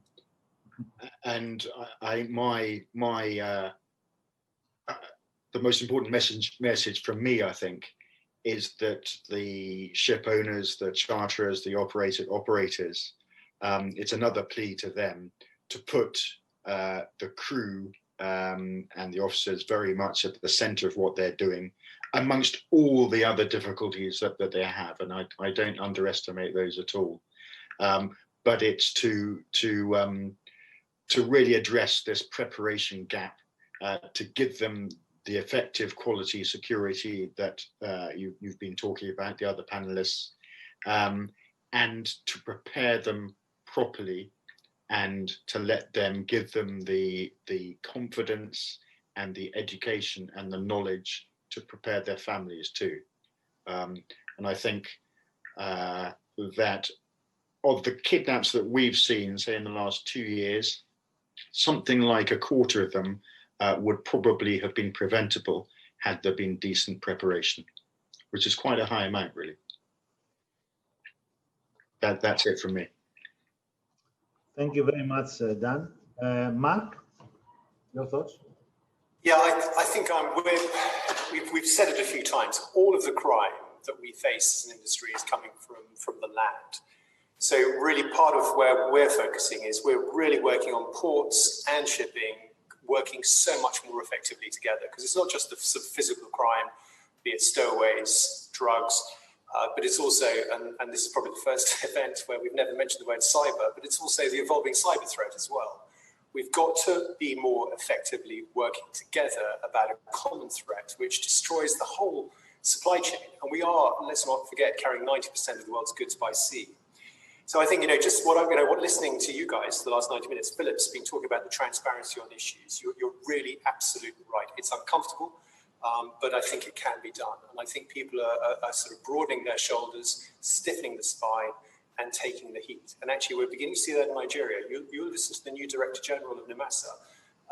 Very, very impressive man, and that bodes well. You know, cup half full on that score. I think, Dan, the preparation gap, I've never heard that before till today, so I'm learning something new. And you're right, preparation prevents poor performance, and these are people's lives. So that does need focus.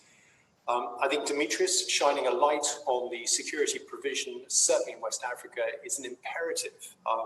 It needs to be done. It kind of needs to be done now. I'm very happy to have another conversation. And I think where would we, without the academics, you know, it's absolutely essential that you're tracking the work and what we're doing and giving good interpretation. So actually, I think what I've, you know, to answer your question, what I've learned in the last hour, we've got a good team here, plucked out of nowhere. I think give us another hour and we would probably move it forward even further. So, but I kind of leave you with what motivates us. All our crew must be allowed to go to work all day, every day, safe and secure. We do, and they should. And we call it security through community, and that's what motivates us. And I've really enjoyed the session. So with all humility, thanks for inviting us, and I've learned a great deal and enjoyed it. So thank you. Mark, thank you very much. You stole my closing comments. I would like to thank you for the recap. I would like to say this is one of the most well-rounded, informative, and thought-provoking sessions I've ever seen, and I've seen a lot. One of the very few I've chaired over the last years. I promise you I will be back, because the full concept of what I heard and the rounded and informative approach, I liked it a lot, and we'll be back. I will get back to you because we want to arrange for a series of feedbacks, especially for the magazine and of course for the portal. But I would like to thank you all for participating in this panel. It's been an honor and a privilege for us. I'm sure that the viewers will love it. The recording will be there, of course, for those who missed it. I would like to thank you all very much once again. And I'd like to ask our viewers to stay online. We'll be back in half an hour with the last panel of this today event. Thank you all very much. Thank you.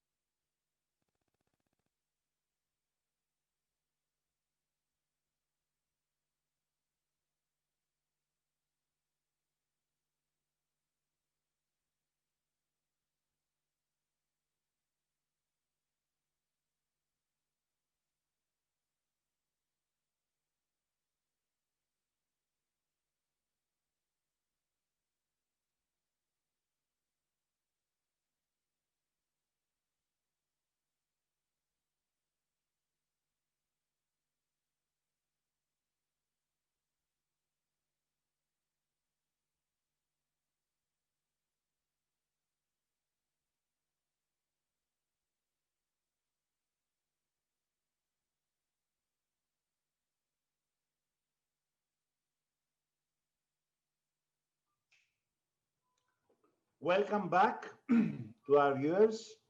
Welcome back to the marine insurance claims in the COVID-19 era. In this panel, this is the last panel out of this two-day event. In this panel, we will be discussing about the case of the insurance claim. We have damaged goods, container ship fires. We've seen things like that being on the rise. We've seen the latest Allianz safety review highlighting some of these issues. The pandemic has heightened the risk environment around the high value and temperature sensitive goods as well. We have lockdown measures, we've seen that in the past. And we've seen the industry affected in a number of ways. For those who operate in the Far East, China, example, the crisis now is on the 10th month. Maybe for some others, 7 months, maybe a little bit more. But this is almost a year now, maybe less than a year. And we are not sure when the crisis, when this whole pandemic will be restored back to the normality we had at the end of 2019. Now, we would like to discuss the marine insurance claims. And in this panel, we are joined by John Donald. John is the Loss Prevention Deputy Director of the Standard Club. Eva Ioannidou. Eva is the Senior Claims Executive of the UK P&I Club here in Greece. Gordon Robertson. Gordon is the Director of the North of England in Greece. And Elena Souli. Elena is the Regional Business Development Director and FTD Manager for Piraeus for the American Club. So I would like to welcome all our panelists, and I would like to right away give the opportunity to the panelists to raise their concern with their opening statements, starting with Elena. Hello, Apostolos, and thank you very much for your kind invitation. It's indeed a privilege to participate in such a panel with reputable colleagues from the other IG clubs. At the outset, may I say that obviously the outbreak of COVID-19 pandemic had influenced a lot our day-to-day life and shipping industry at the most. What it's though important to know is that shipping industry has once more elaborated and demonstrated rather its ability to adjust, not without significant losses, as this was unprecedented times that we are living through, but generally speaking, I believe that our industry was one of the few that have been able to adapt to a new environment rather quickly. Coming now to our discussion in relation to the insurance claims that resulted out of the pandemic, of the outbreak of the pandemic. From the club's perspective and what we have seen so far, it's that there are a couple of segments that have been hit more firmly than others when it comes to significant claims. The first one is the cruise industry. We have seen that there has been a lot of reported cases on many cruise vessels. Obviously, the impact in such an occasion is huge, as you can appreciate when you have 3,000 passengers on board the vessel and more than 1,000 seafarers and admin employees on board. In order to safeguard the health of everybody on board and try to go through the applications of guaranteeing and so forth, that is the extent is huge, and I'm afraid that the impact on the cruise industry is going to continue for quite some time. The sales of the cruise vessels when it comes to passengers will be hit significantly, and particularly the Asian market, as we have seen that this was one of the most significant markets that has been supported the cruise industry. On another aspect, I would say that we have also seen that the container shipping industry has also been hit significantly. And that's mainly due to the congestion at ports that has been the imminent result of the outbreak of the pandemic all over the world, starting from the Asian port, and now it has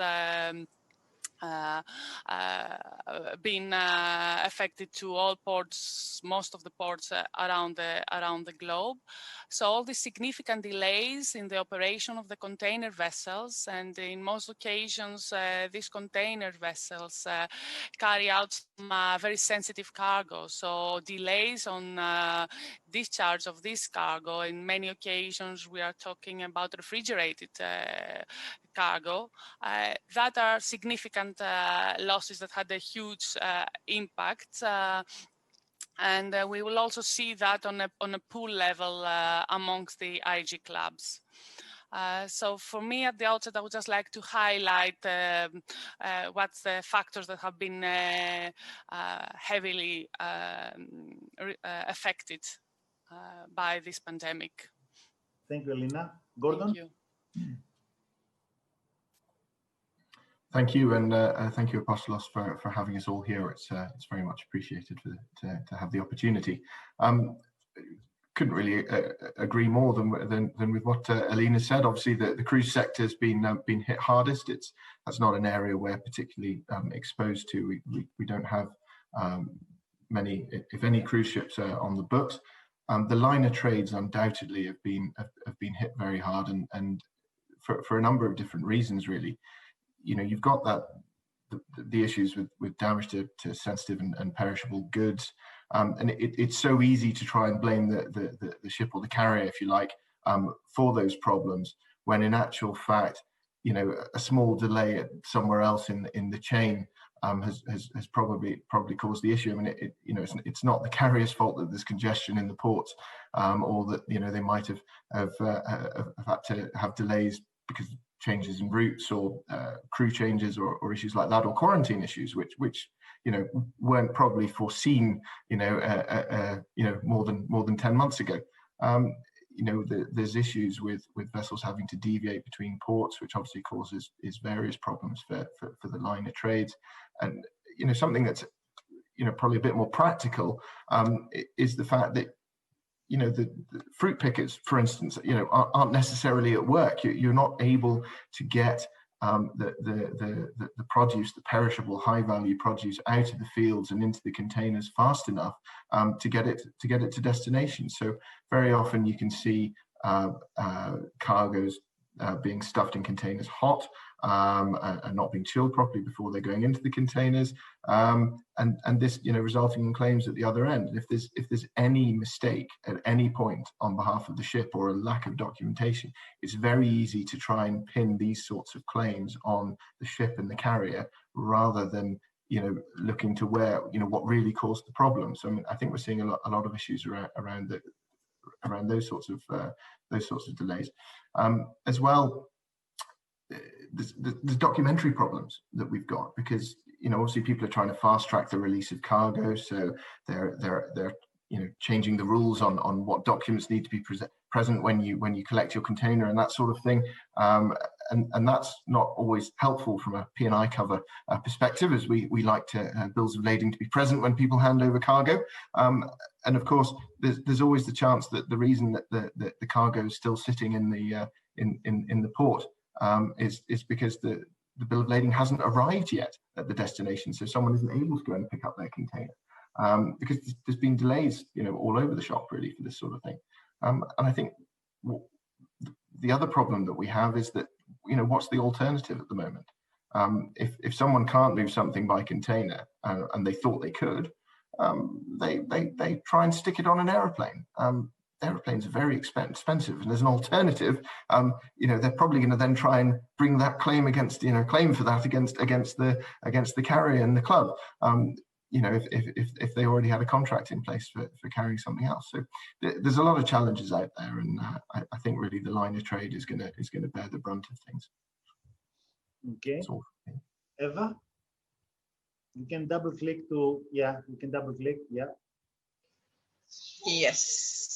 Yes, that's my presentation. I was thinking that it would be nice to have my view of what were the extra issues, not only on cargo matters, but as well on people claims issues, we're dealing with people. All the vessels are full of people and seamen, and the problems are particularly important when it comes to the problems that we have faced and we're still facing due to COVID. So I think that the main problem we are dealing as PNIs, and I think it's for the whole IG PNIs, is the medical disembarkation.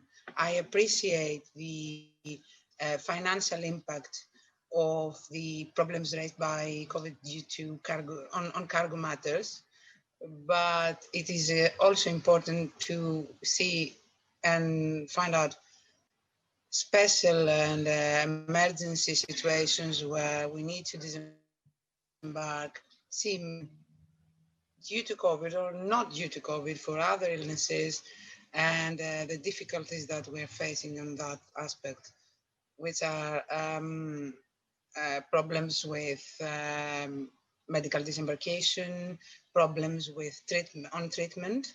We were not allowed, in my experience, in several countries around the world, most of the countries around the world, we had issues to treat them or even disembark them or even examine them. We had issues in respect of repatriate them when it was they were ready to be repatriated or fit. We couldn't find a way to assist them when they had problems like not only with the illness, but also with an injury, and they needed emergency evacuation. That, of course, exploded the cost of treatment, exploded the cost of repatriation, the cost of medical evacuation. We also had problems with commercial flights. I personally couldn't find medical escorts. The last 10 months, I had the chance only twice to have a medical escort to accompany seamen, sick seamen. And of course, the main problems, which definitely causes financial problems with, in the shipping industry, it's the quarantine, the problems with the loss of hire due to quarantine, the problems in the event there is a COVID positive seaman on board and the vessel can't take the free fatigue to discharge or load the cargo. In several cases I've seen Chinese ports or Asian ports to have the problem that the free fatigue was not given for 20 or 30 days due to a dead body on board or due to a COVID positive seaman on board. That, of course, increased the costs, not only for the PNI, but for the member as well, operational costs extra. Problems like ethical problems, like we couldn't repatriate a corpse, a dead seaman. The family didn't want to be cremated, but only embalming, but we couldn't do it. And issues that the owners were also had to bear operational costs, like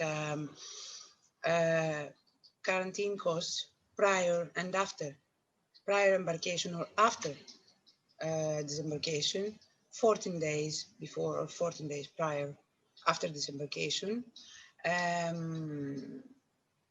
crew changes, one other issue. there are no several places around the world, ports, that crew changes can be made easily, or crew changes are allowed. So plenty of ship owners had to deviate. And costs like extra medical costs. So I don't think it's only the matter of cargo issues. It's also several operational costs and sometimes loss of hire or loss of earning due to the quarantine and due to the restrictions, COVID restrictions made by several countries. Of course, the IG Club and the World Health, the IG Committee, the World Health Organization, and other bodies tried to impose to plenty of governments around the world that they should allow people to be treated, they should allow seamen to be treated, and that shouldn't be, it's their obligation at the end of the day. But it's not easy to convince them at the moment. That's all from me. Okay, thank you very much, Eva. There's it's like a logo from the IMO saying seafarers are key workers. We should promote seafarers as humans, because what you described, and it was also mentioned in previous panels by other persons who are working for ship operators, they have huge problems of this medical disembarkation. And one of the questions I would like to ask, and I would like to hear from all of you, I'll let John speak. And one question I would like to come back with is the charter clauses. If you have any sort of problems, because it's an issue, there are charter clauses asking for the ship operators not to affect any sort of crew changes. And I'd like to get back with it and discuss it in the next round of questions. John, your thoughts to conclude this first round of feedback. Your thoughts. Thank you, Apostolos. Thank you. Very privileged to be here amongst this group. First of all, I should say that I joined the club 5 years ago into loss prevention, but before that, I came from a ship owner, ship manager background. So I'm coming from more the ship operation side rather than a pure insurer here. So when it comes to discussing the clauses, I'll happily let that to my legal friends here on the panel. But on a day-to-day basis, I and my colleagues in loss prevention, we sit between the underwriters and the claims. So we're doing risk assessments, pre-risk assessments all of the time, and when we're for the underwriters, and when we're not doing that, we're helping out the claims people on what happened, what went wrong, advice to members, this kind of work. So we have a ringside seat at the day-to-day claims that are presented at club. And as Eva, Elena, and Robert have just pointed out, it is a very, very challenging environment right now. So I'll happily sign off at that point. I look forward to sharing the experience that we have from loss prevention in the most interesting discussion I'm sure we'll have. Thank you. Okay, now before we move on into other questions, I would like to go back. What's your feedback with the charterers clauses I just mentioned earlier on, asking the ship operators not to affect any sort of crew changes? What's your view so far? Do you have any cases like that? Have you been asked by by your clients for guidance, etc.? Elena. Yes, obviously that's a very hot topic, or maybe a hot potato that nobody wants to touch upon these days. But what needs to be highlighted is that charterers need to appreciate that the seafarer service on board cannot be extended indefinitely. We had occasions where seafarers have been on board for more than 12 months, and that is important not only for humanitarian and regulatory compliance considerations, but also due to the fact that this would result in an increased risk of fatigue and mental health of the seafarers aboard, and eventually this could render a vessel unseaworthy. And in those occasions, we may risk, the occasion where this could result in a big casualty, a very serious event that could jeopardize both owners and charterers' reputation to that front.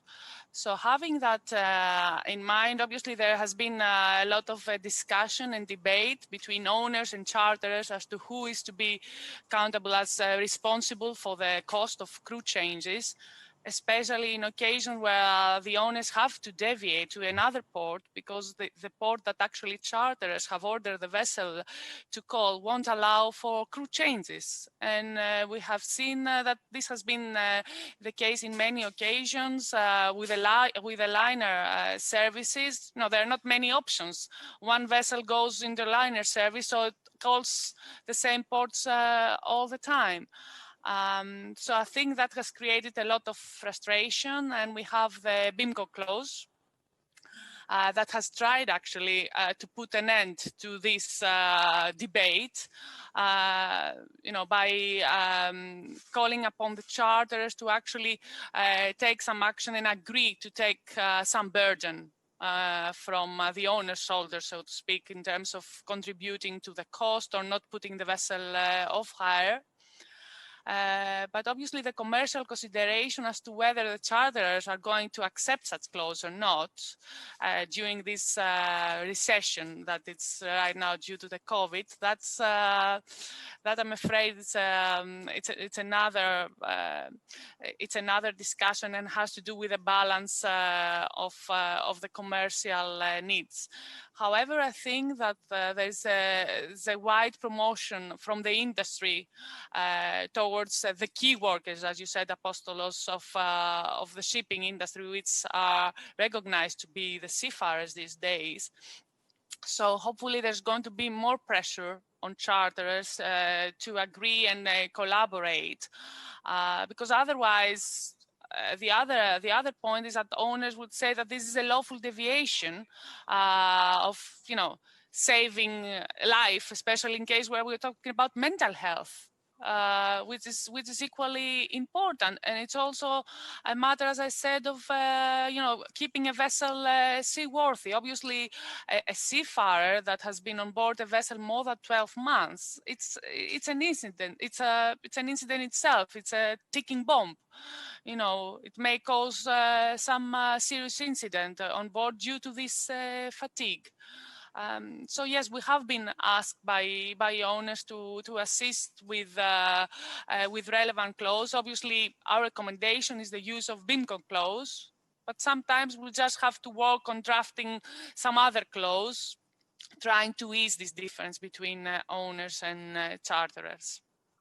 For the remaining of the panel who has not asked, I would like to also add some, not oil to the fire. I would just like to say, we have cases where we have long-time charters in effect prior to the pandemic, so there's no such provision on these time charters and on this issue. And again, Eva mentioned in her presentation something about loss of hire because you have to deviate at the end of the day, and you all understand the huge financial loss for all the parties involved for a number of issues. And I have to just remind to our audience and to the panelists, anything in excess of 12 months, it's a violation of MLC, among other things.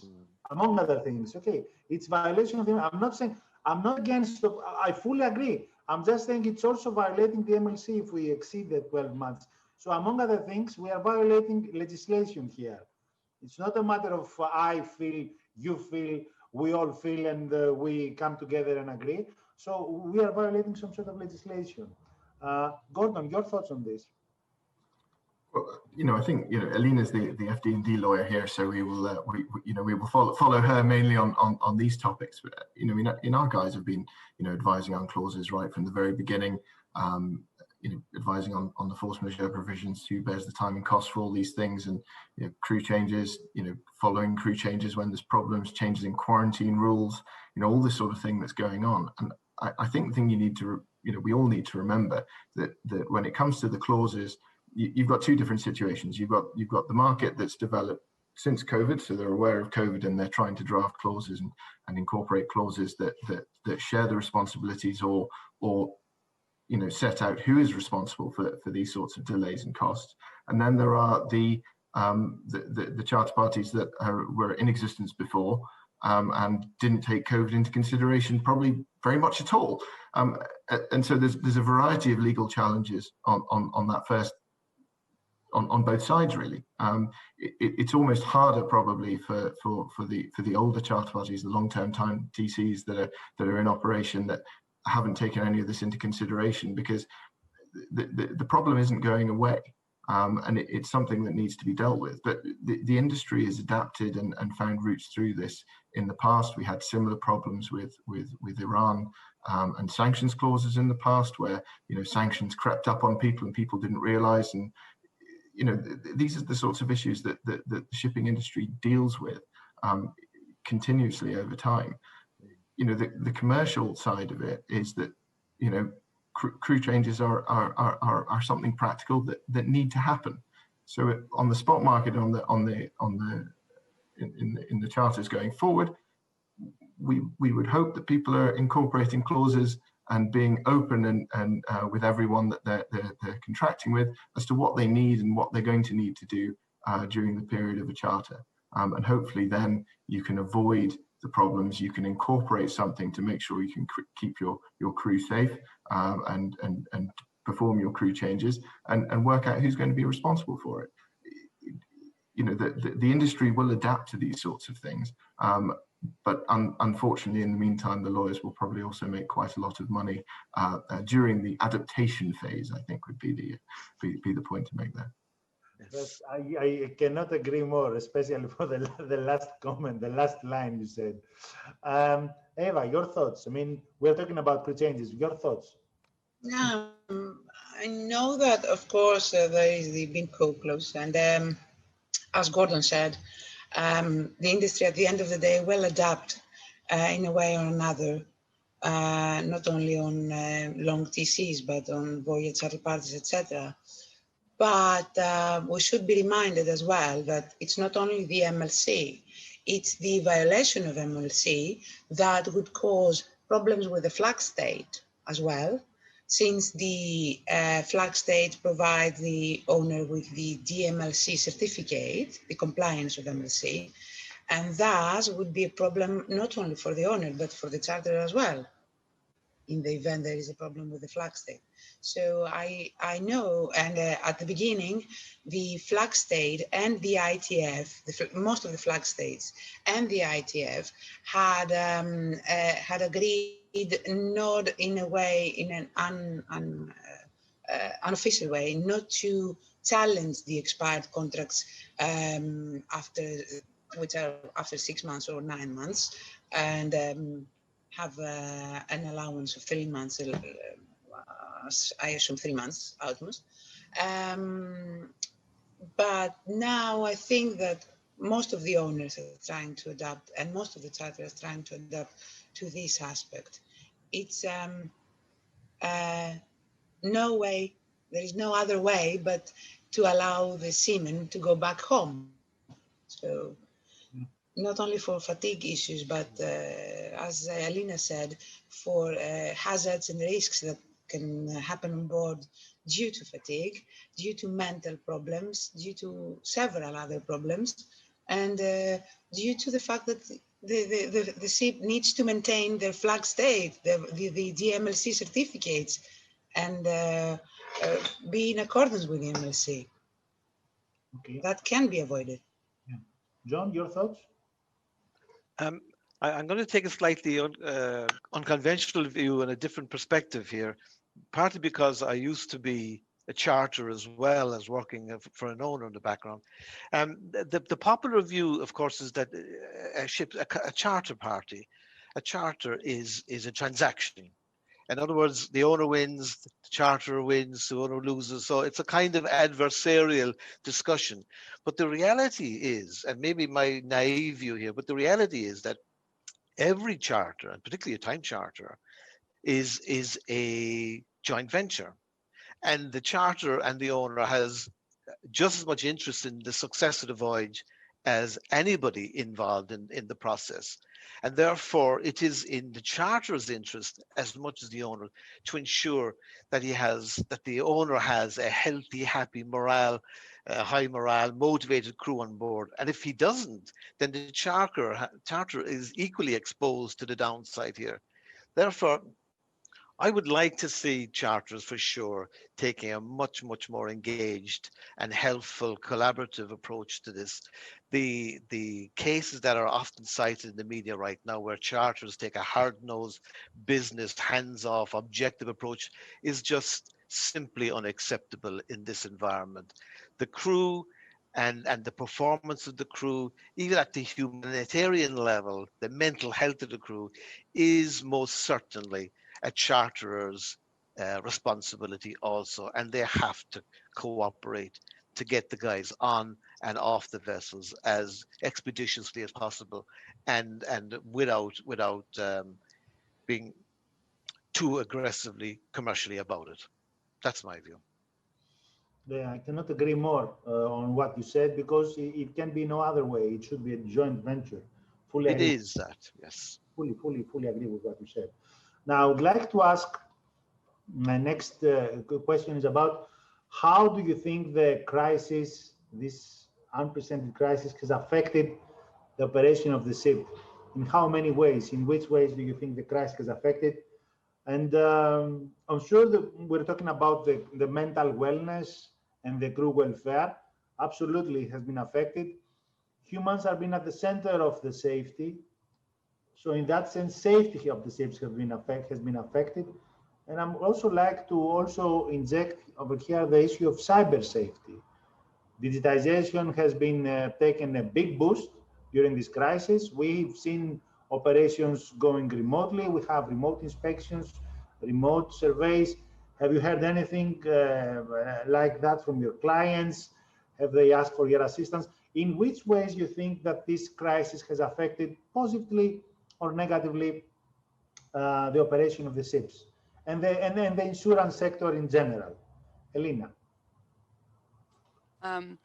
That's a very good point concerning the cybersecurity, because having discussed a little bit on the crew and the fatigue arising out of a long stay on board the vessel, as you can appreciate from a practical term, the day-to-day life of a seafarer who has been extensively staying aboard is to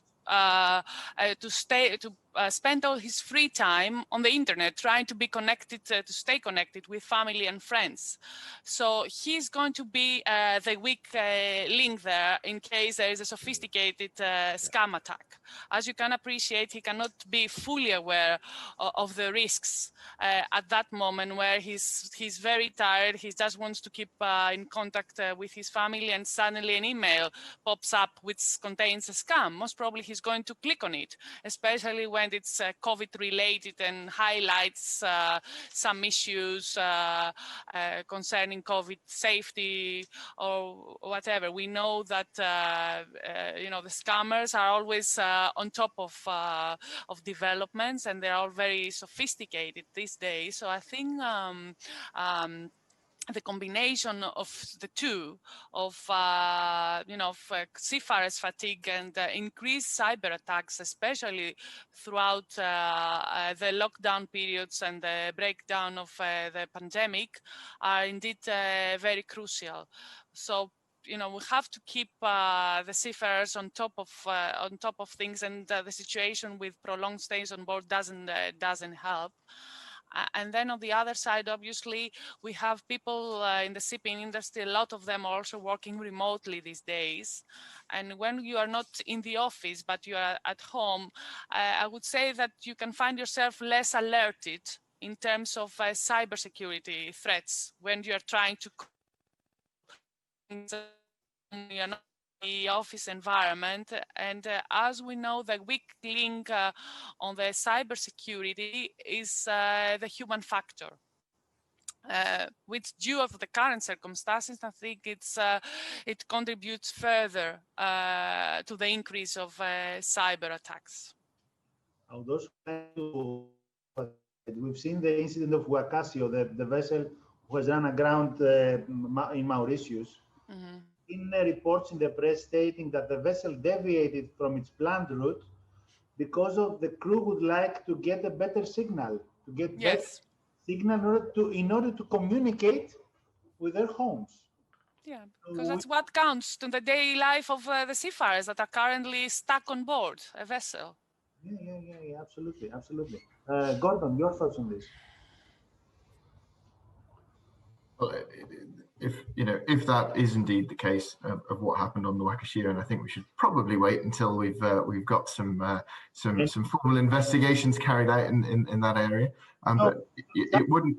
I would just like to say, due to the fact that this is, I'm not saying we shouldn't wait. I'm just saying the vessel deviated from its planned route, and this gives adequate reason for the vessel to deviate. And we've seen statements from the crew stating that something like this happened.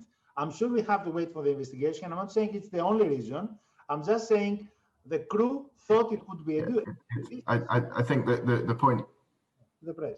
Yeah, the point to make here, Apo, is that in actual fact, it wouldn't be the first casualty that happened as a result of that sort of thing. We've probably all seen in the past a number of route changes that have resulted in casualties that, why did you decide to go that way? Well, we were closer to shore and the crew had phone signal. We certainly in our loss prevention department have, an example which no doubt is based on a real casualty. Don't know whether it was one of ours or just a well-known casualty. Just to use as an example and explain to people that even if you are going to make these sorts of changes to the voyage plan, you need to do it properly and conduct a proper risk assessment and look at what you're doing. It's not necessarily that it's a problem that you're doing that, but if you're going to do something, do it properly. Going back onto cyber, which I think was more the topic of the previous panel, but as that's where we've ended up, undoubtedly, our seafarers are at risk from cyber attacks. They're in a difficult situation anyway. Then we throw COVID on top of them as well, and it all comes down to their training and what they know about and what they're aware of. And I think all of the clubs here are signed up to sponsor Be Cyber Aware at Sea, and encourage all of our seafarers to educate themselves about cyber attacks, because the cyber attacks are not necessarily just against the ship, they're against the individuals and the people on board as well, and they can be very harrowing for individuals on board the ship. And it's probably easier to get a hold of someone remotely in a sort of cyber attack way when someone is feeling worried, anxious, nervous. So I mean, the crews are undoubtedly even more exposed than they would have been normally to that sort of thing. And it's all a matter of training and crew well-being and looking after your crew and making sure that they're happy on board and that they're able to communicate with their family and stay in touch with people. Yeah. Eva, your thoughts? I definitely agree with Gordon. It's a matter of human need to have to communicate with the family, to communicate with their friends, being stuck there for more than 9 or 12 months, being worried about their families in places like where the COVID was an extreme pandemic,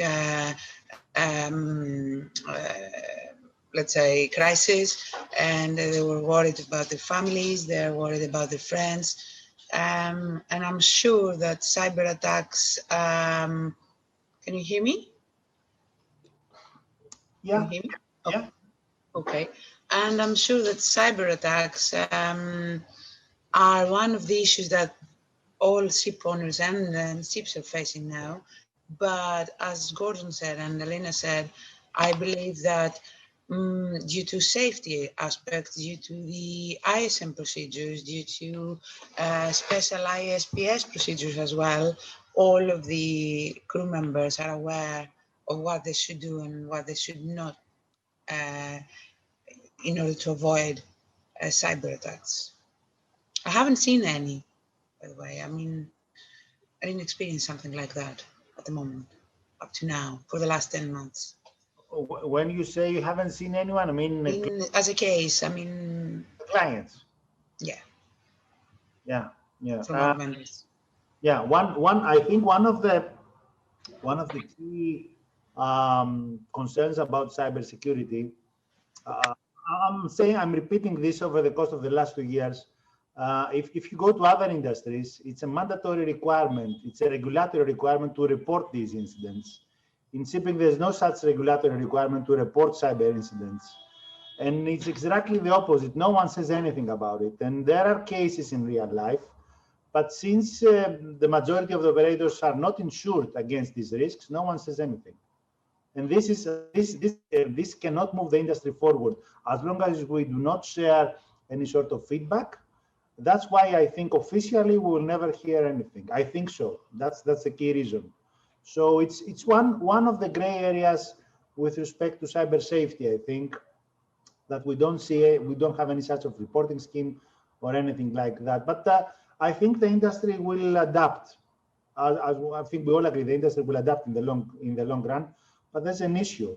I fully understand when you say you haven't heard or seen any sort of cyber safety incident. Yes. John, your thoughts on how the industry is affected by COVID? You have to unmute. You have to unmute, John. Sorry, apologies for that. I pressed it twice. Just on the cyber point, before we move on, from a practical perspective, I've had two conversations with pilots, port pilots in the last 6 months independently.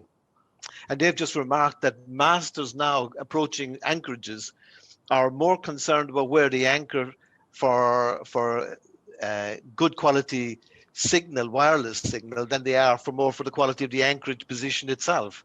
So that's an indication of just how essential the signal and internet access actually is. As regards to the Wakashio, nothing would surprise me there. It sounds quite plausible that they did indeed deviate to get a signal, but it would be premature really to make the conclusion along that front. But it is a major aspect. On a more practical level, we at Charles Taylor, the managers of the Standard Club, we receive, I'm not absolutely certain of my figure here, but so I'm going to underestimate it, but we receive about many tens of thousands of email phishing attempts every month into our company. That's the scale of the problem that we as an insurer are exposed to. So it doesn't surprise me that the number of attempts are being, and each one of us, I'm quite certain, must receive a few personally each day. I do, I'm certain anyway. So it's ubiquitous now, and it is a great concern for sure. So mariners are indeed exposed. And Elena, she said, they are a captive audience now on board the Mariner. Weakened, they're dependent, they're highly anxious, and therefore the risks associated with phishing attempts or similar scams is enormous. It's incumbent upon the ship owners and the ship managers to constantly try to raise awareness. We in the clubs, we're all trying to do our part in that, but ultimately it is the ship manager and the crew members themselves that are the best line of defense here. Yeah, in the previous panel on the cybersecurity, one of the panelists mentioned there are 3 types of organizations: those who have been attacked, those who have been attacked and they don't know it, and those who have been attacked and will be attacked in the future. So I wouldn't disagree with all that. I would not disagree. I'm just saying it's part of life. I fully agree. And yeah. in a number of ways, it could be someone is hacking your mobile device, and from that device can go to other systems. But we all understand with respect to cyber risk, there are a number of risks and elements involved over there. Now, I would like to ask, my next question is, do you see any sort of alarming trends, either due to COVID or without COVID? I mean, do you see any sort of alarming trends with respect to claims you have from your clients in any way? I know that the industry has an issue with container ship fires. I understand, we understand the issue of the crew wellness. There's a case for medical evacuations now. It's a huge cases, huge concern regarding COVID. Do you see any sort of alarming trend? This is what I would like to hear from you. I'm not saying you should, if you don't have, I'm not asking for specific numbers, but any sort of alarming trend. Elena. I wouldn't say that's it's an alarming trend, but what we have seen more often than before is requests to assist our members on an occasion where, due to the banks have been closed for considerable time at 1/3 of the world, mainly due to the lockdown. As Gordon mentioned before, the bill of lading has not been easily processed, and it wouldn't arrive on time at the discharge port. So what our ship owner operators have been calling us is very frequently on a daily basis, I would say, is to help them and to assist them with drafting LOIs as charters would request them to discharge the cargo without production of original bills. Obviously, there's an imminent risk there of misdelivery of cargo, especially during the whole turnaround of the COVID pandemic, where things were appearing more complicated. It was very difficult to get identifications of people, and obviously there was the risk that they could potentially prejudice their P&I cover. So this we have seen on a daily basis. Thankfully, so far all went well. We didn't have a misdelivery case reported, at least from our end. But we have seen the need to accommodate the commercial considerations of the trading partners, being the owners and the charterers. And obviously there was a significant need for FD&D advice on the drafting of clauses, or even amended some existing clauses to deal with COVID-related issues, crew changes being one of those. And I think collectively the IG group have been very good in drafting and putting together the IG subcommittee to work on the various scenarios that were coming on a daily basis from the different clubs, in order to assure consistency in the response on the IG level. Yeah. Gordon? Yeah, I mean, I think, you know, on the P&I front, we're probably not yet seeing, other than the people side, the sort of spike in claims that might potentially come from COVID. FD&D is obviously seen a much greater level of advice that they're putting out to people, and the sort of disputes that there are out there surrounding COVID and the problems that it's causing.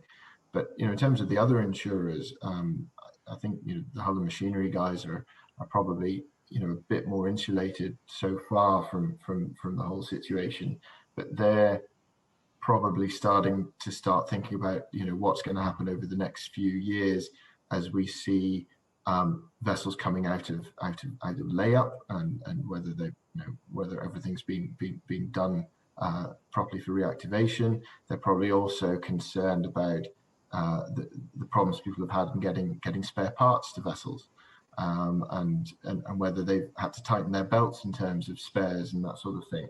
So I think there's probably a few more concerns on the hull and machinery side, but again, we've not necessarily seen those claims coming through yet. There's a slightly sort of longer tail on that.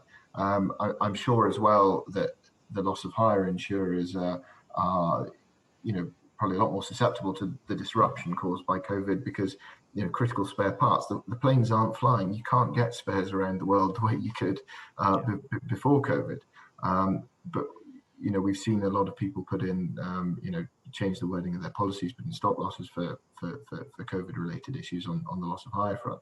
So I mean, I think it's going to take a bit of time before we see exactly, you know, what claims are going to come out of COVID, other than on the people side, the immediate people problems.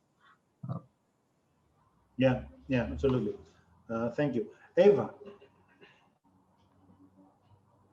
I think that Annalena and Gordon are right, and the most important trend, alarming trend, would be the people's matter, the seafarers' well-being, and the problems raised out of it, and the problems with their own mental health or not, and the latest trend that I can spot from my experience in handling issues with charter parties as well, is the how to safeguard the inquiries received, is how to ensure and safeguard that the members, as we said previously, the members' position in respect of crew changes and in respect of quarantines and in respect of the problematic issues on ports where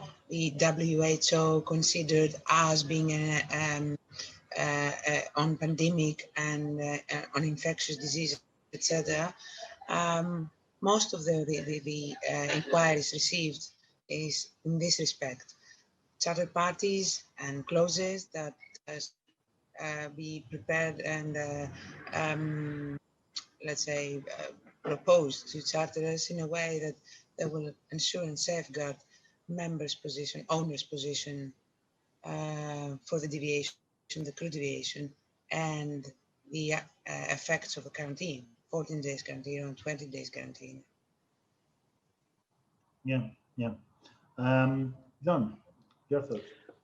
Yes, I would agree with all that's been said before. Operating a ship, who would be a ship owner or a ship manager these days? It is a very, very challenging environment.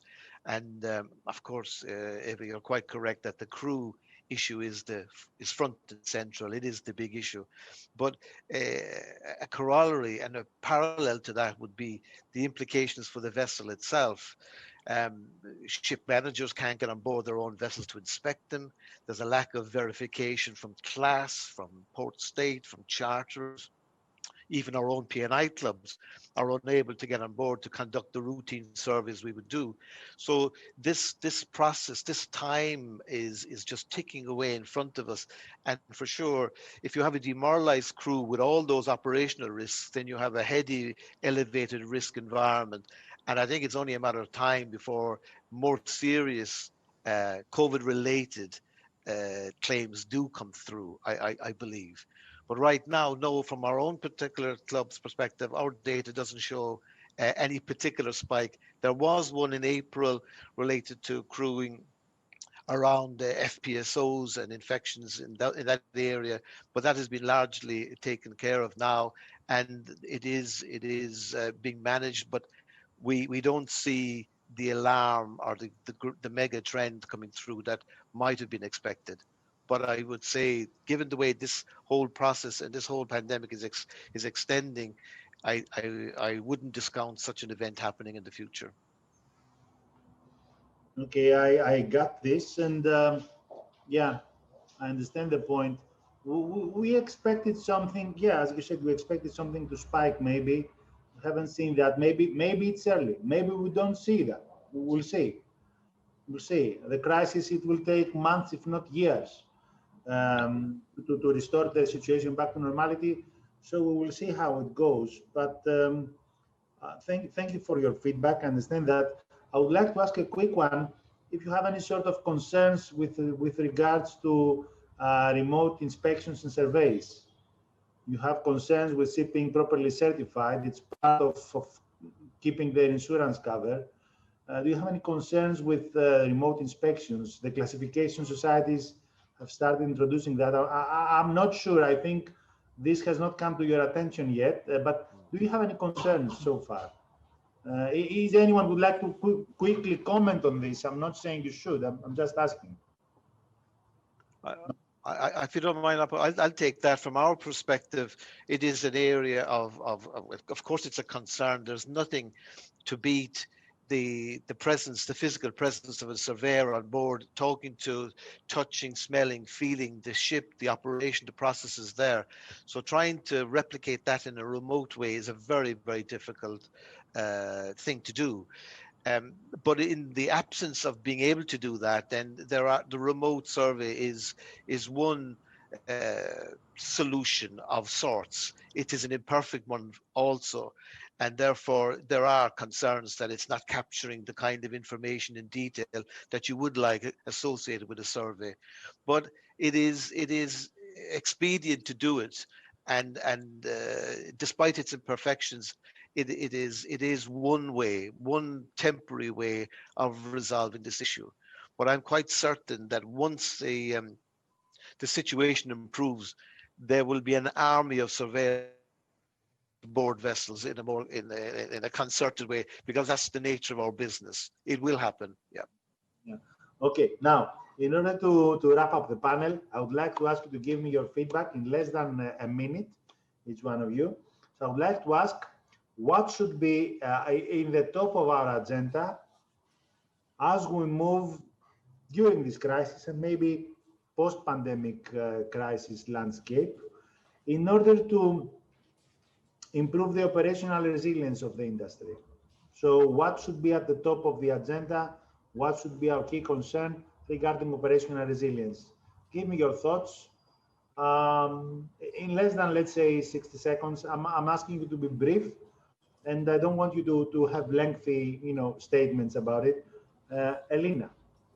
I would say that what has been revealed over the last few months, obviously we need to focus on the well-being of the seafarers. It's the key to the shipping industry. We all need to keep in mind that equally operators and charterers and work together in order to maintain the well-being of the seafarers, and that would eventually avoid any major incidents at sea. And obviously that goes in hand also with the cybersecurity. I would like to mention that because we have seen an increase and we have to keep the awareness even more during these unprecedented times. And as I said before, I think shipping industry has been very quick in adapting to the new environment post-COVID outbreak. Yeah. Thank you. Yeah. Gordon. And I think in terms of operational resilience, the shipping industry is incredibly resilient. It has, in actual fact, handled the crisis very well. But a lot of the issues that are causing a problem at the moment are caused by something that we've talked about for years and years and years, and that is sea blindness. And the shipping industry still needs to be better at explaining what it does and how it does it to the wider world, so that when we do end up in a situation like the situation we're in today, there is understanding on behalf of the authorities that crews need to get on and off ships, and that ships need to keep trading to keep the world turning. I mean, it's shipping that makes the world go round. It's shipping that is making sure that everybody can work from home, because they wouldn't have got their second monitor delivered to them if it hadn't come on a ship. It's all these things that the industry still needs to work on, because the wider world still doesn't know us well enough, and it still it doesn't understand how important we are to it. And I think that if we can conquer that, we can improve our operational resilience. Yeah. Eva, your thoughts? Can you hear me? I would say that the well-being of seafarers, as Alina said, and the knowledge of all of the other industries, that we are doing the best we can. The whole shipping industry is doing the best they can. They have adapted very well in this situation and in this crisis, because it's a worldwide crisis. And indeed, we are making the world go round, as Gordon said, because we are providing to everybody through the ships all products, etc., needs to be our flag, needs to be not only mentioned between us and between panels, but especially to authorities and organizations like ITF, IMO, etc. They need to know what's the importance of shipping industry, and they need to know how important a seafarer is for its vessel. Yeah, and John? I think it was in the judge in the Brown Jenkins versus Percy Dalton remarked, he said, trust is the foundation of trade. Well, I'd like to see a lot more trust in our business and the relationship between owners, charters, and indeed ship managers and their ships, class, flag, port state, all effectively taking a more trusting approach towards how ships are operated in this insane period. And hope then that their trust is justified by reciprocal, responsible, professional response from mariners in the most difficult times. Wishful thinking, but we wouldn't be in shipping if we weren't optimists. So I'm hopeful. Okay, thank you all. Thank you very much for your contribution. I would like to thank all our viewers for their attendance through the course of these 2 days. I would like to also thank our sponsors for the support. And for those who missed part of what we streamed over the course of the 2 days, streams for both days will be available on the YouTube channel of SAFETY4SEA, and they will all the streams will remain there in the long run. So thank you all very much, and trust we see you in one of our future events. Thank you. Bye-bye. Thank you. Bye.